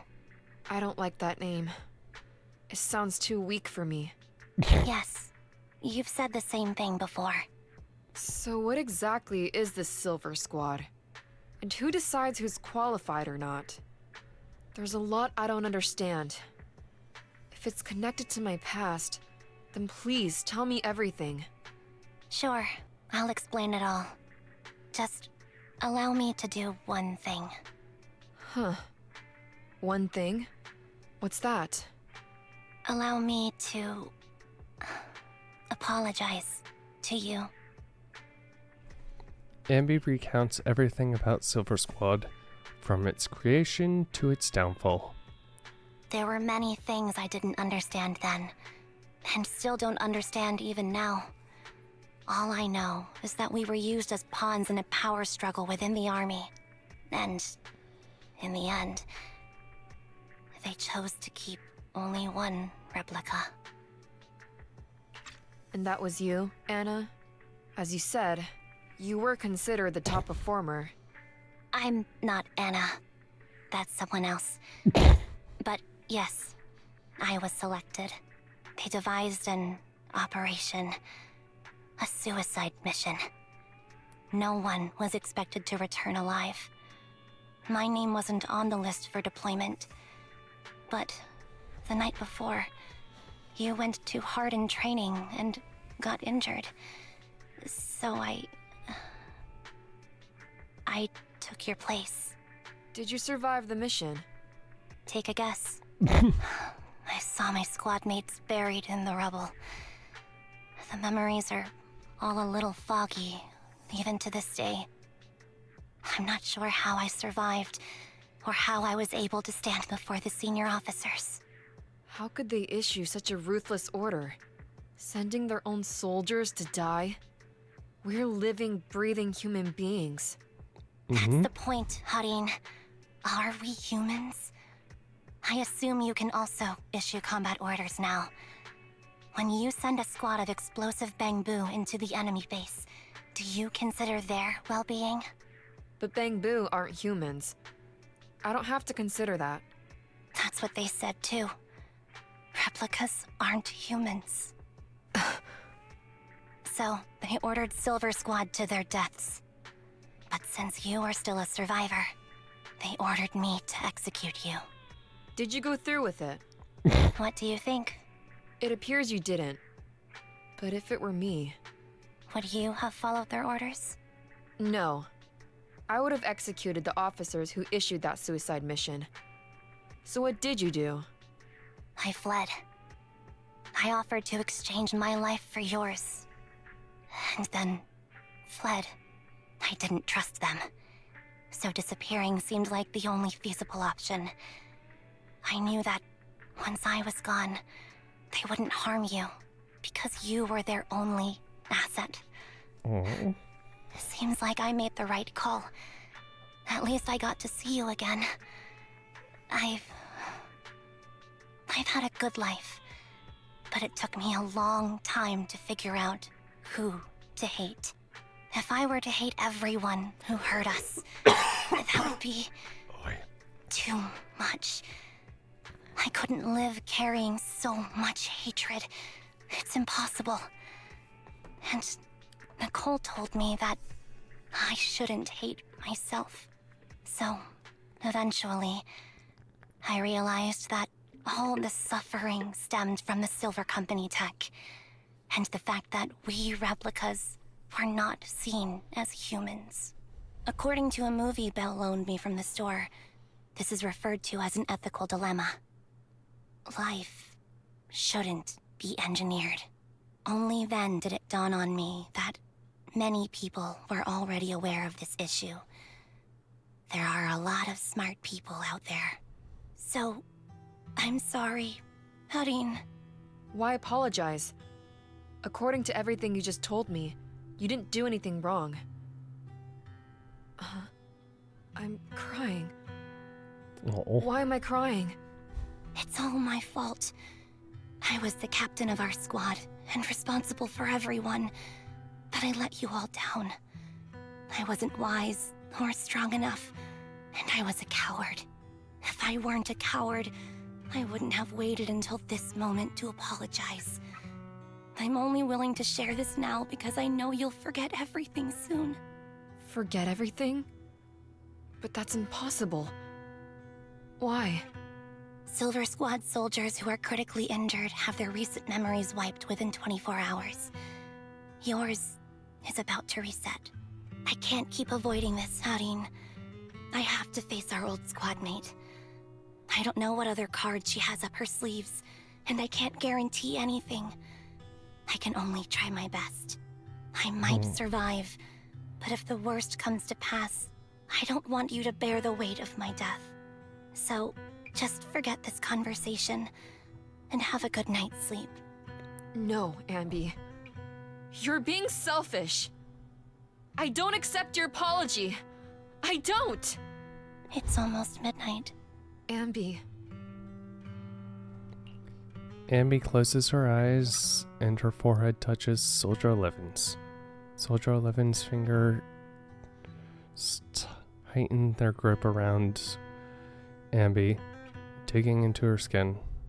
Suddenly, Soldier 11's grip loosens. Her expression turns blank.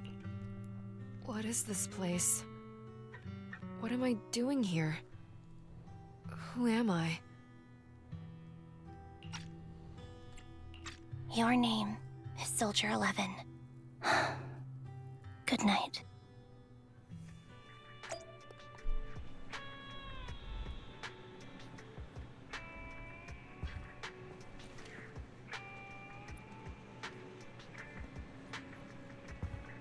Anby, you did not have to do this. Sorry.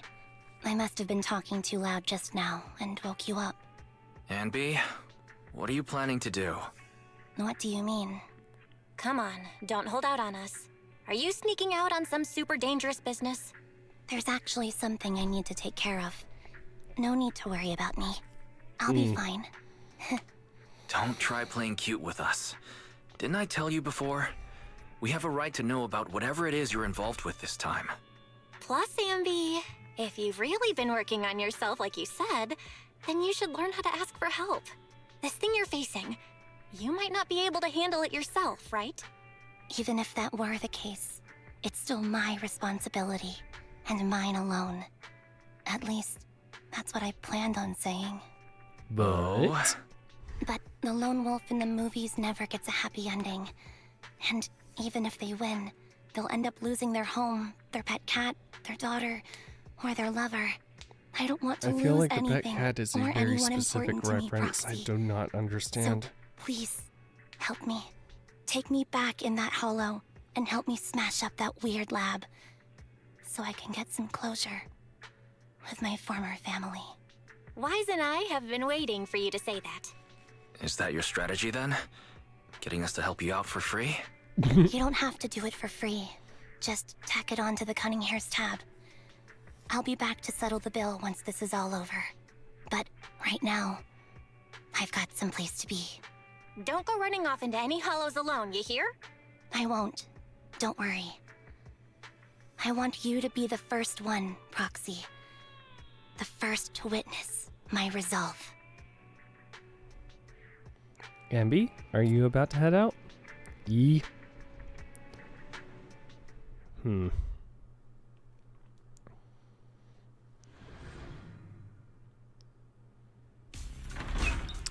the Cunning Hare's temporary base. Long time no see. Replica number 0. Silver Squad. Captain. I thought I'd never see you again. She kept the outfit.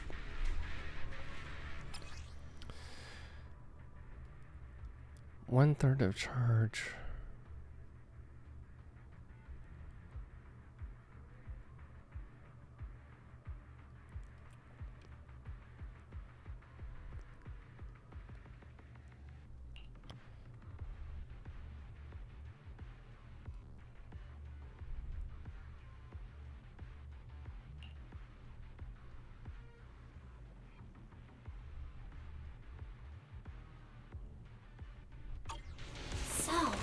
This is what you were like back in your Silver Squad days, Anby?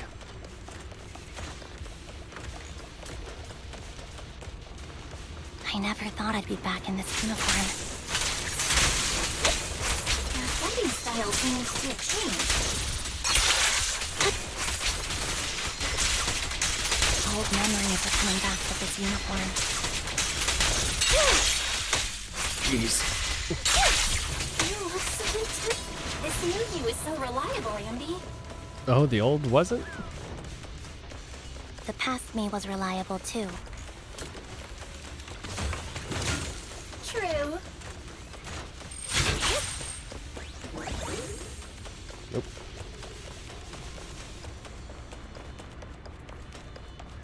The enemy's tough. Be careful.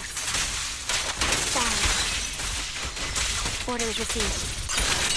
Now you take. No need to be so formal.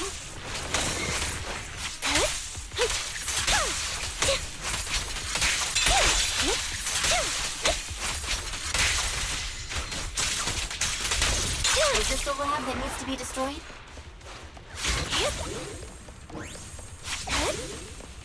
I never expected to one day be the one guiding you, Proxy.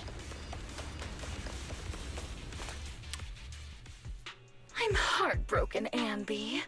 Here I was, thinking this was a family matter between sisters. But you've gone and brought in outside help. You're no match for me, whether I bring help or not. Twiggy, Silver Squad is gone. You will never be able to rebuild it. We both know how difficult it is to create a Silver Soldier capable of engaging in combat operations. What if I didn't need to?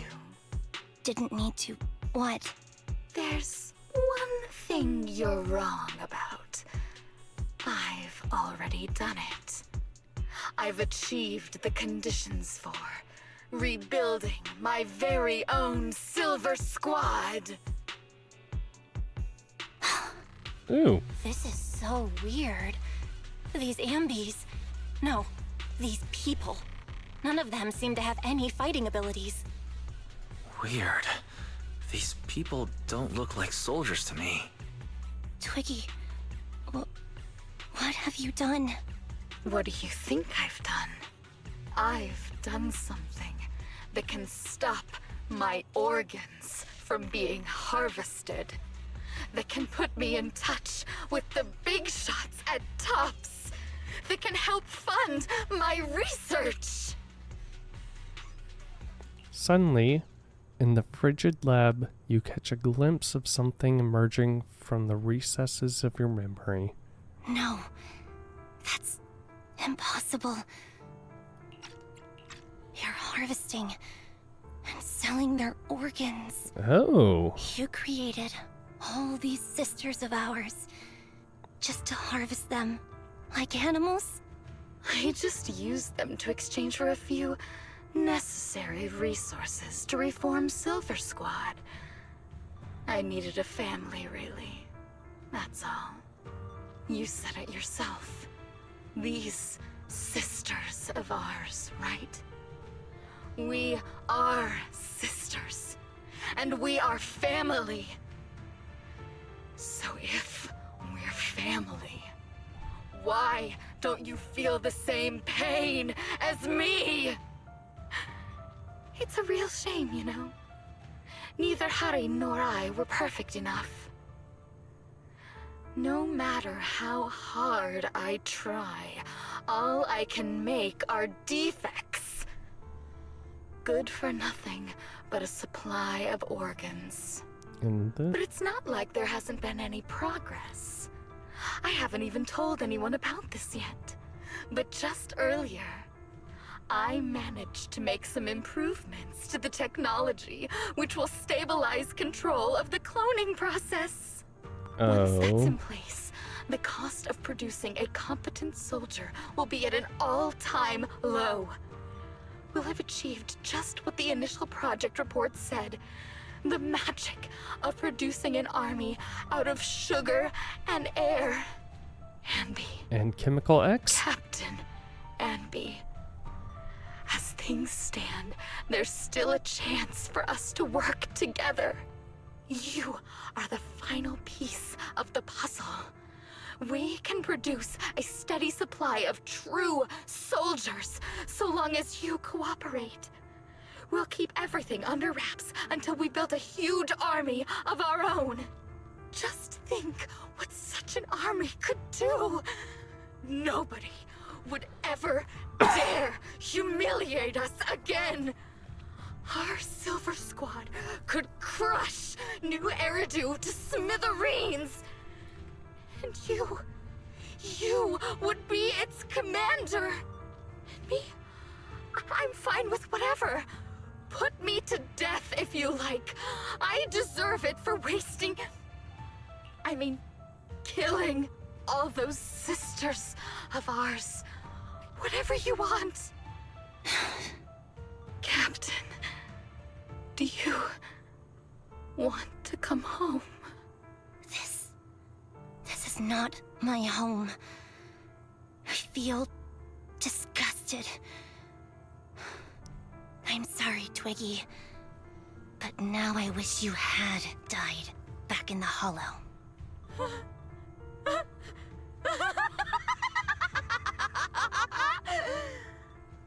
I know. I feel the same way about myself. Disgusted. Get out of here! A vial of medicine appears in Twiggy's hand, and she injects half of the liquid into her arm. Girl A suddenly snatches the needle away and injects the remaining liquid into her own arm. What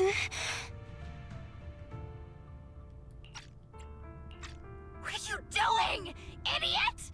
You absolute idiot! Are you insane? You're just a defect. Your body won't be able to handle it. You'll make everyone...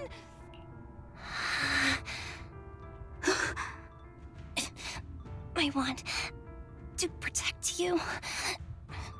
Protect all of you. Oh. Thank you for letting me be born. I will never let you be lonely. A strange scene transpires. The helpless replicas are torn apart and absorbed by two massive monstrous shadows. Moments later, a familiar figure appears before the terrifying enemies.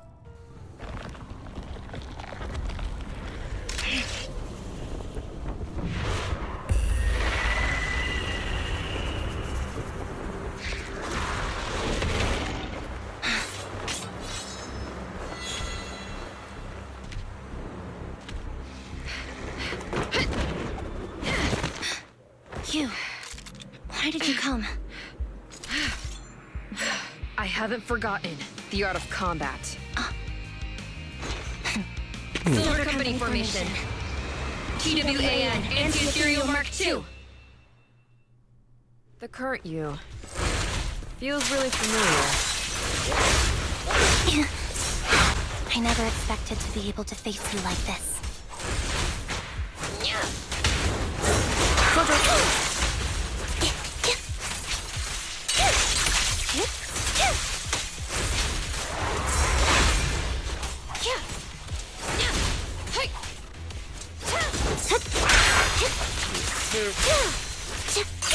Wide open. What you deserve.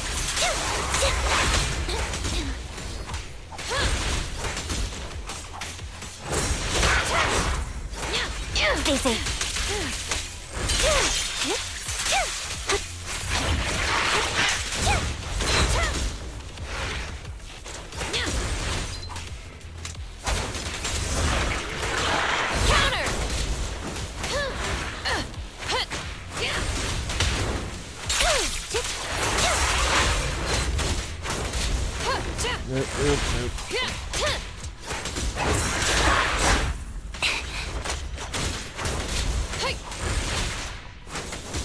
Soldier, stay focused. Resolve. Show no mercy, even if our opponent is twiggy. Execute! That's my line.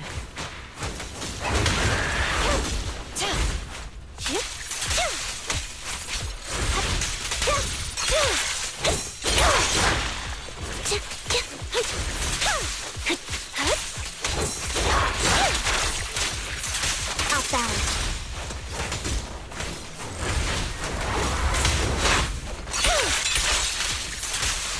God. Heads up! Surprise attack! Don't push yourself. Understood? Affirmative. Why did I subconsciously...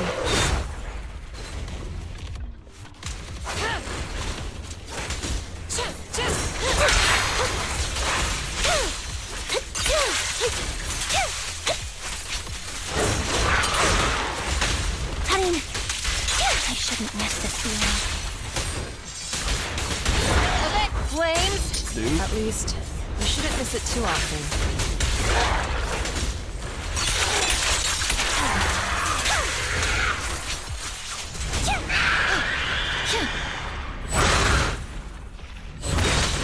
Ow.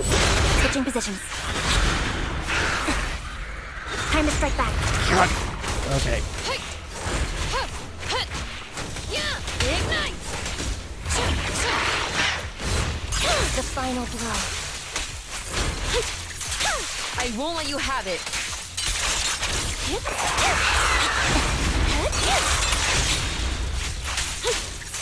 Off balance.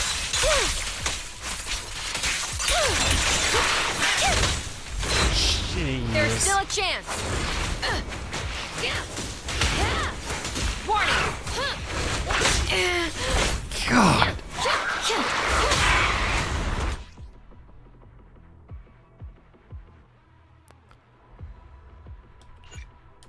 Oh my God.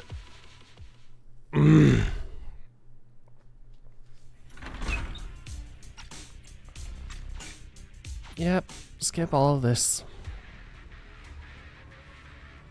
So, this is what you were like back in your Silver Squad days, Anby? Your fighting style seems to have changed. Old memories are coming back with this uniform. I'm... No, it's so intimidating like this. This new you is so reliable, Anby. The past me was reliable too. True. The enemy's tough. Be careful. Now you pay. Orders received. No need to be so formal.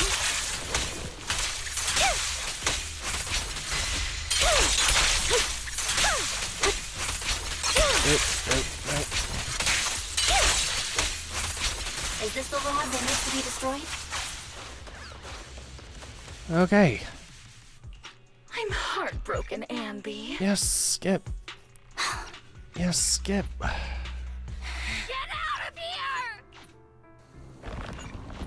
Oh my God. You. Feels really familiar. I never expected to be able to face you like this.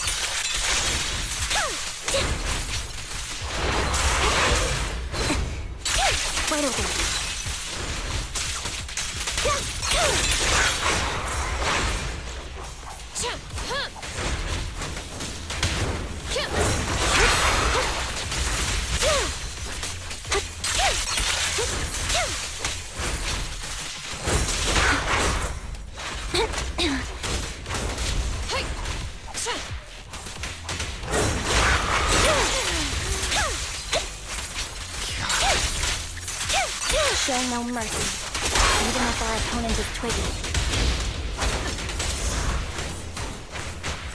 That's my line. Resolve. I shouldn't miss this feeling. But heads up! At least, you shouldn't miss it too often. Watch out. Don't push yourself. Understood? Affirmative. Why did I subconsciously... God.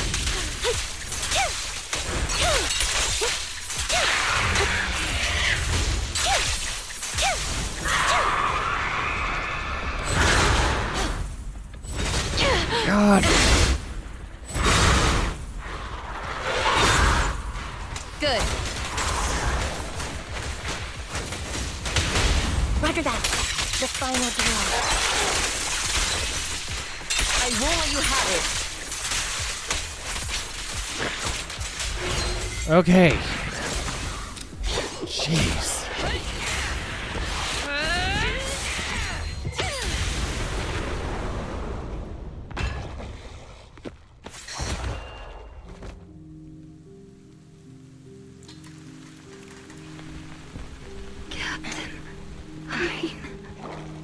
Did I fail the combat test again? I told you, I'm not good at fighting. But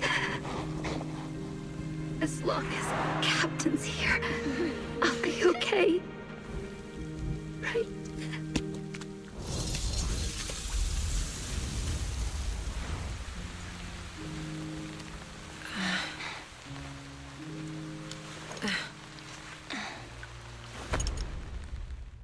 Oh.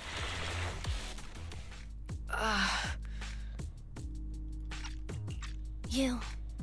What are you doing here? Aren't you supposed to be with Trigger? Trigger was the one who covered for me, so I could come here. She's probably still dealing with the enemies that we met on the way here. Jeez. You shouldn't be here.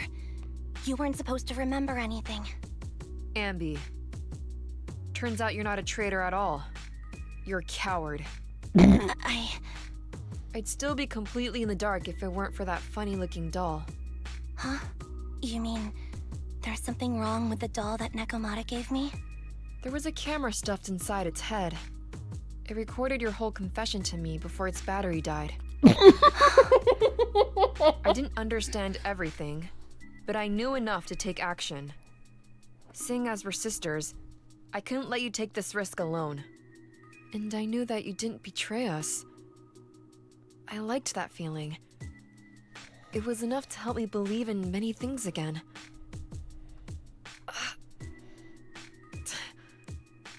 Proxy, her condition is extremely unstable. Please, get her out of here as fast as you can. Got it. Whatever happens next is something you have to do by yourself. Right, Anby? Anby walks towards the laboratory building. There is a deathly silence here, as though everything that had happened was just a nightmare. This tech has to be destroyed. Thank you for letting me be born.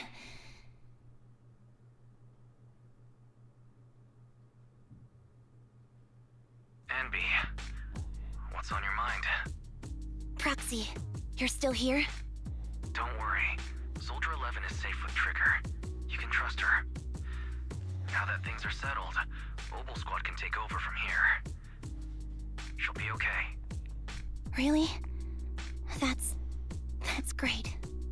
You're conflicted. Should you destroy the Silver Company tech or not? Is it that obvious? I thought I'd made up my mind to never let this kind of evil happen again.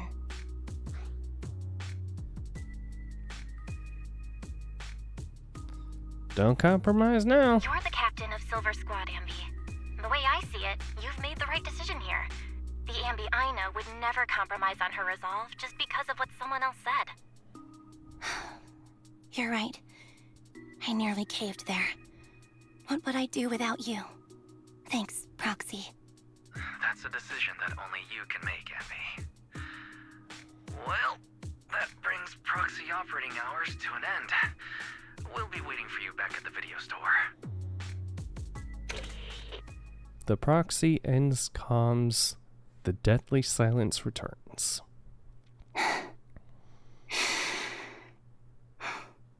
I've made up my mind.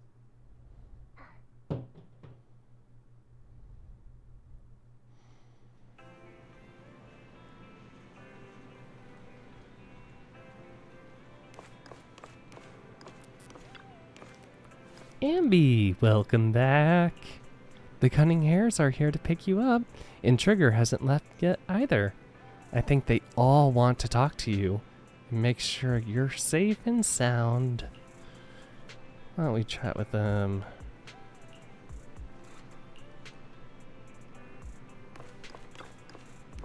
Those clothes sure bring back memories, Anby. I was wearing them when you found me. I didn't even realize how much time had gone by.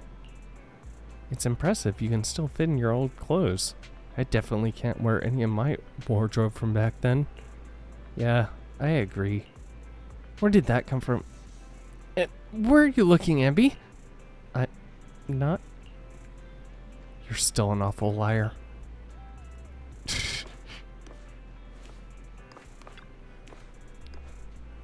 Did you give me that doll to monitor me? Well, you sure discovered that quickly. I had been hoping to snatch it back first. I suppose I do have that thing too, though. That thing? What thing? Something like, what was it? Oh, right.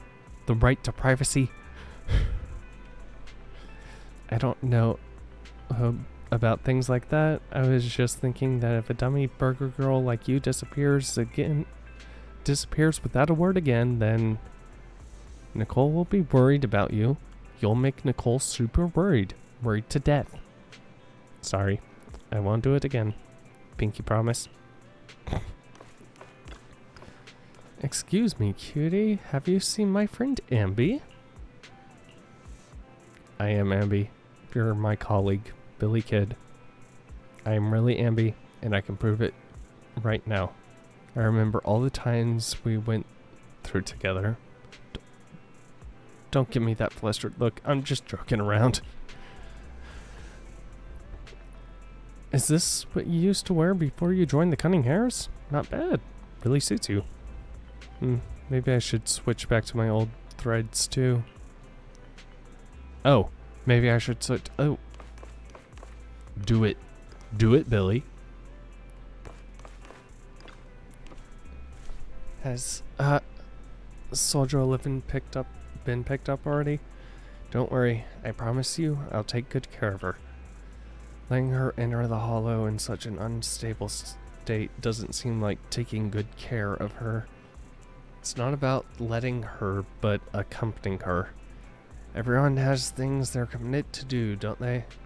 I won't stop Soldier 11 from seeing this through, but I can make sure she's not alone. Oh, so that's how you see it? And are you sure this won't cause any problems for Soldier 11 with the military? The military's factional struggles never cease. Unfortunately, ancient history like Silver Company isn't the focus. After returning, Soldier 11 will undoubtedly receive more professional care than she would lying on a sofa in a video store. Sounds complicated. I knew I wasn't cut out for the military. Don't be too down. I don't think I know anyone any more than 3 people who are suited to be in the military. Including yourself? Absolutely not. Okay.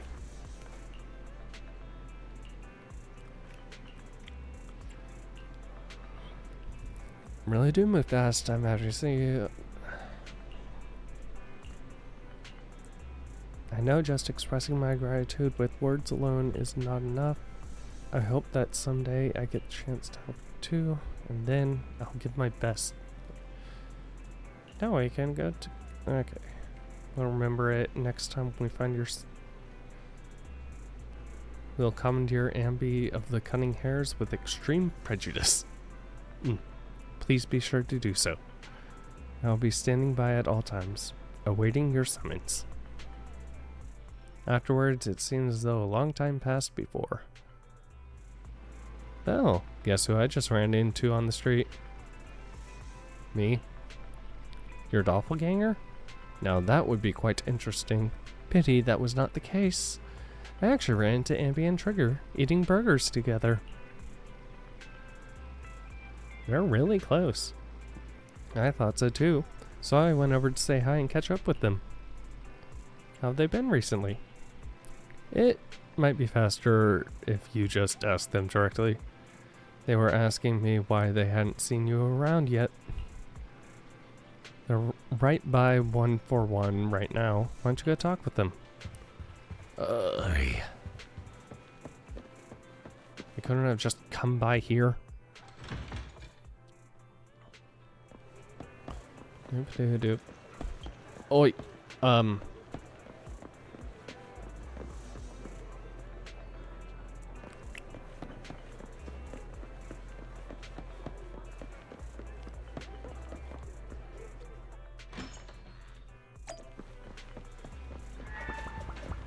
And he's gone. Magical teleporting brother. Yay!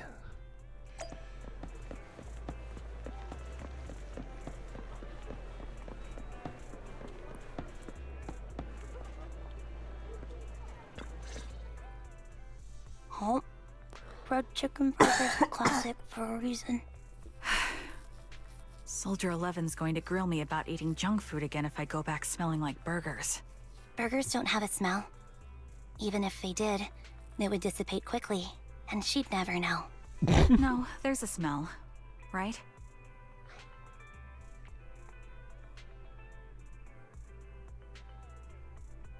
Yeah. Mm-hmm. The scent of burgers definitely lingers, especially when it's a fried chicken burger. That's not true. Proxy, when did you get here? How's Soldier 11 doing? I just got here. I heard you mention Soldier 11. Is she doing better? After all, the last time I saw her, she was in pretty rough shape. Thanks. Soldier 11 would be really happy to know that you care so much about her. She's made a full recovery. She's completely regained the same training intensity as before her injury. At least with her body, I mean. Only her body? So her body's recovered, but her memory is still affected? Not quite. I asked Anby out today to chat with her about what's going on with Soldier 11. Her memory has basically reverted to how it was before the injury. She might occasionally get someone's name wrong, but she doesn't mistake her own identity, and her short-term memory is persisting through to the next day. She's made a recovery. That's great. It's still too early to say. She seems to have completely blanked out what happened during the incident, including the time she spent with you, Anby. Like I said, that's great. You still feel the same way now? She still believes that she was betrayed and abandoned. She still hates that traitor Anby. That's wonderful. Wonderful? Hudion's a way stronger person than me. Strong enough to keep living with hatred. That's powerful. I don't know what to say. All I know for sure is the target of her hatred is me. And that's good. We won't be meeting again. So, I won't get killed by her, or vice versa. But once she turns her hatred towards something, or someone else, things will get dangerous. Hudion is so pure. She's like an unalloyed metal that combusts even in water. The last thing I ever want to see is her getting hurt by her own flames. I didn't realize you put that much thought into it. I was just thinking about it while watching some similar movies lately. There are movies like that? Yeah. Wanna watch it with me next time, Trigger? We can watch it at the video store. We'll have it ready for you. For sure. Drop by anytime. Thank you, Manager. You're very kind. Even I'd blush when people are nice to me like this. I think you're really kind too, Trigger. So, are you all still down for burgers? It's on me today. Come on, you can get whatever you like.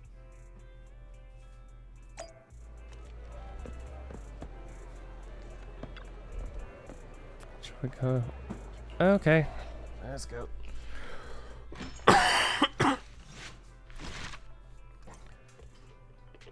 Agent story complete.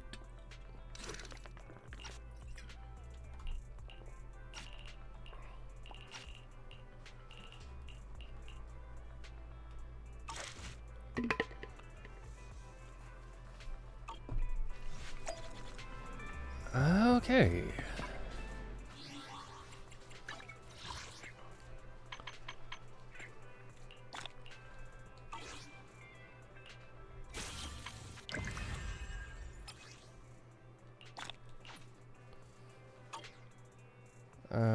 All that stuff. But, hey, now we can go back to this.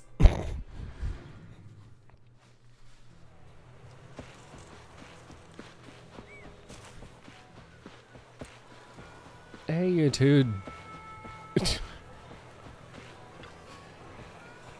Went on a little detour. Proxy, you're here too.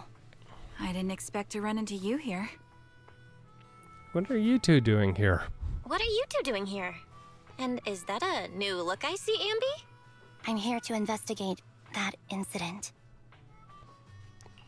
Recall the incident you experienced with Anby and Trigger. The relevant details have been recorded as tapes and logged into the video archive. If you have some time, you should go and refresh your memories with them. I've recently dug up some clues about the person behind the operation, but my key contact is ultra cautious and keeps demanding me to prove my identity. So, to gain her trust, I decided to meet her dressed like this. Now that everything is completely finished, this uniform doesn't really represent anything in particular. For me, it's just another outfit now. We all have to move on someday. I'm helping her. I want to make sure whoever's behind all this is caught. And who's this young lady? Hi, Vivian. Her name's Vivian. She's my friend. We're here investigating a few things ourselves. Anby, one of the Cunning Hare's most powerful members. And Trigger, an Opal Squad sniper. It's an honor to make your acquaintance. You know us? Looks like someone's done our homework. Is it because of the proxy? You two are practically celebrities. And because of my work, I've got loads of info when it comes to anyone with a name around New Eridu. I see. Seems you're handling your work well. Let's prepare to enter the Hollow. Unless you have any further questions, we'll be taking our leave now. You're going into a Hollow? Proxy, you plan on going in like that? Yeah, may or may not have done some science Yeah, stuff. that's right. I've recovered quite a bit lately, so I don't need any protective equipment in the hollows. You shoot a wink at Anby and Trigger, who both notice your signal and don't ask any more questions. Right at that moment, a familiar-looking lady appears. Huh. Aren't you that lady from before at the auction? Hello. I didn't expect to see you again, young lady.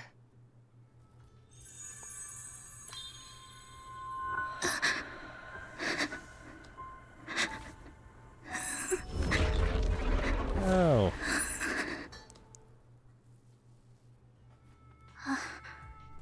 Vivian, are you alright? You look depressed. You good? What's wrong, Vivian? Are you feeling okay? It's nothing. I just drifted off for a moment there. So then, what are you doing here? Don't worry. I'm not here to scam you. I'm waiting to meet someone. Don't tell me. You're my contact for intel? That's me. Anby from Silver Squad, I presume? Pleasure to meet you. All right. I'm going to exchange some information with Miss Anby here. So if you'll excuse me. Sienna steps to the side with Anby as they discuss something. Meanwhile, you look at Vivian with some concern. You aren't looking too good. You're not looking so good. Everything okay?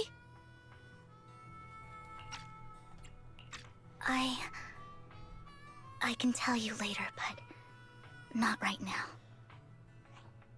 Okay, that's all the information I got for you.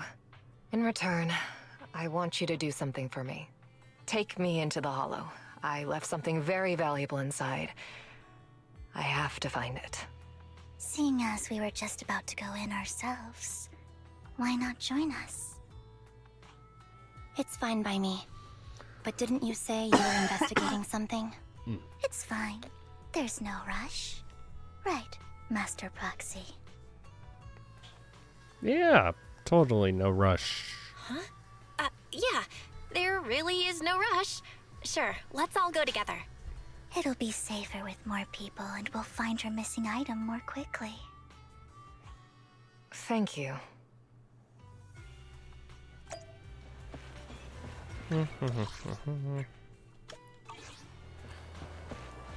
Down.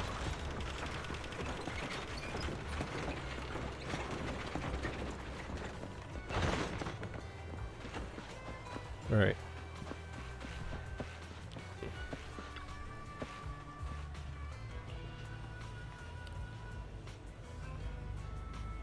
Why did you suddenly decide to help Sienna? Proxy, do you believe in fate?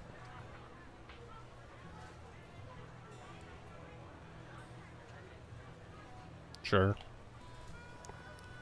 I see. I've always thought that a predetermined fate is a very sad thing. Proxy, I actually... No, it's nothing. Let's hurry and head into the Hollow.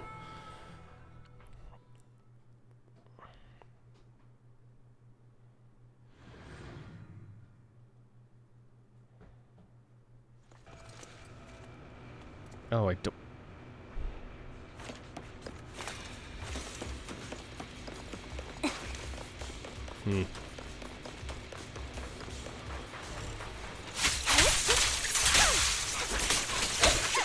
Don't.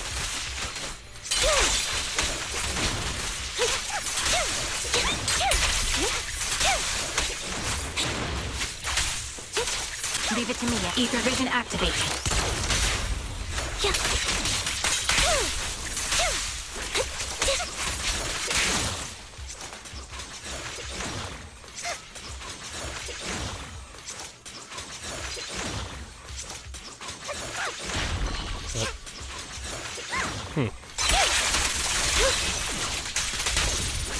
Leave it to me, Anby.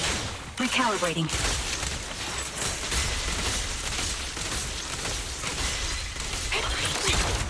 Down strategy.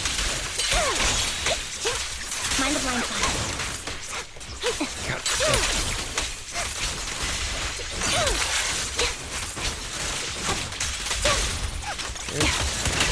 Now it's my turn to ask questions. What exactly is it that you're investigating?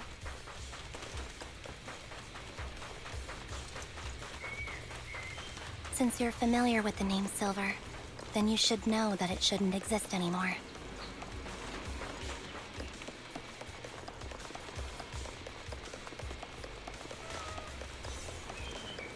What I'm investigating has something to do with it.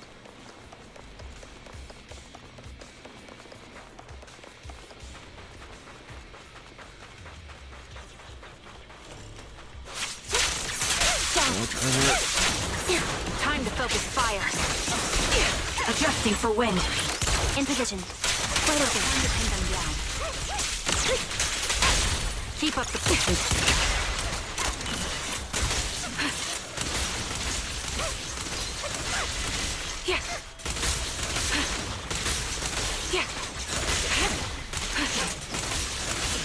This bullet will reach its mark.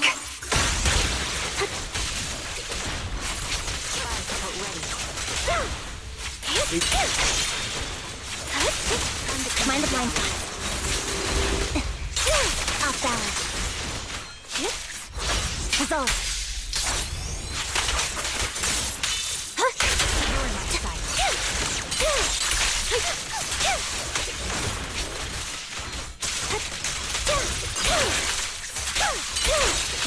Target locked.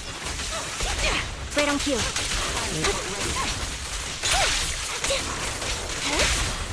Quick shot! Recalibrating.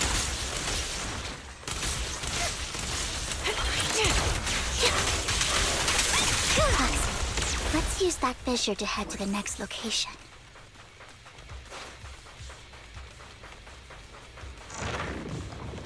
Okay, but nothing else? No. Okay. Okay, good.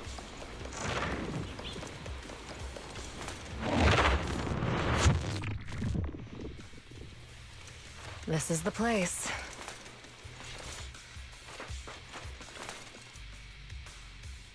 So, what is it that you're looking for? A ring. I was excavating ether here before and accidentally lost it somewhere. Please, could you all help me find it? It has to be somewhere among all this stuff here. Sure, I'll start looking. I'll go with you. I'll stay here with her then. Thanks, but you don't have to worry about me. Go ahead and accompany the others. I'm sure it'll be faster that way. And sorry for wasting your time like this. I know it might sound strange, but I'll be so happy if my daughter grows up to be capable like you.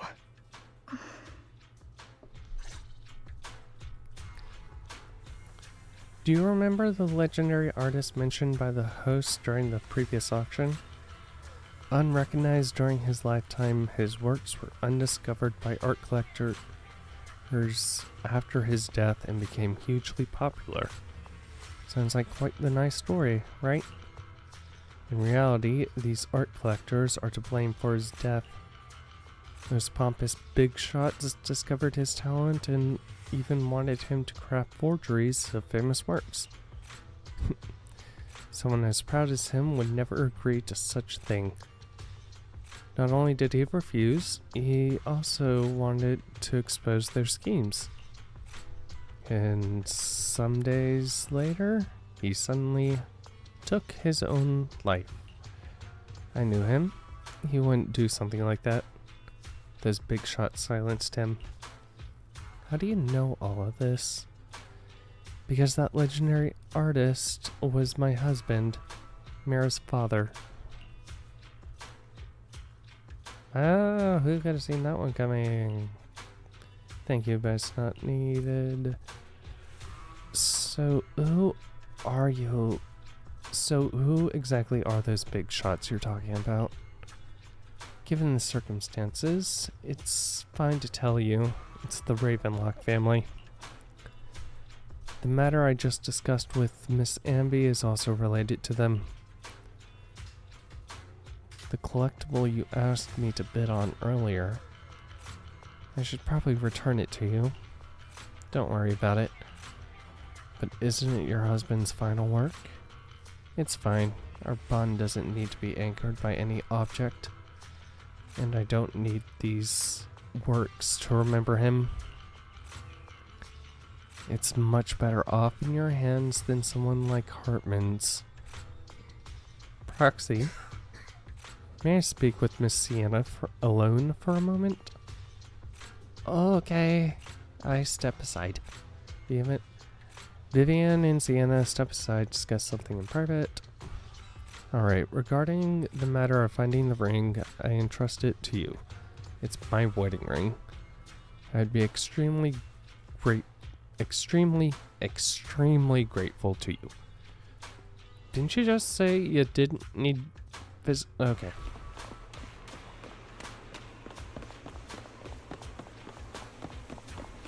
But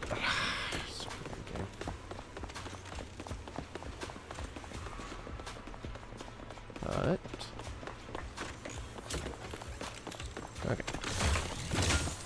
That.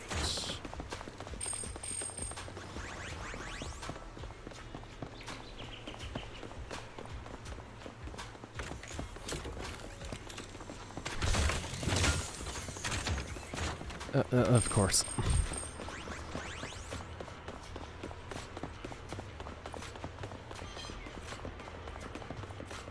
They don't even bother like trying to put rubble or anything, just the wall. Okay.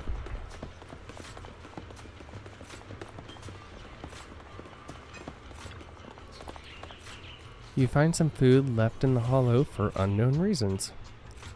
Clearly there's no sign of the ring Sienna is looking for among these items. Proxy, if you're hungry, I brought some food with me.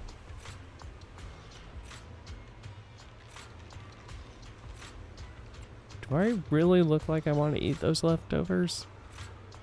You actually do. Just a little bit. There's leftover food here. I don't want to imagine what's inside the bag.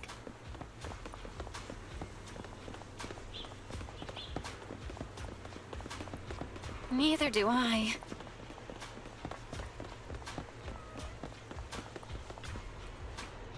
You find a plush toy. After squeezing and kneading it thoroughly, you realize it doesn't have what you're looking for.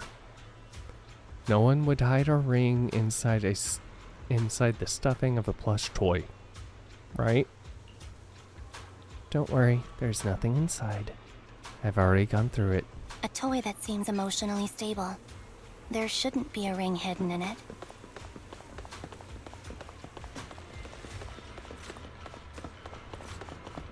It's pretty cute.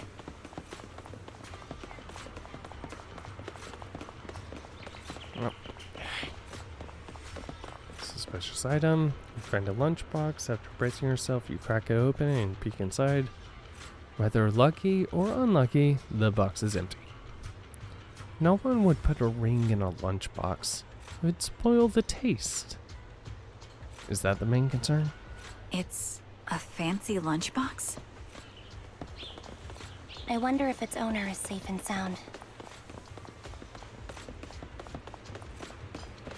Well, considering they left the lunchbox there and they're nowhere to be found, you find some scattered oil barrels. After carefully searching, you find nothing resembling the ring inside them. Did Sienna actually want to find the so-called ring? What do you mean? She said she's looking for the wedding ring, but she also said she doesn't need any objects to remember her husband. Oh, hey, the thing that I pointed out earlier. We've been searching here for so long and found nothing at all. Maybe the ring never existed in the first place. It was just an excuse. Let's go back. What's wrong, Vivian? You seemed worried for a while now. Adjusting for wind. I'm worried about Sienna. The location should still be safe.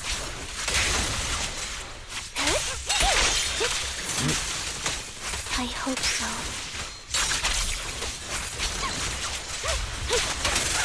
You're in my sight. Ether vision activate. Focus up.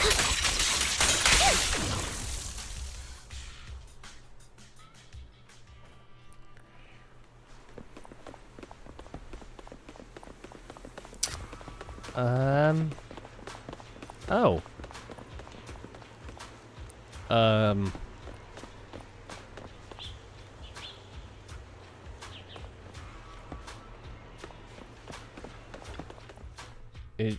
Is she?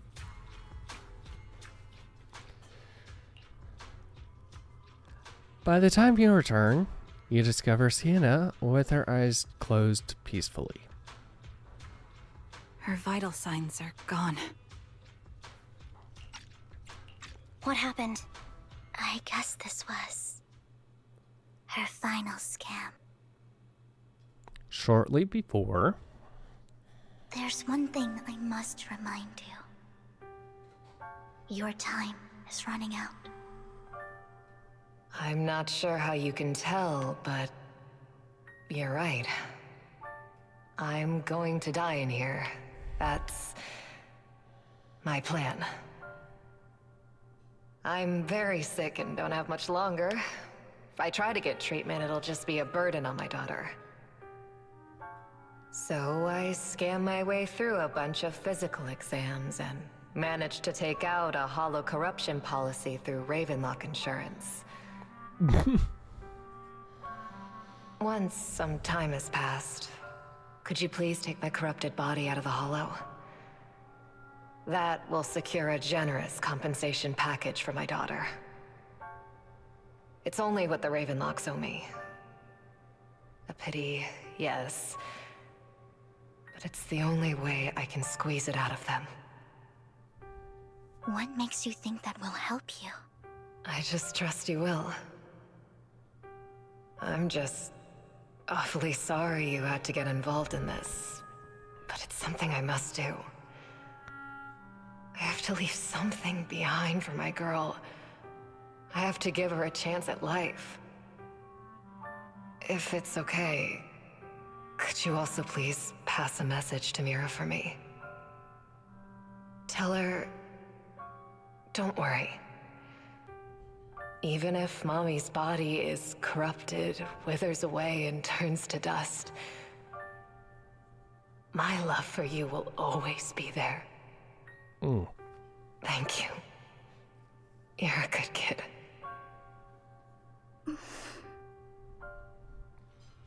After saying this, Vivian falls silent for a moment. She was betting that we'd help her. So, you were aware of this the whole time?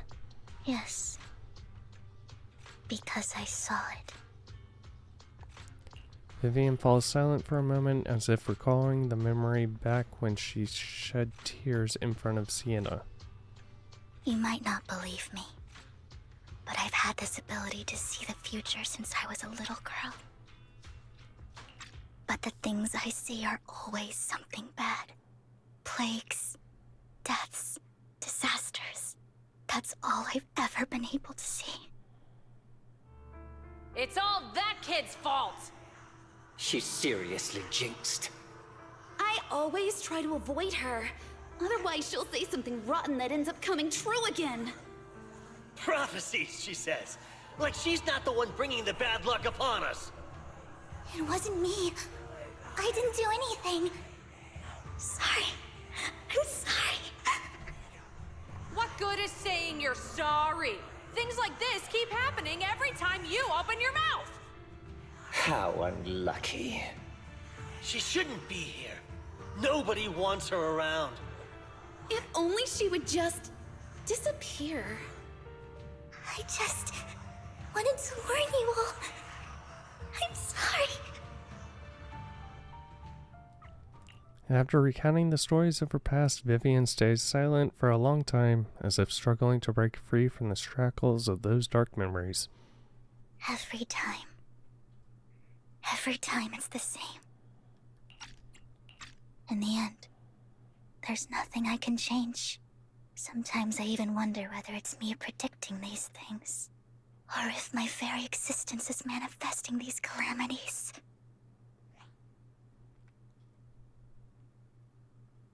Nope. Vivian, it's not your fault. You were just trying to be kind and warn them about impending disasters. I can tell it's never been easy for you. Thank you. No matter what. I just hope she finally gets to rest in peace. I hope no misfortune, whether I foresee it or not, ever happens to anyone. So, Miss Vivian, do you always cry when you have a prophecy? Yes. Every time a prophecy appears, I can't help but shed tears. I used to wonder if I could hold back my tears, then maybe these bad things wouldn't happen. But I just can't do it. No matter how hard I try, I just can't. You're being too hard on yourself. Vivian falls silent for a moment, seemingly unwilling to continue the topic. Sienna said that the compensation from the Ravenlock family's hollow corruption insurance is enough to settle her daughter Mira for life. Though it's hard to imagine the notoriously stingy Hartman engaged in such a money-losing business. Maybe Topps demands it. Yeah, I think so too. Actually, there's been rumors that the Ravenlock family has fallen out of favor with Topps for a while now. That's why they're becoming so desperate, afraid of being abandoned by the mighty Topps. Sienna is actually a skilled intelligence broker. She retired from the business a while ago. I see. No wonder she was able to gather classified information. She said she tried many ways, but everything was useless against the untouchable Ravenlock family. She still couldn't avenge her lover. But I believe everything she did was meaningful. The same goes for you, Miss Vivian. Everyone, it seems there are ethereals nearby. It's no longer safe to linger. We need to keep moving forward. Proxy, do you believe that the future can be changed? Whoa, that's kind of an out-of-the-blue question. In my memory, this has happened countless times already. But I only see these misfortunes. Here, fight them up. Why can't I even have a sliver of happiness?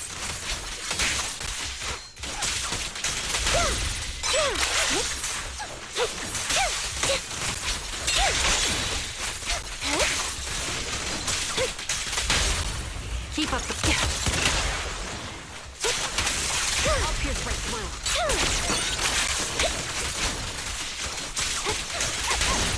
Proxy, the fissure that we're looking for is up ahead.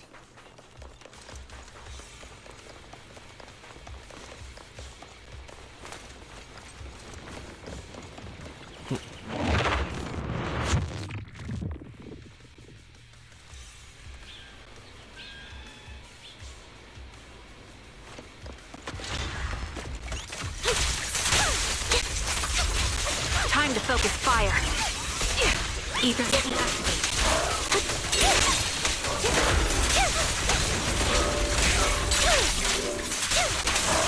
Mind the blade. What you deserve.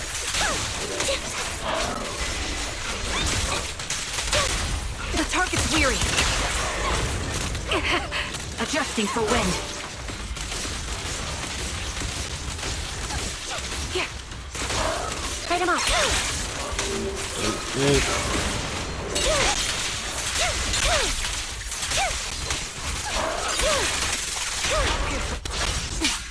Loyalty.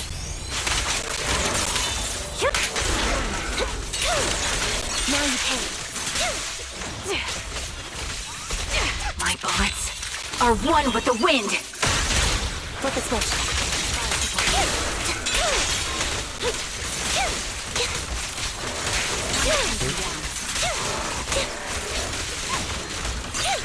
Okay. I think it's about time. We should take that lady out of the hollow. You guys go on. Thank you. She gave us the intel we needed, so this is the least we could do. I hope everything else goes well for you. Sugar and Anby leave. Master Proxy, is there anything you'd like to know? You can just ask. Let's wait until you're feeling more comfortable. I'm curious about your story, Vivian. But we can talk more once you feel ready. Don't worry, I can wait. You're the first person to ever say that to me. I'd be happy to share my story with you. These premonitions I see are not within my control, and they always come to me in a flash, like a flood of images in my mind. Most of the time, I see death, disease, accidents, and disasters. Of course, there are also some non-fatal mutilations. But every time, without exception, they end up happening. and I can never prevent or change them. That's all I have to say about it. If that offends Master Proxy and you don't want to hang out with me anymore, then I can understand. Why would I be offended? Why would I be offended? That's just who you are, Vivian. Besides, we're friends. I've always considered this ability as a curse.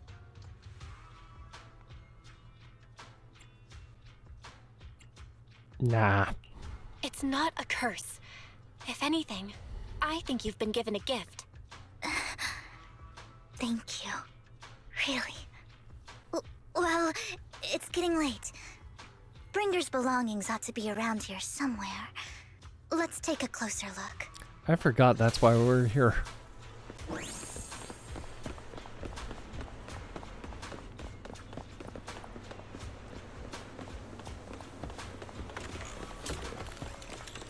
Nine. And... Right.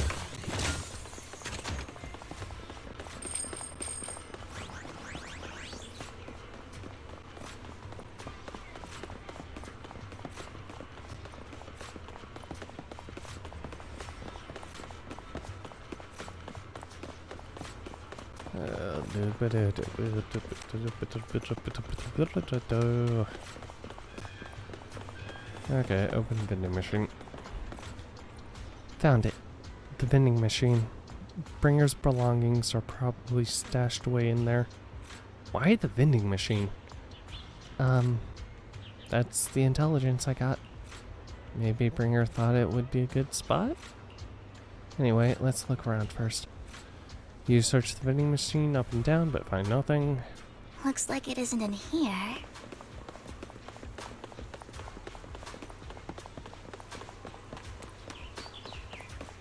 One of these ones? Knew it. There must be other vending machines nearby. This should be the one. Bringer's belongings. What could they be? You search the vending machine in front of you thoroughly. Still nothing. Strange. There's nothing in here.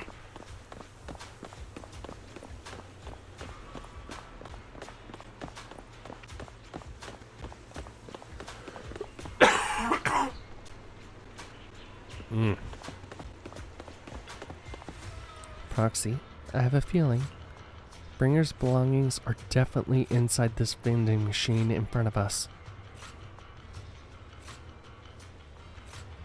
Okay. Alright, let's search it thoroughly.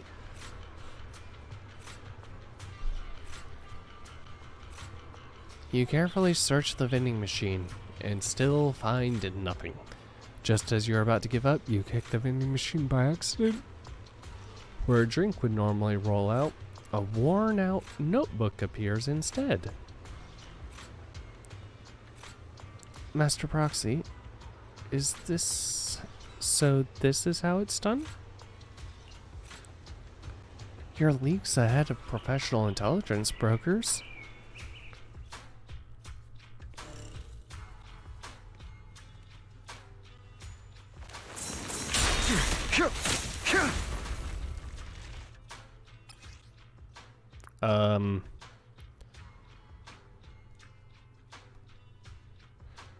Okay. This Here's is it. notebook.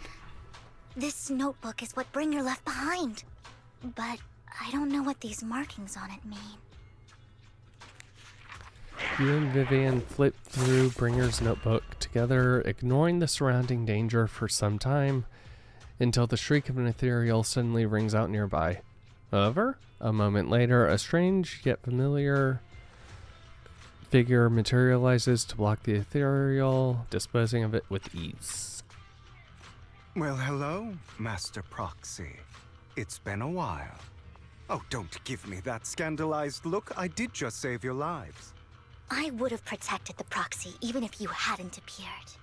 I'm sure of it, but I happen to be in the area. Worry not, dear companion. I have complete confidence in your strength. So you two know each other. Hang on, did you say companion? So you two know each other? Apologies. I didn't have a chance to mention it before. I'm actually part of the Phantom Thief Syndicate, Mockingbird. That's right. I was only able to slip in during the auction thanks to some help from Vivian backstage. So you are only bidding on the collection so you could get backstage? So, the whole time, you were only bidding on the collection so you could get backstage and mess with things? I warned you before. You can't rely on appearances. Don't worry, Master Proxy. We don't have any ulterior motives here. As you've probably heard, Mockingbird is a renowned Phantom Thieves syndicate in New Eridu that, despite its longevity, has managed to maintain the secrecy of its members' identities to this day. So, disclosing our identities to you is essentially the highest sign of good faith that a Mockingbird Phantom Thief can show. Kinda makes sense. That sorta makes sense. Your trust is most appreciated. Mockingbird's purpose is very simple, really. To form long-standing and cooperative relationships with outstanding proxies like yourself. We need your abilities. Before you make any decisions, please allow me to briefly explain the concept behind the Mockingbird Syndicate. We all know there isn't anything in this world that's fair. A prime example being the uneven distribution of wealth. People from tops splurge on luxurious collectibles, while the poor have to gamble with their own lives just to get by. Of course, besides wealth, there's also an unequal distribution in this world of happiness and suffering, hope and despair, love and hate. It's all just so unfair. Somebody has to do something to tilt the balance of the scales. And thus Mockingbird was born. We take from those who have far more than they deserve and give it to those who deserve to have more. If you ask me, that's enough to be considered a form of justice.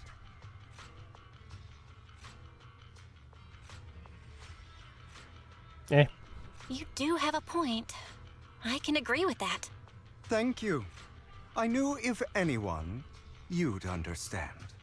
However, aside from these philosophical considerations, we also have a crisis on our hands to deal with.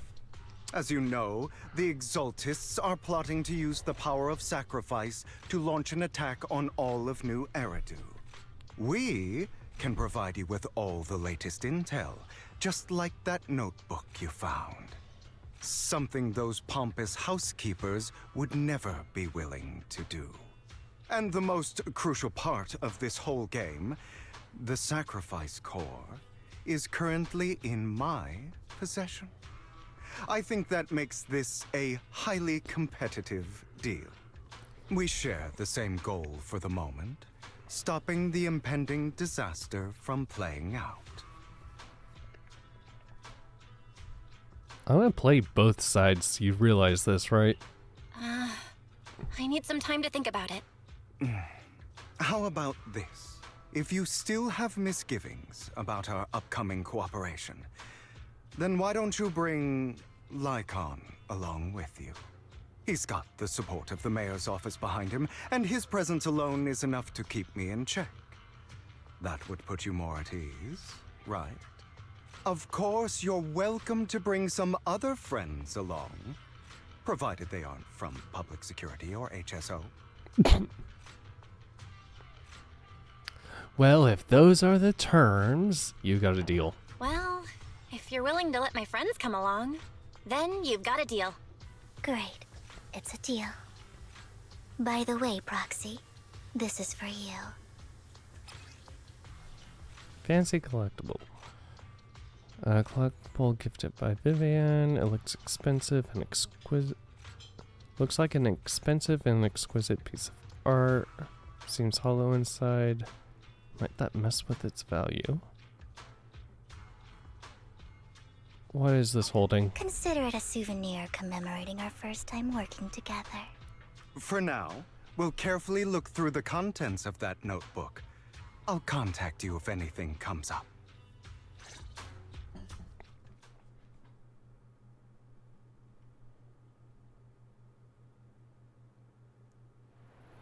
After leaving the Hollow, Hugo and the others return to the video store.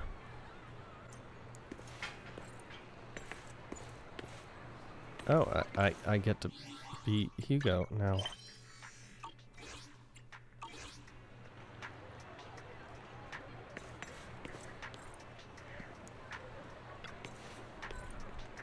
Since we're already at the video store, should we ask Master Proxy to recommend some films? My apologies, everyone, but I need to take my leave and go take care of my art gallery now. So you actually own an art gallery? I also need a convenient social identity for various reasons. The title of a gallery owner works quite well. Alright, I'll stay with Master Proxy for a bit longer. But Hugo, you've been oddly busy lately. You're not hiding something from me, are you? Well, shortly before.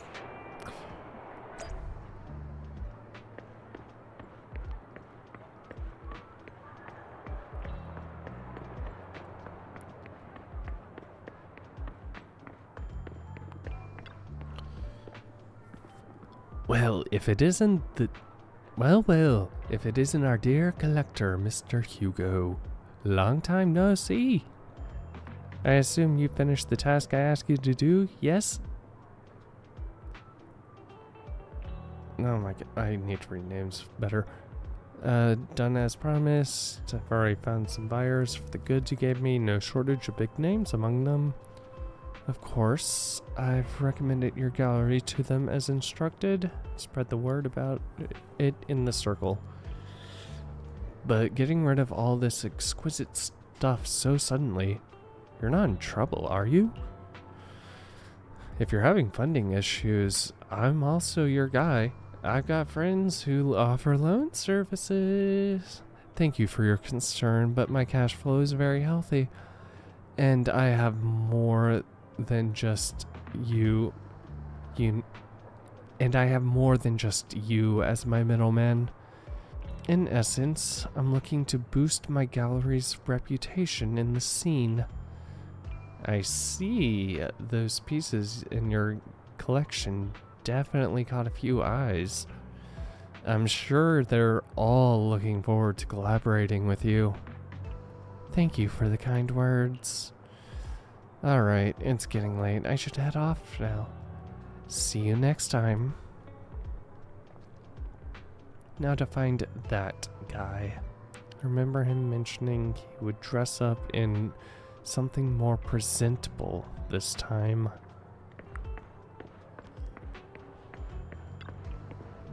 Let's meet at Luminous Square.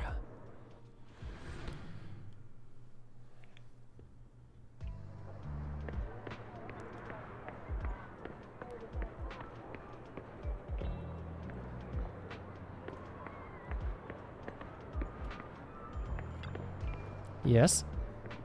When the musician's third string breaks, the gatekeeper whispers to me, "In which hand hides the coin for the underworld fairy?" Are you still LARPing at your age? I thought only people my age would like that. Sorry, my mistake. When the musician's third string breaks, the gatekeeper whispers to me, "In which hand hides the coin for the underworld ferryman?" The left hand holds death, the right hand holds deception, but the raven has already flown away with the answer. Ugh, I can't get over this embarrassment every time I say this. It's quite poetic, isn't it? The meeting with Hartman has been scheduled. He'll be waiting for you at the same private suite. Or should I say, waiting for Hugo, the renowned collector and gallery owner. Thanks, I knew I could count on you. Still, I have to ask, you're not looking to make the Ravenlocks your enemy, are you? And if I say I am, not like I can stop you anyway. I've already caused a scene at the auction. That robe of heroes stunt. Can't believe you came up with that. Hartman's been on the move lately. That organ trafficking case from before is linked to him. I also heard that he's been dropping some big money on some kind of drug research. The Ravenlocks have always been a bunch of cold-hearted bastards, doing all kinds of messed up things that can make your blood boil, and swept everything under the rug with money and power, leaving the victims with no justice. Okay, so they were the... Yeah, okay. I just put 2 and 2 together and made 4. Yeah, they were funding, what's his name? Yi. Or, Twiggy. But Hartman, he's the worst of the bunch. Rumor says that he personally took out the previous heir and clawed his way to the throne. I know, relax. I don't plan on clashing with him head on. You better not. I don't want to witness Mockingbird's folly of trying to crack a stone with an egg. I prefer to see it more as a gambit. I can never win this argument against you anyway. Don't forget, the Ravenlock family's in bed with those Exaltist lunatics. Who knows what awful scheme they've been cooking up lately. In any case, as your old friend, I sincerely wish you all the best. Thank you. By the way, how's Lycon doing these days? I haven't seen him around. What? I know you split up, but it's been years. Are you still not over it? Don't know, don't care. If there's nothing else, I'll get going now. Alright, fine. Good luck. The students nearby seem to be having an intense discussion. You hear a familiar name. So that Mockingbird Phantom Thief Syndicate only looks flashy, but hasn't actually accomplished anything, right? Tops remains unshakable, and those big families are just a step away from getting total control. It's possible that even the mayor can't keep them in check. But doesn't the mere existence of Mockingbird serve as some kind of warning? Every time they release a crime warning letter, fear erupts among these evildoers. Really? But what can they actually change? In the end, it's probably just a game. To the big shots, Mockingbird is like a fly. Annoying, but not deadly. So they let it just be.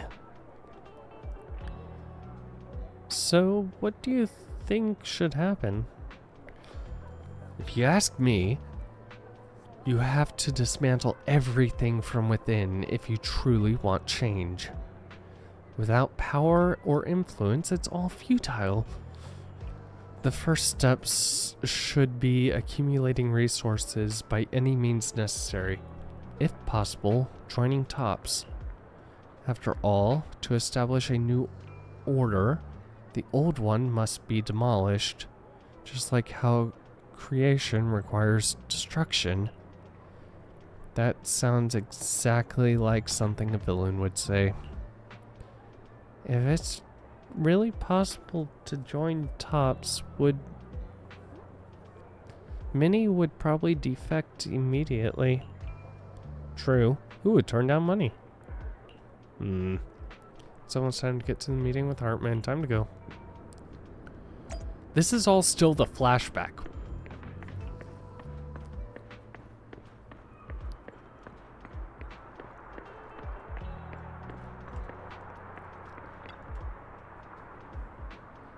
Your invitation has been confirmed. Esteemed guest, would you like to enter the private suite now? Yes.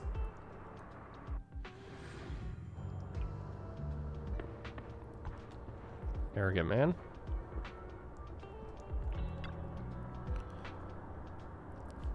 You the one who has business with Master Hartman?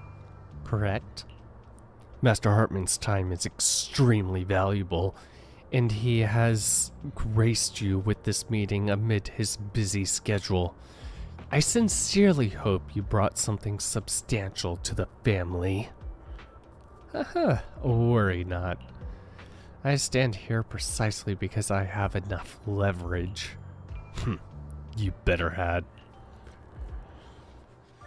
How about it? Will you work with me? Not bad. Let me be honest with you. I have the sacrifice core that you're after. I am Mockingbird. So it's you. I never thought you'd be so bold as to come see me alone. Relax, my friend. As you know, if I can sneak into such a heavily guarded auction, then naturally, I can just as easily slip away right now. I'm here with the sincere intention to seek cooperation. I can give you that sacrifice core. And what do you want in return? Wealth, glory, power. The things everyone else in the world wants, I want them too. And I'm confident that as the current heir to the Ravenlock family, those are all things you can give me. Then you've certainly come to the right place. My family is working on a big project. If things come to fruition, Ravenlock's status in Tops will significantly improve. At which point, I'll be sure to leave a spot for you. Naturally, as an outsider, you're precluded from handling any of our core business. But profits from the scraps alone will be enough to set you up for life. Mr. Hartman, I think you've misunderstood me. I have no intention of joining the Ravenlock family. In fact, I have an art gallery under my name that does pretty well for itself. I was hoping you could recommend me for Tops. You want to join Tops? That's easier said than done. Even for a family like ours, it would still require significant effort and... Just answer me yes or no. I don't think either of us can afford to waste time. I understand.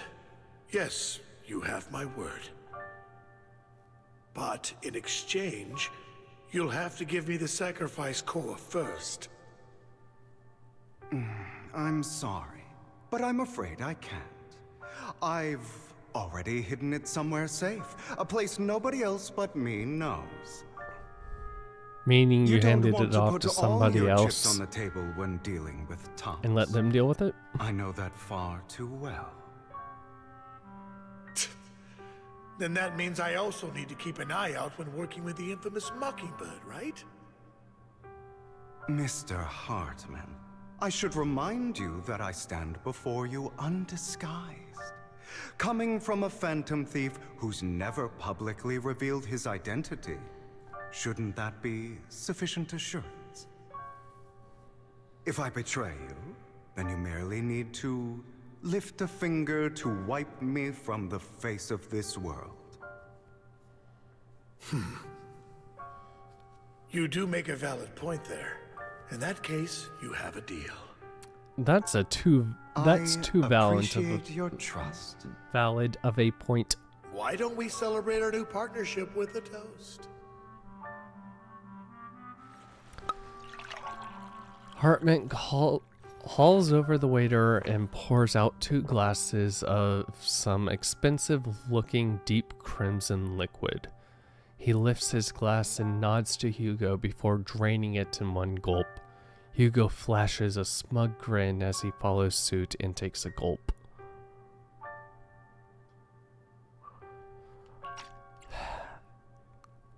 This man's a frickin' alcoholic, isn't he? Having a drink before undertaking anything important is a family tradition. It's good luck. As an outsider, it's a real honor. By the way, you aren't the only member of your organization, are you? Shouldn't all your companions agree to this deal first?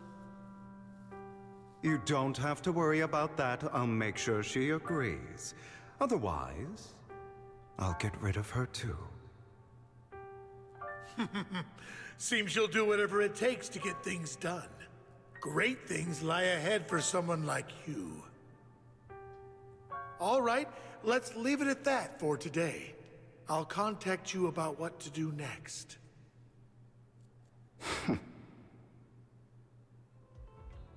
That's him! He's the one who killed Serena! She was the only one who was ever any good to him, right? That's how he repays her? That's why they say once a mongrel, always a mongrel. Just look into his eyes. Father! We have to punish him! Serena had been ranking ahead of him. Hugo must have poisoned her water so he could pass her. Pure evil. Typical for an impure bloodline. He should have been kicked out ages ago. Hugo, did you do all this? Yes, it was me. I killed her. He admitted it! Father, he must be expelled. He has no right to live under the same roof as us. Why don't we reunite him with Serena then? Nobody would ever know. Hugo, well done. My children, how many times have I told you before?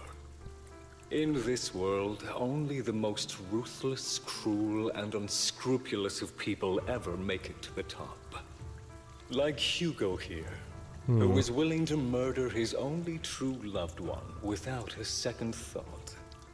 Only someone with the means and the gumption to do that is qualified to be my heir. That was... But I... It's all over now, and the results are obvious. The winner of this month's assessment is Hugo. As for the rest of you, go to the usual place for the punishment you deserve. But Father, before this, I was #1. As I've told you before, there's only room for one winner in this family. You're still a loser, even if it's by the smallest margin. And there's no reason for a loser to exist.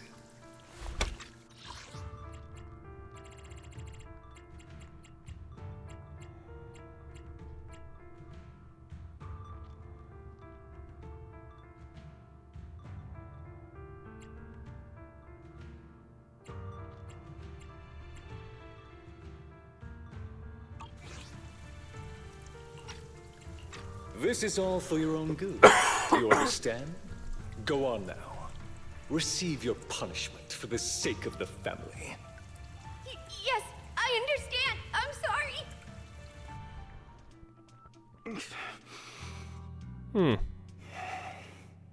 That really brought up some unpleasant memories. It won't be long. Soon, it'll all be over. Oh.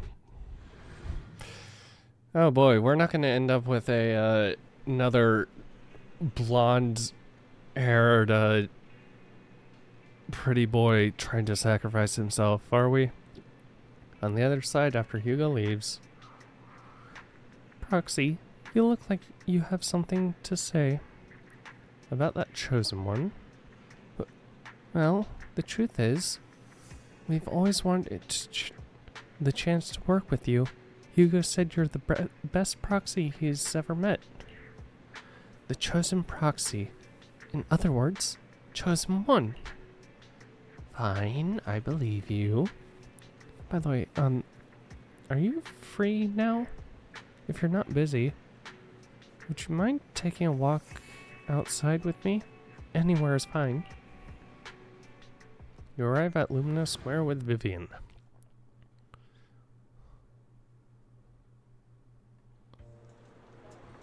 Going for a moonlit walk?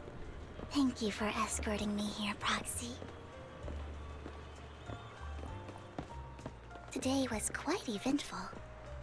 If I were to head back now, I probably wouldn't be able to fall asleep.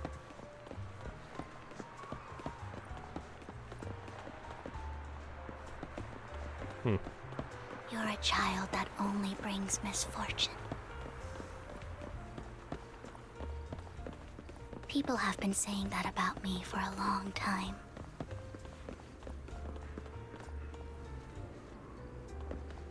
I used to feel hurt and resentful. But now that I think about it, it's perfectly normal for people to react that way.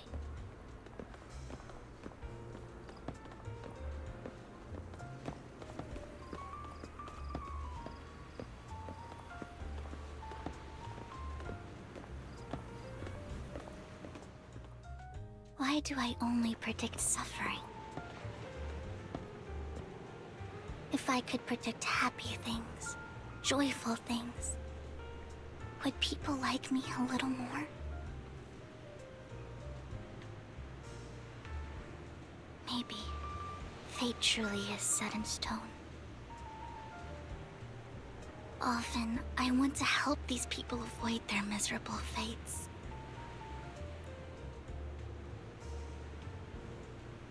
For a time, I even thought that I was successful, that I could change people's destiny.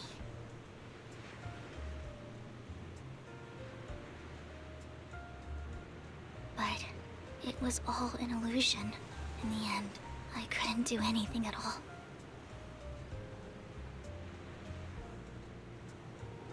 So, I was really happy when you said that my abilities weren't a curse, but a gift.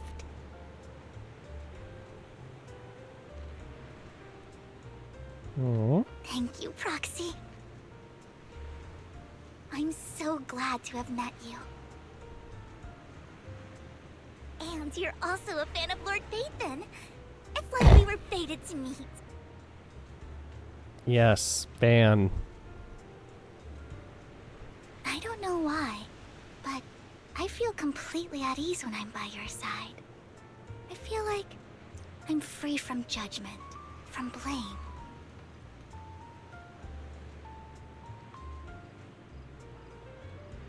Like, I don't need to worry about anything, and can just be my own true self.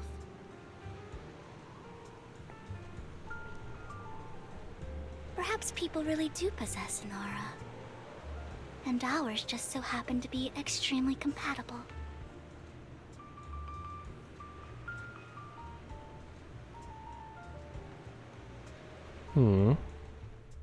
By the way, you asked me before about Hugo.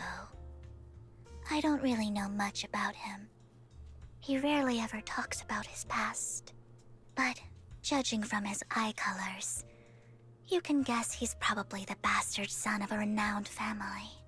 I think his mother was very worried about his different colored eyes, and even wanted to get rid of him at one point. But then his family offered a huge price and bought him off his mother for some reason. And just like that, he moved from a leaky and drafty boarding room to a luxurious mansion. But he's also mentioned that the extravagant home is actually like hell for him. I think it's probably because the family treats him terribly. I digress.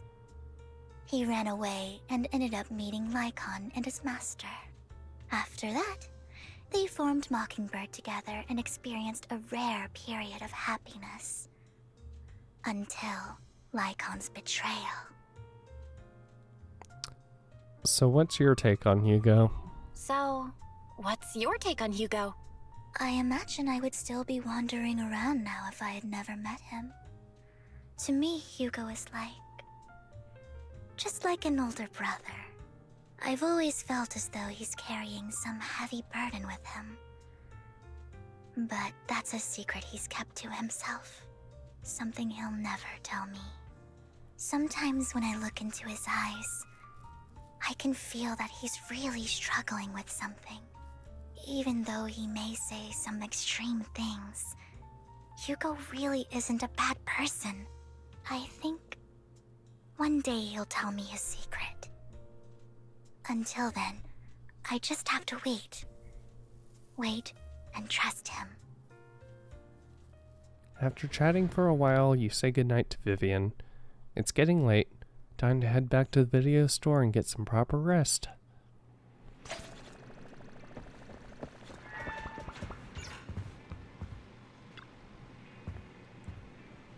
Belle, you came home late today. I had a long chat with Vivian. Jealous? I see. It's getting late, so let's call it a day. Once Vivian and the others get in touch, we'll have a lot to investigate. Belle, Vivian has contacted us. She said you'll be investigating the Hollow tomorrow. In addition to her, Hugo, and Lycon Anby, whom we've recommended before, will also join this operation. She'll explain the details when she comes to pick you up at the video store tomorrow, but are you still planning to head straight into Hollow like you did the last few times? Vivian and the others will protect me. Alright. With so many friends around this time, there shouldn't be much risk. I'll wait for you at home. So no matter what, remember safety first. Let's get some rest for now.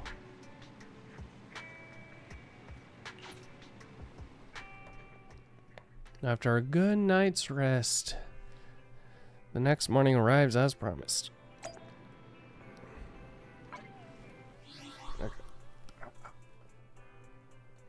Okay. Give me just a moment. I didn't press that.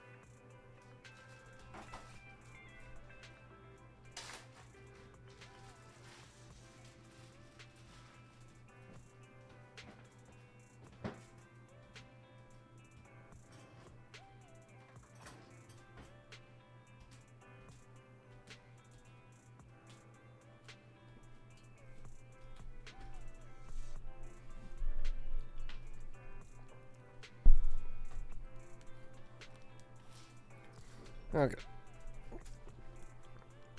Doop.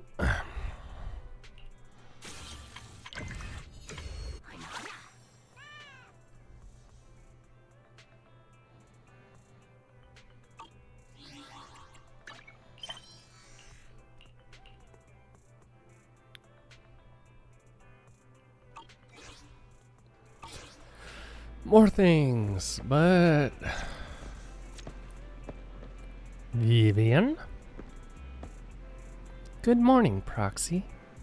Long story short, we analyzed the locations marked in Bringer's notebook and found no pattern between the coordinates, but they all seem well hidden. Hugo suspects we might find something stashed at the coordinates, but it's unclear whether it'll be something pleasant or terrifying. In any case, we need to investigate. Our destination today is the Ballet Twins. Oh my god. Let's head over together.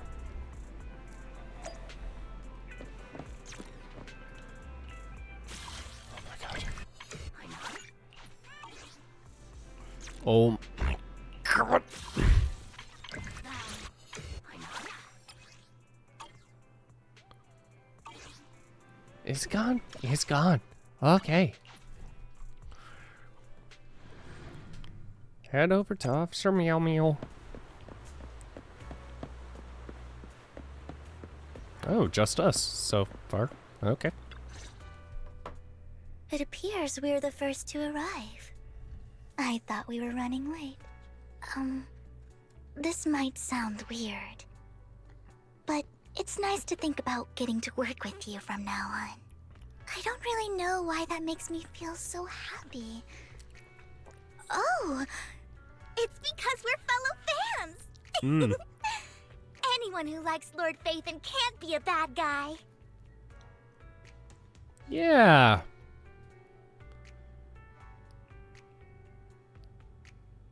Honestly, the quirk is growing on me. The quirk is really growing on me. For sure.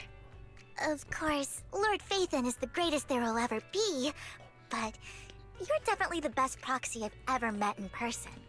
Hugo told me before that you're really skilled, and he said we'd get along great. I never expected he'd be so right. Oh, by the way, would you like to come by my place if you have time later?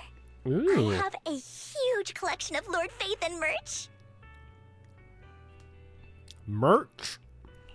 Phaethon, Lord Phaethon doesn't have any merch out there, right? I mean, we don't even know what he looks like, for starters. It's all my own original merch. Like screenshots of old Internet comments. I print them out and turn them into postcards. Oh Plus my god. the avatars Lord Phaethon's used, the music playlists they recommend. I've organized it all. I'd love to show it all to you if we get the chance. Yes, please do. I'm super curious to see all that. Please be sure to show me sometime. Splendid. Let's book a time and you can come by my place and see all my Lord Phaethon merch. Speaking of which, what's taking those two so long? Hugo said he had some preparations to do before entering the Hollow. I wonder how that's coming along. Meanwhile, he and Lycon are fighting, probably.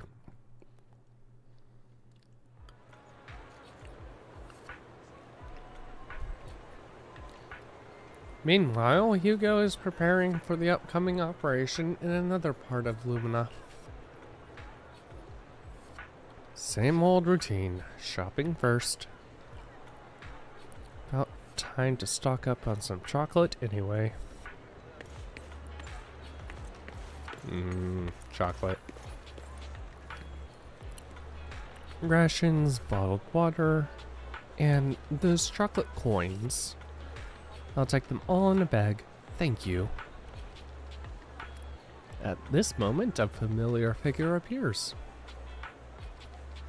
Hugo. Oh, what a coincidence. I didn't expect to see you here. Evidently, I didn't expect it either.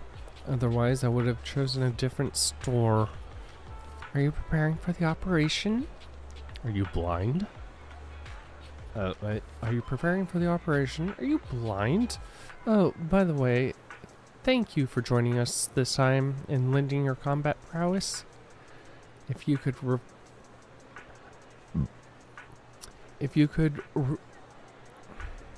If you could also refrain from revealing our secrets to your dear master, that would be perfect. The manager went over this with me. You have my word that as long as your actions do not cause harm, I will keep everything secret. How awfully kind of you. Alright, I'm short on time, so I'll be off now. Enjoy your shopping.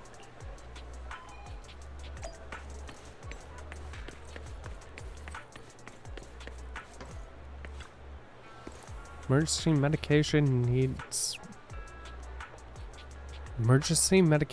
need restocking too. I guess I'll stick to the ones I'm used to. This moment, a familiar figure appears once again. You know what, Lycon?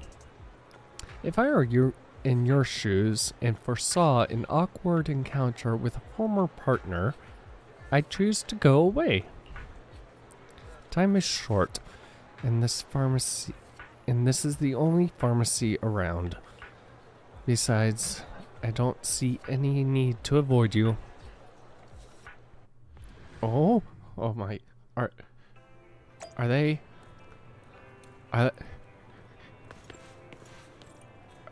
Can they be friends again?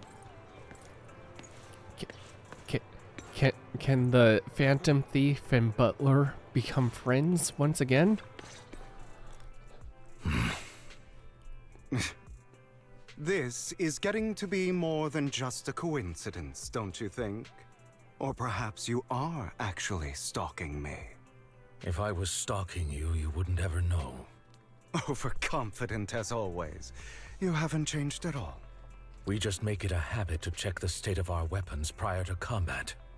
Thanks for that little reminder. I almost forgot. I didn't expect you to let me join. What else could I do?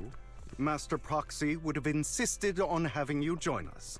I never expected for us to have a chance to enjoy some pleasant conversation like this, without our weapons drawn, that is. It really has been too long. I still remember when we first established Mockingbird. Indeed. That was a long time ago. Thankfully, Jack went in peace.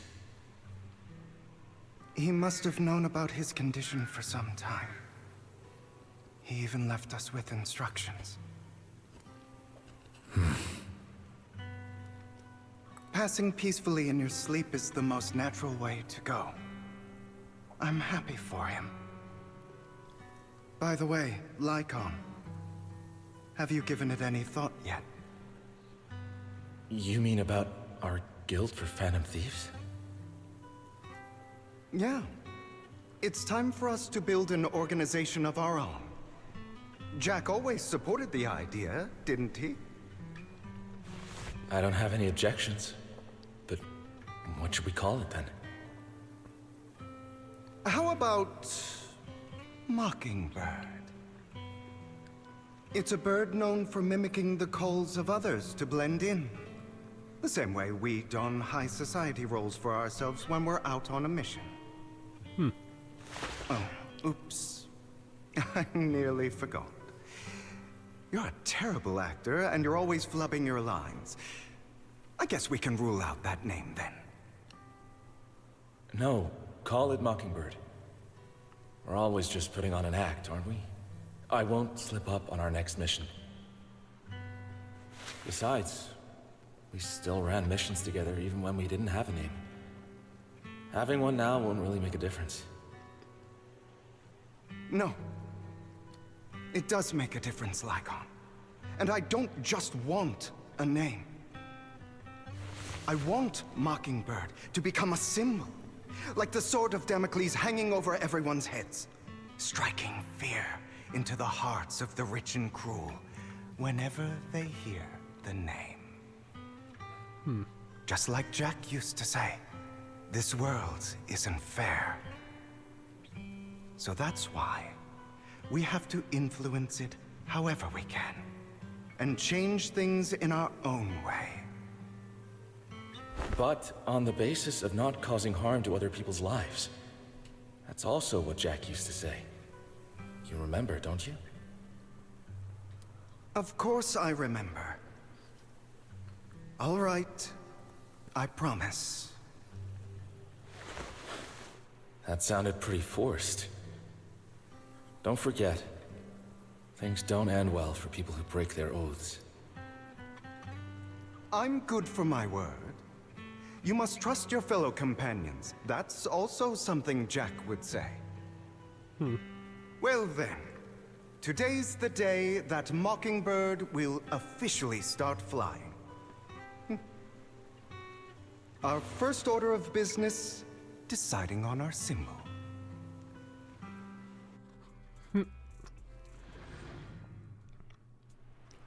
Hugo and Lycon share a rare moment of peaceful reminiscence. Meanwhile, on the proxy side, the others joining the operation finally arrive.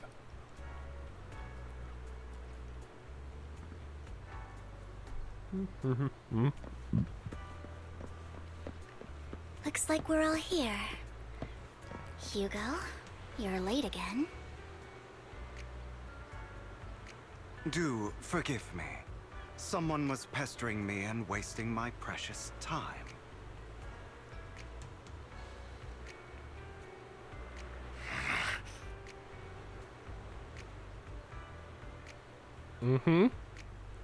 Uh-huh. Alright. Other than familiar faces, we have a new friend joining us for this operation. Seems that Miss Anby is the reinforcements recommended by the manager. A pleasure to meet you. I'm Hugo. Hello there. The proxy has updated me on the necessary information. Rest assured, I will keep it confidential. So, before entering the Hollow, let's confirm the mission's objectives once again. We'll be heading to one of the coordinates marked in Bringer's notebook and searching the area. Based on relevant information, these coordinates may contain secrets related to the Exaltist. These could be treasures or something awful. We have to explore to find out.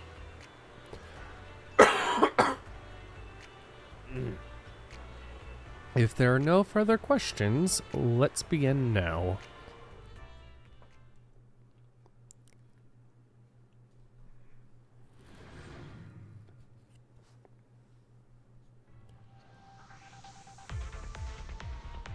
I didn't expect the coordinates in Bringer's notes to lead here.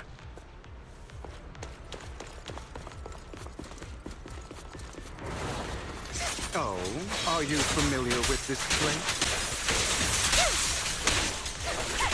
More familiar than you, it seems. Proxy, if they're being too noisy, can I take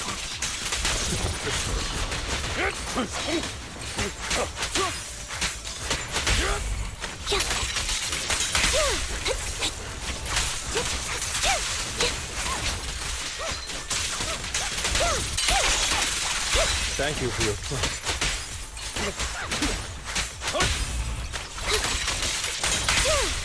Okay.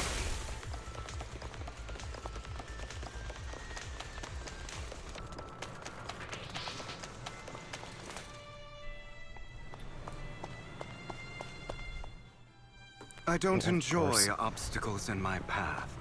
Can we not bust the door open? The generator room should be nearby. Over here. Wow, you really know this place like the back of your paw.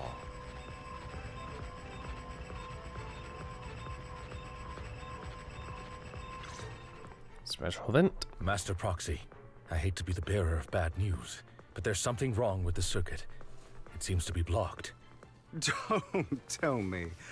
Victoria Housekeeping's high and mighty attendants can't even fix a simple circuit. I can fix it, but I'll need a circuit diagram before I can do anything. I've seen diagrams for this type of circuit before. It's a pity that we're unable to connect to the outside world from inside the hollow. I can help. Just leave that problem to me. Vel, I just sent an image of a circuit diagram to your phone. Check if you received it. Thank you very much, Master Proxy. Now then, let's start repairing this circuit.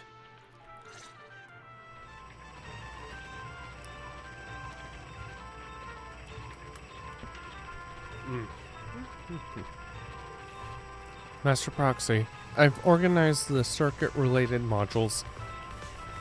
You just need to connect them the same way you've always done before. Of course.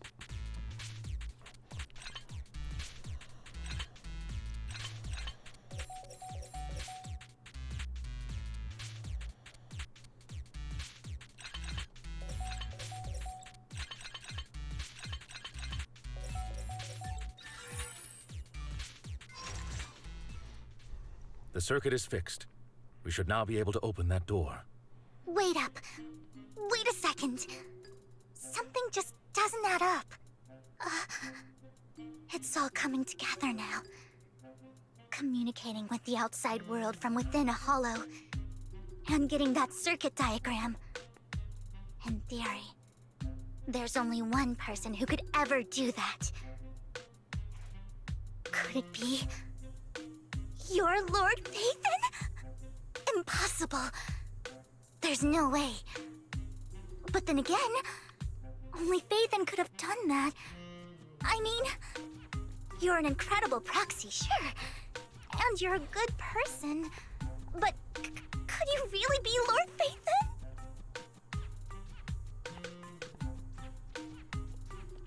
I told you this when we first, when you first or said something about Phaethon, didn't you? Didn't we? I don't. Yes. That's me. I'm Phaethon. I did. Sorry, I just I did never tell had the you. chance to tell you. Unbelievable. Lord Phaethon, I've been your biggest fan for years now. Goodness me, Lord Phaethon was right in front of me all along, and I had no idea. This is like a dream. Could you, I mean, if you're willing, could you please give me an autograph and a group photo and... Let's wait until we're out of the hollow first. Anything you want. We just gotta get out of the hollow first. Oh, okay. Sorry, guess I got a little too excited. Anyone would be enraptured meeting someone they admire that much. Yeah, if I ever met my favorite movie director, I'd be the same. We should keep moving. This isn't the best place for idle chit-chat. Yeah. The door's finally open.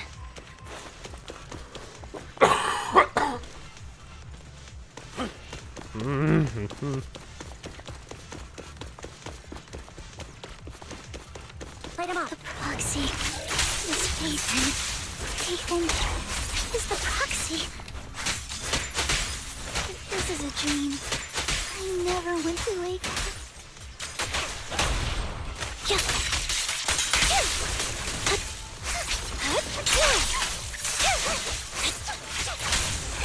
An opportune time.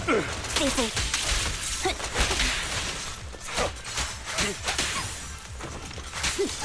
In position.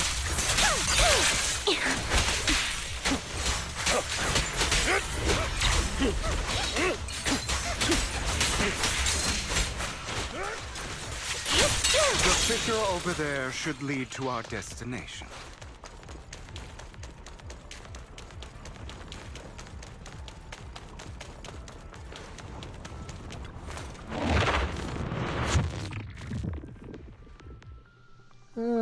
Oop. Up here.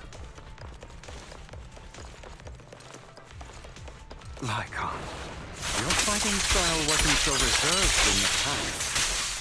Real fast. I've matured. You call this mature? You're just being pretentious. Soon time.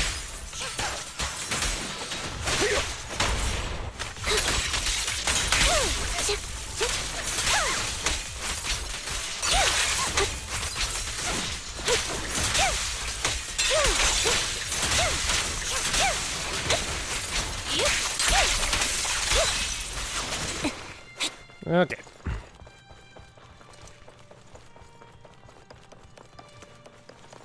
A difficult foe, that one.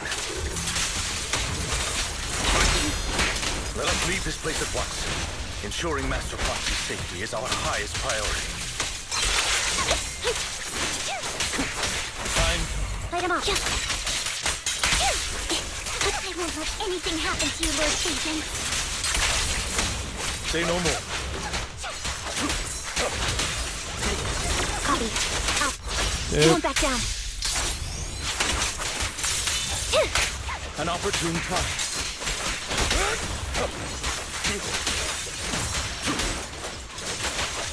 Focus up. Thank you, Heath.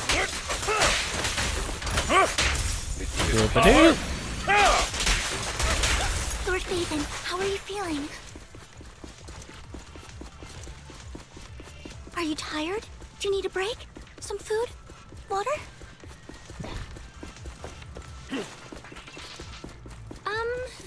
Thank you for your concern.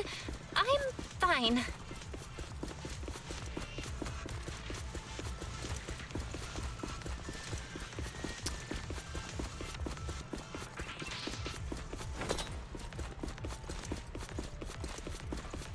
Oh, nope. Okay.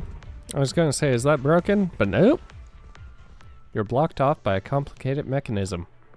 Master, a complex mechanism has been detected ahead. To pass through, you need to activate all 3 smaller mechanisms. Suggestion: You finally show up and handle them simultaneously to save time. for the first time in this patch. In what has taken me 6.5 hours. I honestly thought they got rid of you altogether. So, we have to head to 3 different places to crack this thing. Huh? We're splitting into 3 groups? In that case, I'll protect you, Master Proxy. I can take care of one myself. That leaves the last one to me, then. You should go with Hugo. What's that supposed to mean? We get along just fine, don't we, Miss Cunninghair? I don't know what's going on with you two, but you've been bickering the whole time. It's annoying. This is a good chance for you guys to build some rapport. Anby's got a point. Hugo, just go with Lycon. You just want to be alone with your Lord Phaethon, don't you?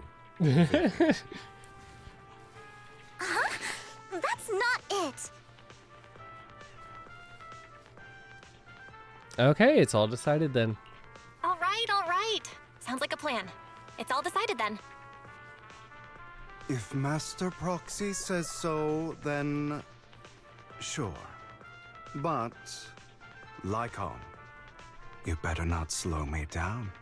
I really want to recommend you two some movies for a crash course on teamwork.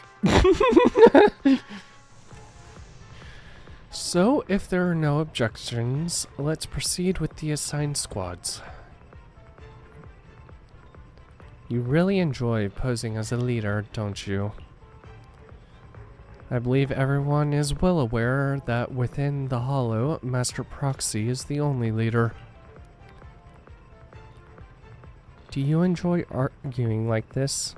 Does it make you happy? Clearly it doesn't, Miss Anby. Lord Phaethon, are you tired? Would you like to rest for a moment?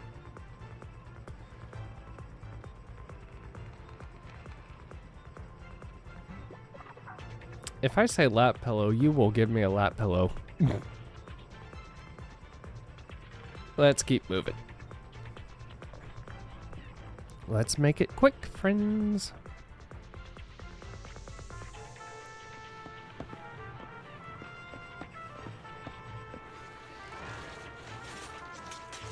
Lord Phaethon, there are too many ethereals here.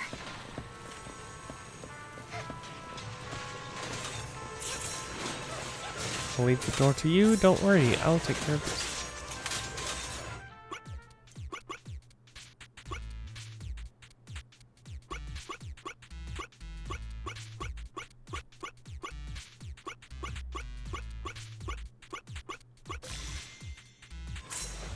Okay.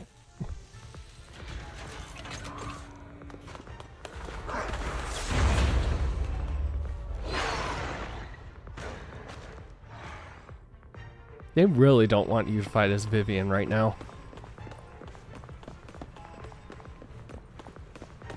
Lord Phaethon, seems like we both need to press down on these mechanisms at the same time.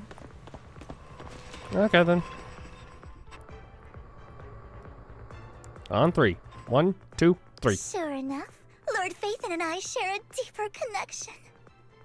Sorry, I hope I'm not being too forward.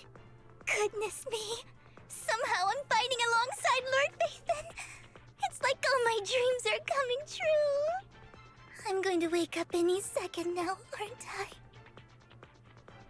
I? I'm real. No, this isn't a dream. I'm real, see? You can even hold my hand. Oh no. Not only is Lord Phaethon incredible, but super kind. Belle. That's it. I pledge to be a die-hard Lord Phaethon fan until my very last breath. I'm happy to hear that. I'm happy to hear that, don't get me wrong. But why do you like Phaethon so much, Vivian? Lord Phaethon is my light. The one who saved me in my darkest and most desperate times. Like a deity who rescued me. You probably don't remember, but you really did save me that day. Wow, it's so embarrassing to say all this in front of you. Sorry, I hope I'm not bothering you too much. Not bother at all. Of course not. Thank you for your loyal support. I should be the one thanking you. Just being able to see Lord Phaethon makes me the luckiest person in the whole world. Sorry to keep babbling like this. I wonder how the others are doing. I'm sure Anby will be able to manage. She's great at this kind of stuff. But as for Hugo and Lycon, let's just hope they don't get into a fight with each other. Yeah. There are too many ethereals here. Though, it's not a huge problem.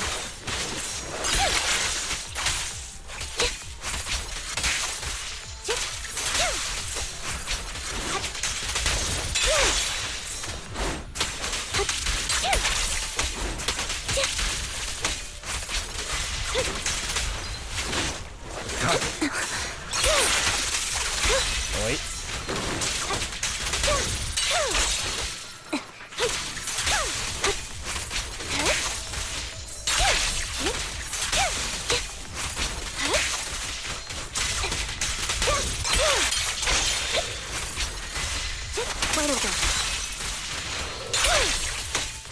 Get over there. Okay. Final step, operate the console, just like in the movies, bringing down the lever with a decisive pull. Great, no monsters. Let's meet up with the others now. Meanwhile, on Lycon and Hugo's side... Oh boy. Oh boy.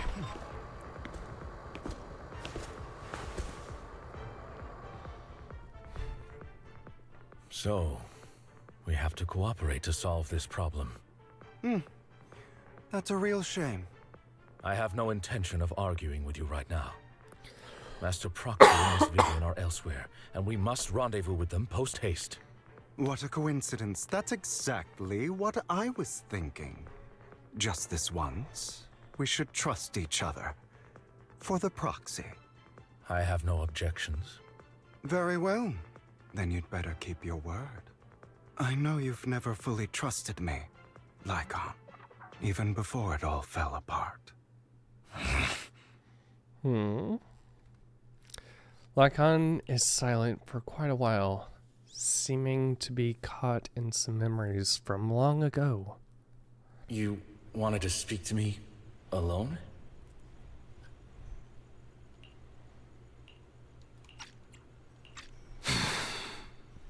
I know you and Hugo are as thick as thieves and don't hide anything from one another. But you can't tell him what I'm about to tell you. Did something happen with him?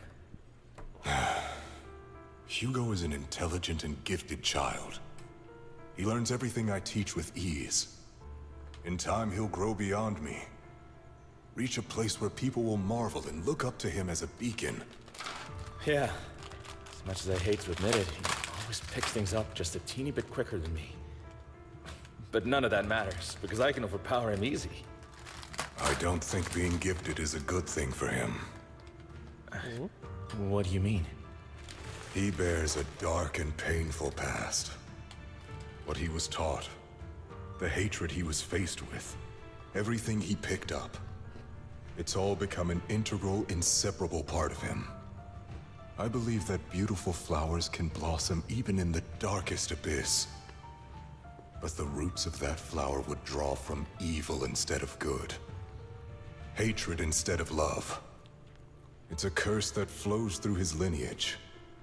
A curse that fate branded him with. I've seen far too many people like that throughout this long life of mine. They struggle with this curse their whole lives. But they all end up failing in the end. The path of light is narrow and fleeting. And the darkness is filled with such temptation that dropping your guard for even just a moment can send you spiraling straight into the abyss. Do you mean Hugo's going to be a bad guy? I don't know. I hope he'll always stay true to his heart. That he won't give in to hatred and ambition. That he won't become the dragon that must be slain. But he has inherited the seed of evil. You cannot let it take root. I'm afraid I won't be there to help you. There's not much life left in this old body of mine. So then, Lycon, promise me now. You must hold his chain tight. To restrain him. To stop him. And when necessary, to choke him.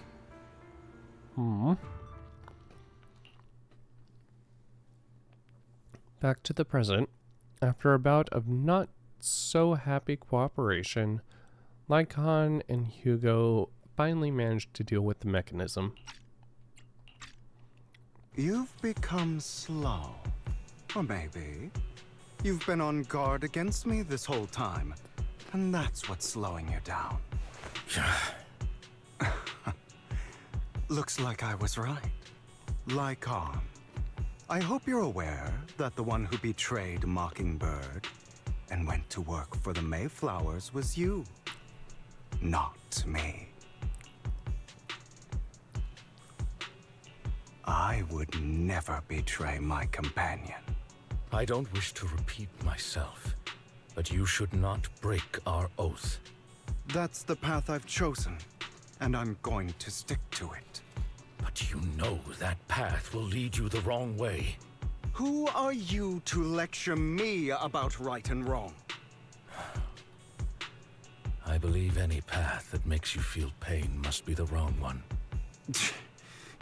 Your disgusting sympathies make me sick, Lycon.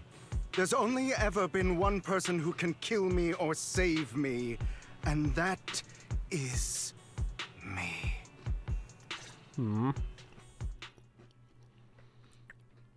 Great, it worked.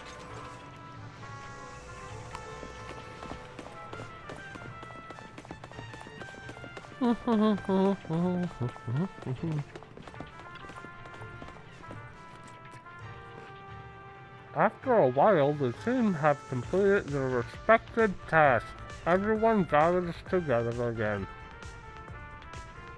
Oh, God damn it.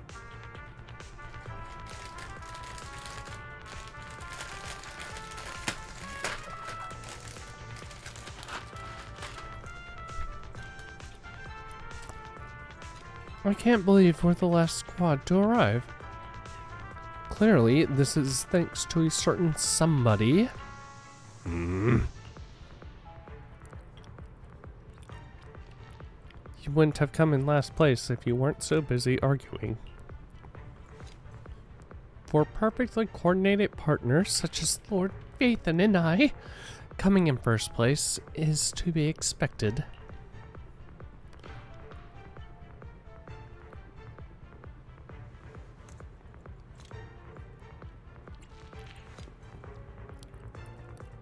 Shouldn't last place treat everyone else? Alright, fair enough. Once we complete the mission, I'll treat the proxy to a meal. Since when did we agree on a race? Everyone, the location marked on Bringer's notebook is not far from here. Let's move out. You hear a strange noise coming from ahead. Boss time? Boss time. That was loud. What's happening up ahead? Hold on, everyone. I'll go check it out. It's probably multiple ethereals attacking. Just in case, I'll go with you. Vivian, you should go with them too. Keep an eye on Lycon, will you? I'm worried he might sell us out to the mayor when he gets the chance. I'd never do that. But if Miss Vivian wishes to join us, she's more than welcome. Okay. Then I'll go with you. Why do you look so nervous? Why do you look so nervous? I've spent so much time by your side already. I need to get away from Lord Phaethon for a little bit, or I might die from this overwhelming happiness. If that's the case, Miss Vivian, feel free to come along with me. Okay. All right. Vivian stumbles off with Lycon. So, how does it feel to be worshipped, Lord Phaethon? You had that figured out a while ago, didn't you? You had that figured out a while ago, didn't you? Sharp as always. But of course, I couldn't spoil it for her. She has to figure it out on her own. That's what makes it special. You asked Lycon and Vivian to leave for a reason. Not only that, you asked Lycon and Vivian to leave for a reason. Is there something you'd like to say to me? I can't keep anything from you, can I? I've always treated Vivian like my own little sister. Maybe it's just a coincidence, but she looks a lot like Serena. I think I mentioned it before. Serena was my half-sister. She passed away a long time ago. Vivian adores you. Whether you're Phaethon or just Belle. Of course, I also have a lot of respect for someone like you. Strong, fair, and genuinely kind. So I hope... I beg you, please keep her safe. Wait. Hang on. What's that supposed to mean? Think of it as the last bit of conscience I have left. A kid as pure as her. She should stay alongside someone who walks in the light. Like you. Not even Vivian can agree with all my beliefs. One day we'll go our separate ways. Your beliefs. What do you mean exactly? Your beliefs? What do you mean exactly? You probably heard from Lycon. We swore an oath when we started Mockingbird. We swore to use our own hands to right the wrongs in this world. But never, under any circumstances, would we take another human life. I stayed true to my words. Until my father, the man I hated, stood right before me. I could have ended his life easily, but I hesitated. I remembered that damned oath and their repeated attempts to convince me. I didn't do it. Because of that, innocent people died. All because of him. If I'd killed him first, then none of those tragedies would have happened. People like him don't deserve to live. After that, I realized, sometimes, taking one life really can save countless others.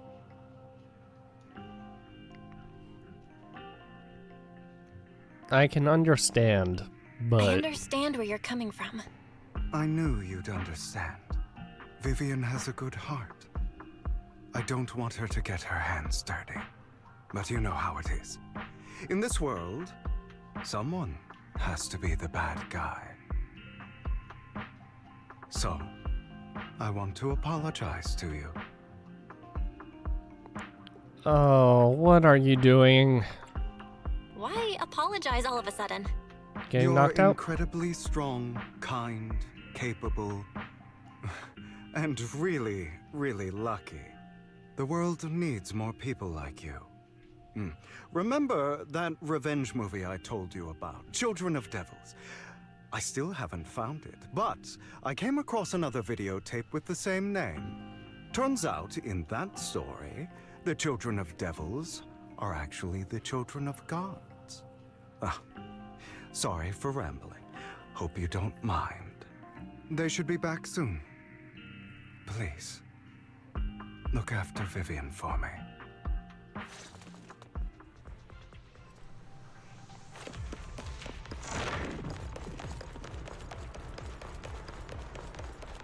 Oh boy.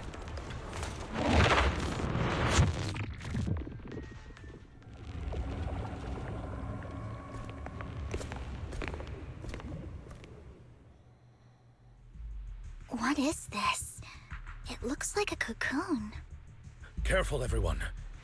If I'm not mistaken, that's a sacrifice in there. It appears to be in hibernation. Oh. We don't know when it'll wake up. If it does wake up, we'll be in serious trouble. This motherfucker. Wait, those spots Bringer marked in his notebook. Are you saying each one might have a sacrifice like this? Ooh. That means there must be at least a dozen of them. And that's only counting the ones we know so far. These sacrifices may still be hibernating, but the fact that there are so many of them out there is terrifying. The Exaltists must have a way to revive them. And that's not all. These sacrifices can exist outside the Hollows. If they make their way into populated areas...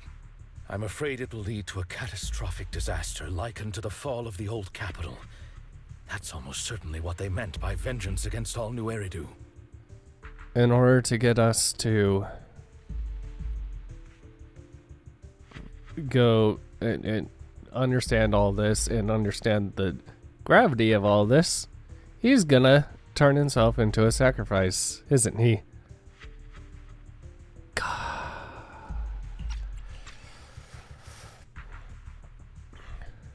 We need to get rid of these sacrifices. Let's find a way to get rid of these sacrifices. We can't let the Exaltists have them. Thank you for helping me find this sacrifice. But sorry, kids. You won't be the ones to keep it. It's that annoying old man. Why is he here? I'd advise you to choose your words wisely, young lady.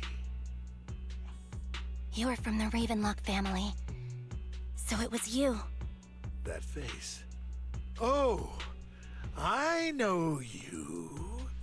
I heard about what happened to your friend. Truly unfortunate. If only she'd been smarter. It seems your goal was this sacrifice all along. You've been tailing us, haven't you? Keeping your distance so that I wouldn't notice. As expected of a Wolf Thyran, you are very perceptive. That's right. All thanks to your ex-partner, we were able to carry out our plan smoothly. My ex-partner? I'm not exactly happy being called that, but what he said is true. Hugo takes one step forward, then walks over to Hartman's side. Wait, Hugo, what do you mean? I made a deal with Mr. Hartman in advance. So, would you kindly step aside and let us have this sacrifice? Of course, you can choose to refuse, but if you do, then I'll have to take coercive measures. What did this guy promise you? What did you offer him? Everything we know about the sacrifices plus the core itself. But why? It's simple. I want to climb higher. Mr. Hartman offered me a chance to join Tops. Who could say no to that?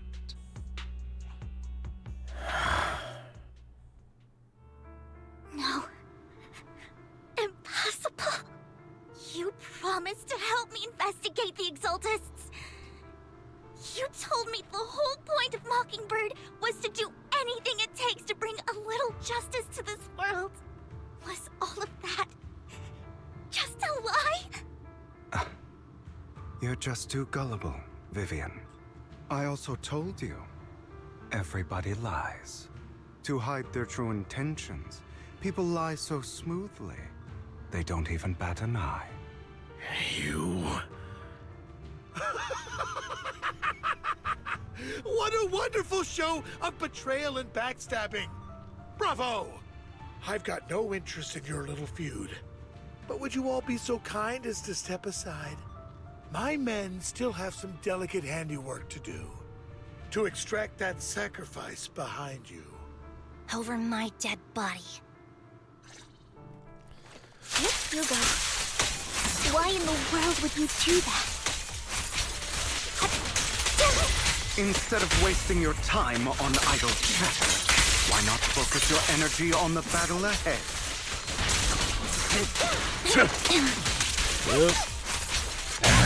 Stand still. Your plans will never succeed. It's useless. Don't you get it? You're not just going against the people. Oh, did I? Okay. You're not going against me.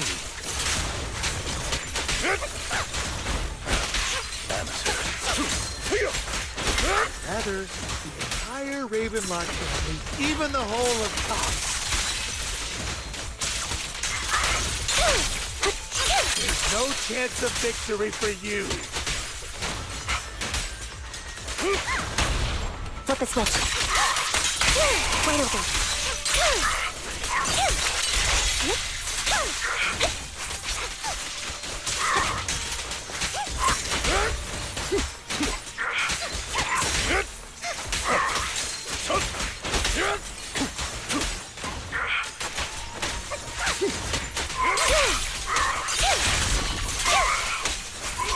Okay.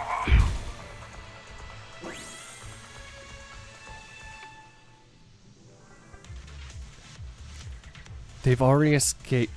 They've already escaped through the fissure with the sacrifice. We have to catch up. We can't let them have the sacrifice.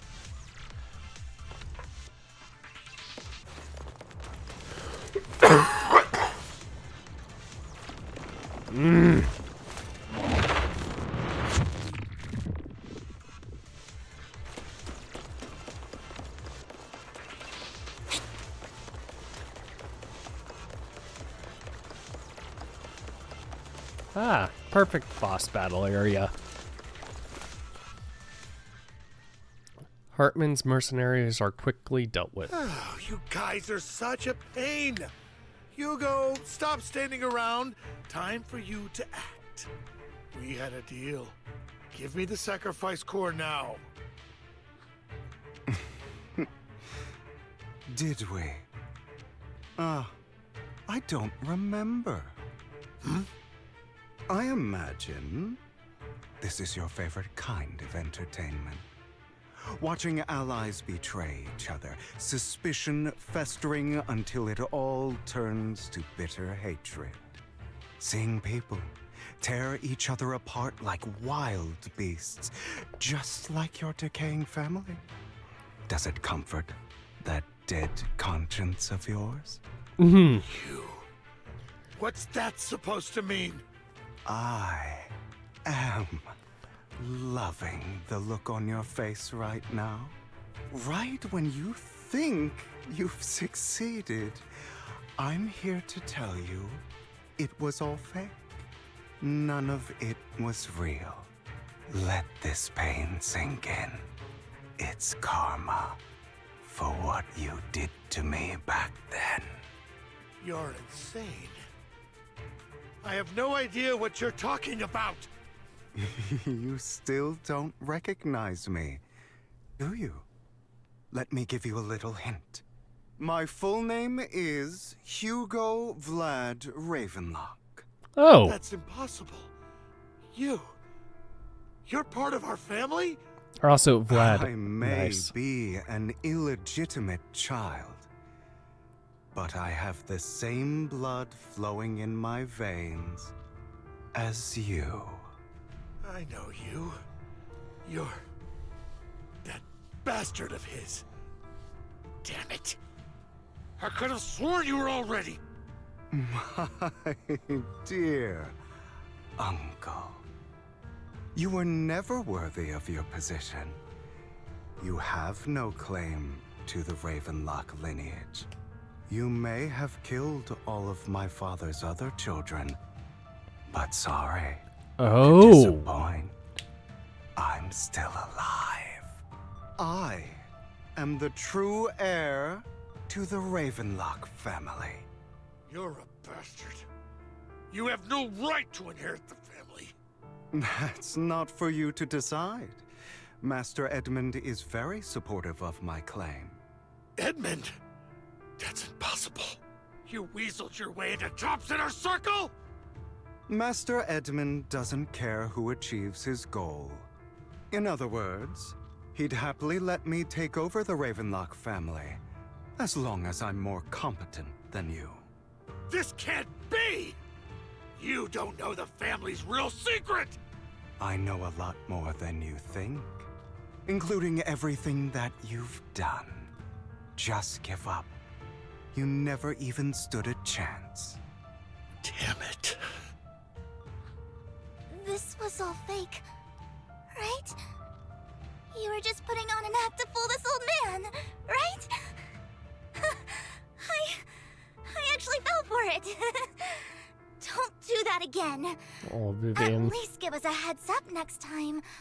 Vivian, everything I did was to rightfully inherit the Ravenlock family. That part is true. Now, I'm going to kill this man who stole what was never his. I'll make sure he can never be a threat again. You can't kill him.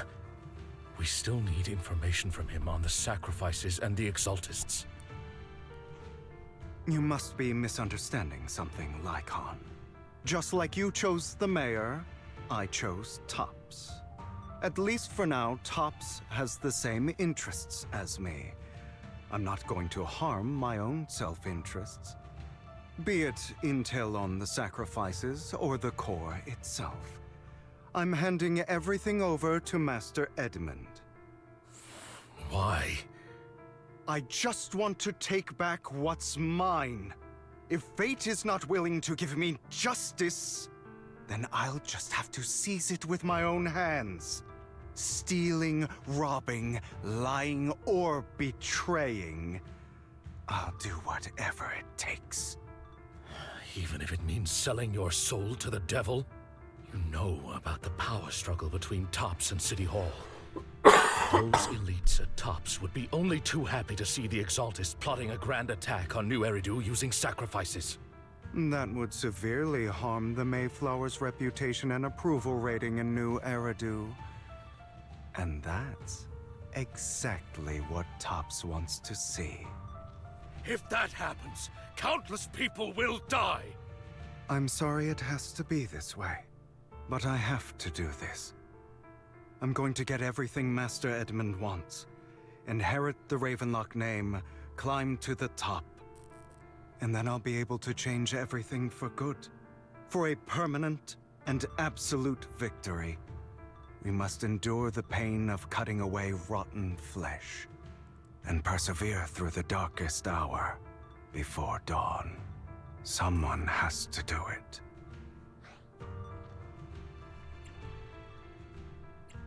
Nah, you ain't doing it. I don't really agree. Sounds like some twisted logic to me. This is the path I've chosen. Without power, resources, or strength, we can't do anything.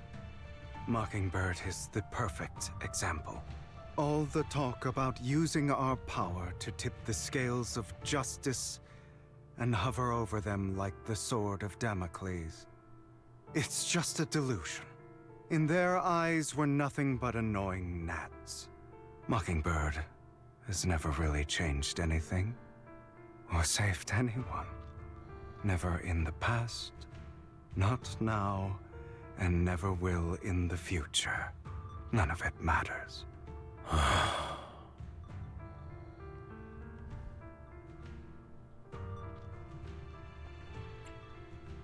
Don't give in to the hate! I understand your anger and resentment, but you can't let those feelings consume you.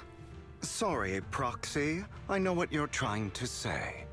But this isn't some children's story of a dragon slayer becoming an evil dragon. Sometimes, to slay the dragon, you must first become one. With sharp claws, rending fangs, and strength enough to destroy anything. So I will bloody my hands. I will carry the weight of my sins. I will become the abyss.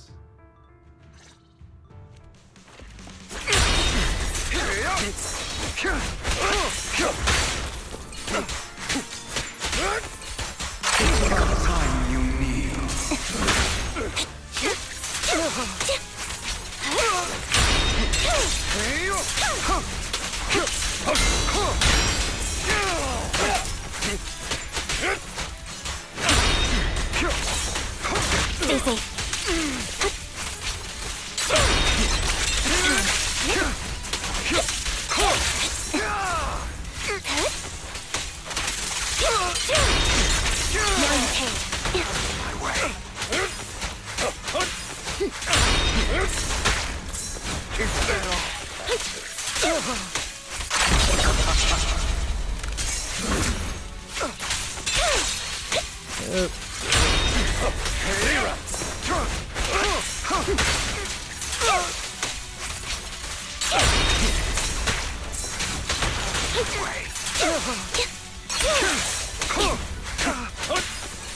Everything you just said, is that what you truly believe? Enough. Of course. I have never once thought that Mockingbird was a failure.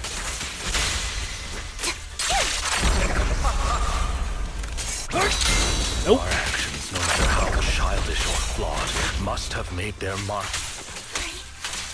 I don't want it to end like this.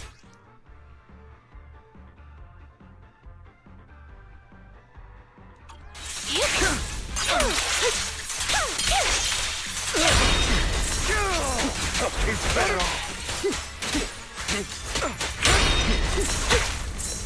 out of my way.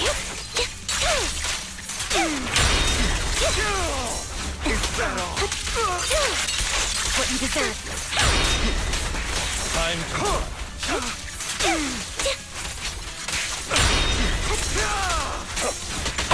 my way. God I'll do damn my it. best. Loyalty. I really don't want Roxy. I envy you. The world needs people like you.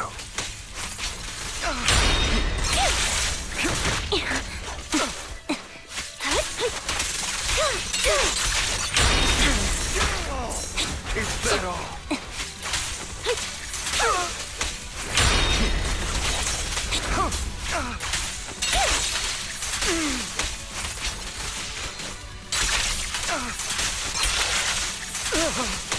Not over.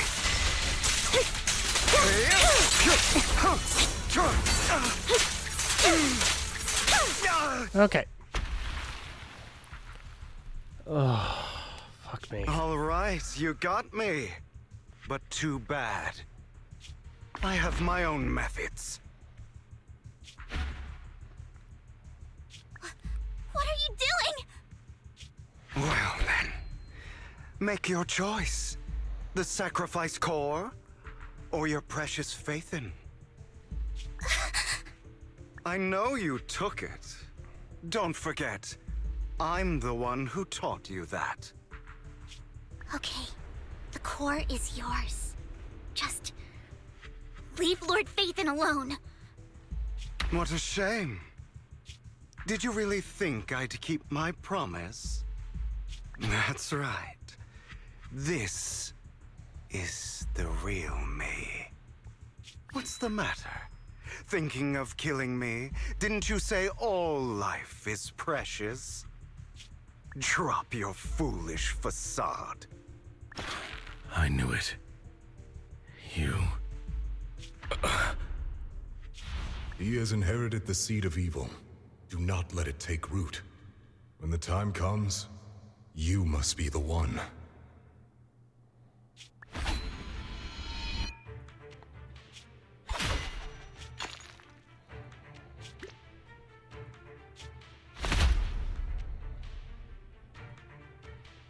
Go on, kill me. If you've got the guts, do it, traitor.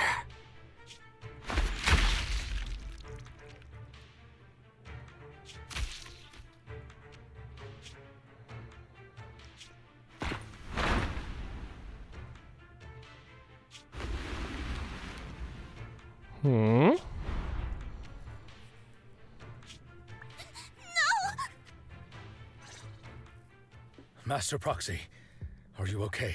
Are you hurt? Why did things like this happen? Don't worry, I'm fine. I just never thought things would turn out like this. Lord Phaethon, I'm sorry. I had no idea Hugo would do that to you. I'm so sorry. It's not your fault, Vivian. Also, something isn't right. Judging from how we've interacted before, Hugo didn't seem like the reckless type. I feel like there's more to this than meets the eye. Vivian quietly walks to the edge of the rooftop. She hesitates for a long time and looks down. Naturally, there's nothing there. Hugo, he... That's a hollow down there. If you need, I can arrange for someone to go in and search for his body. That isn't necessary. To be frank, I thought you'd hate him for his betrayal, Miss Vivian. I do hate that he's keeping things from me, but all these years, Hugo's been like family to me. I believe he's still with us.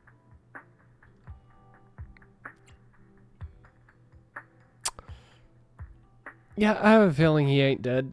Me too. There's a chance he's still alive. I'm terribly sorry, but I must tell you, Hey, it's like him? impossible for Hugo to be alive. My hand went through his heart. Sorry to interrupt, everyone. But just so you know, Hartman's gone. Probably slipped away during all the chaos. I'm sorry. I was so focused on Master Proxy's safety, I wasn't paying attention to him. Same, but it doesn't matter. We all know what he did. And he will pay for what he did today. Yes.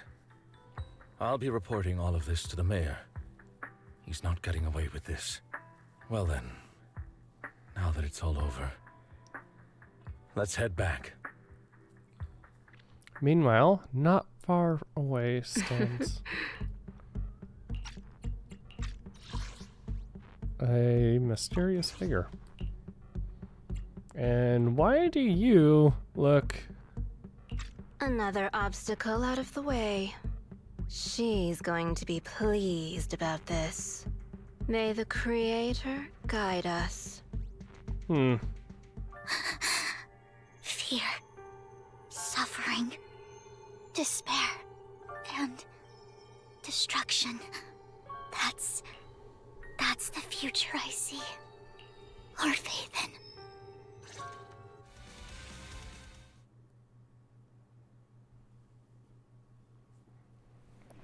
After exiting the hollow, Lycon takes his leave while Vivian returns to the video store with us. But for some reason, she remains silent the entire way.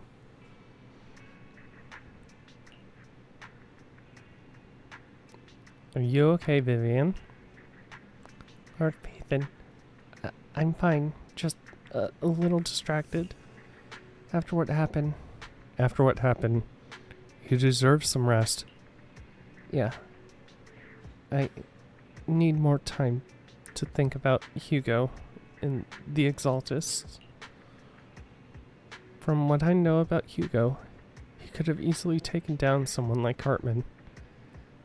There's no need for him to put on such a show. But to deliberately use you as a hostage... I don't think he ever intended to harm you. What Hugo said in the end, I don't know.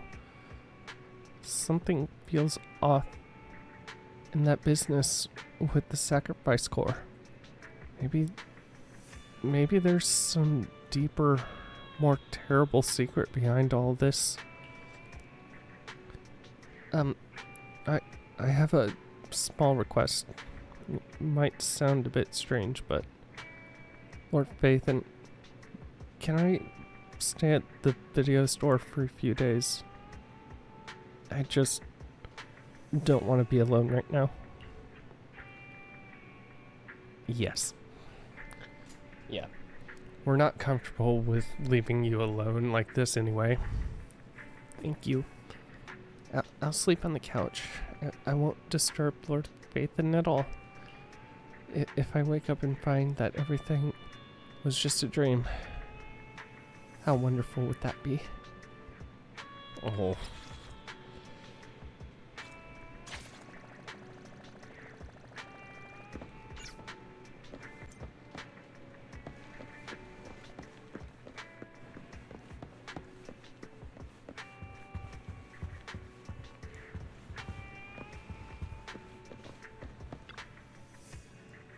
My head is a mess.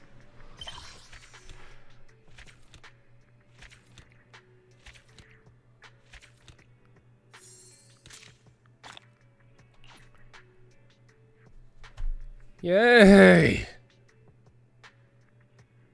One sitting. Plus I did the other thing too. Because this game very much decided. Okay. You rest comfortably, now your mind feels exceptionally clear.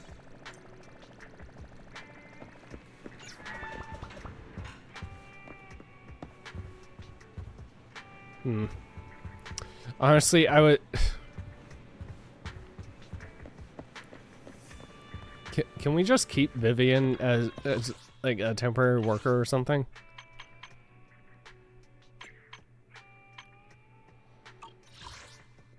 Not even just temporary, just let's just hire Vivian. Let her live here because that girl needs a home.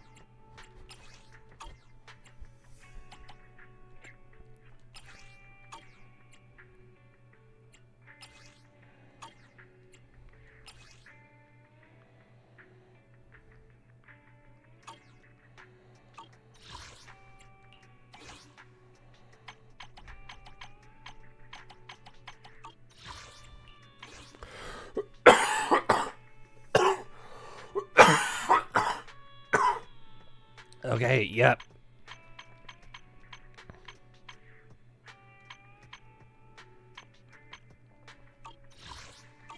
Okay. Well, that's gonna be all for today. Thank you guys so very much. Yee.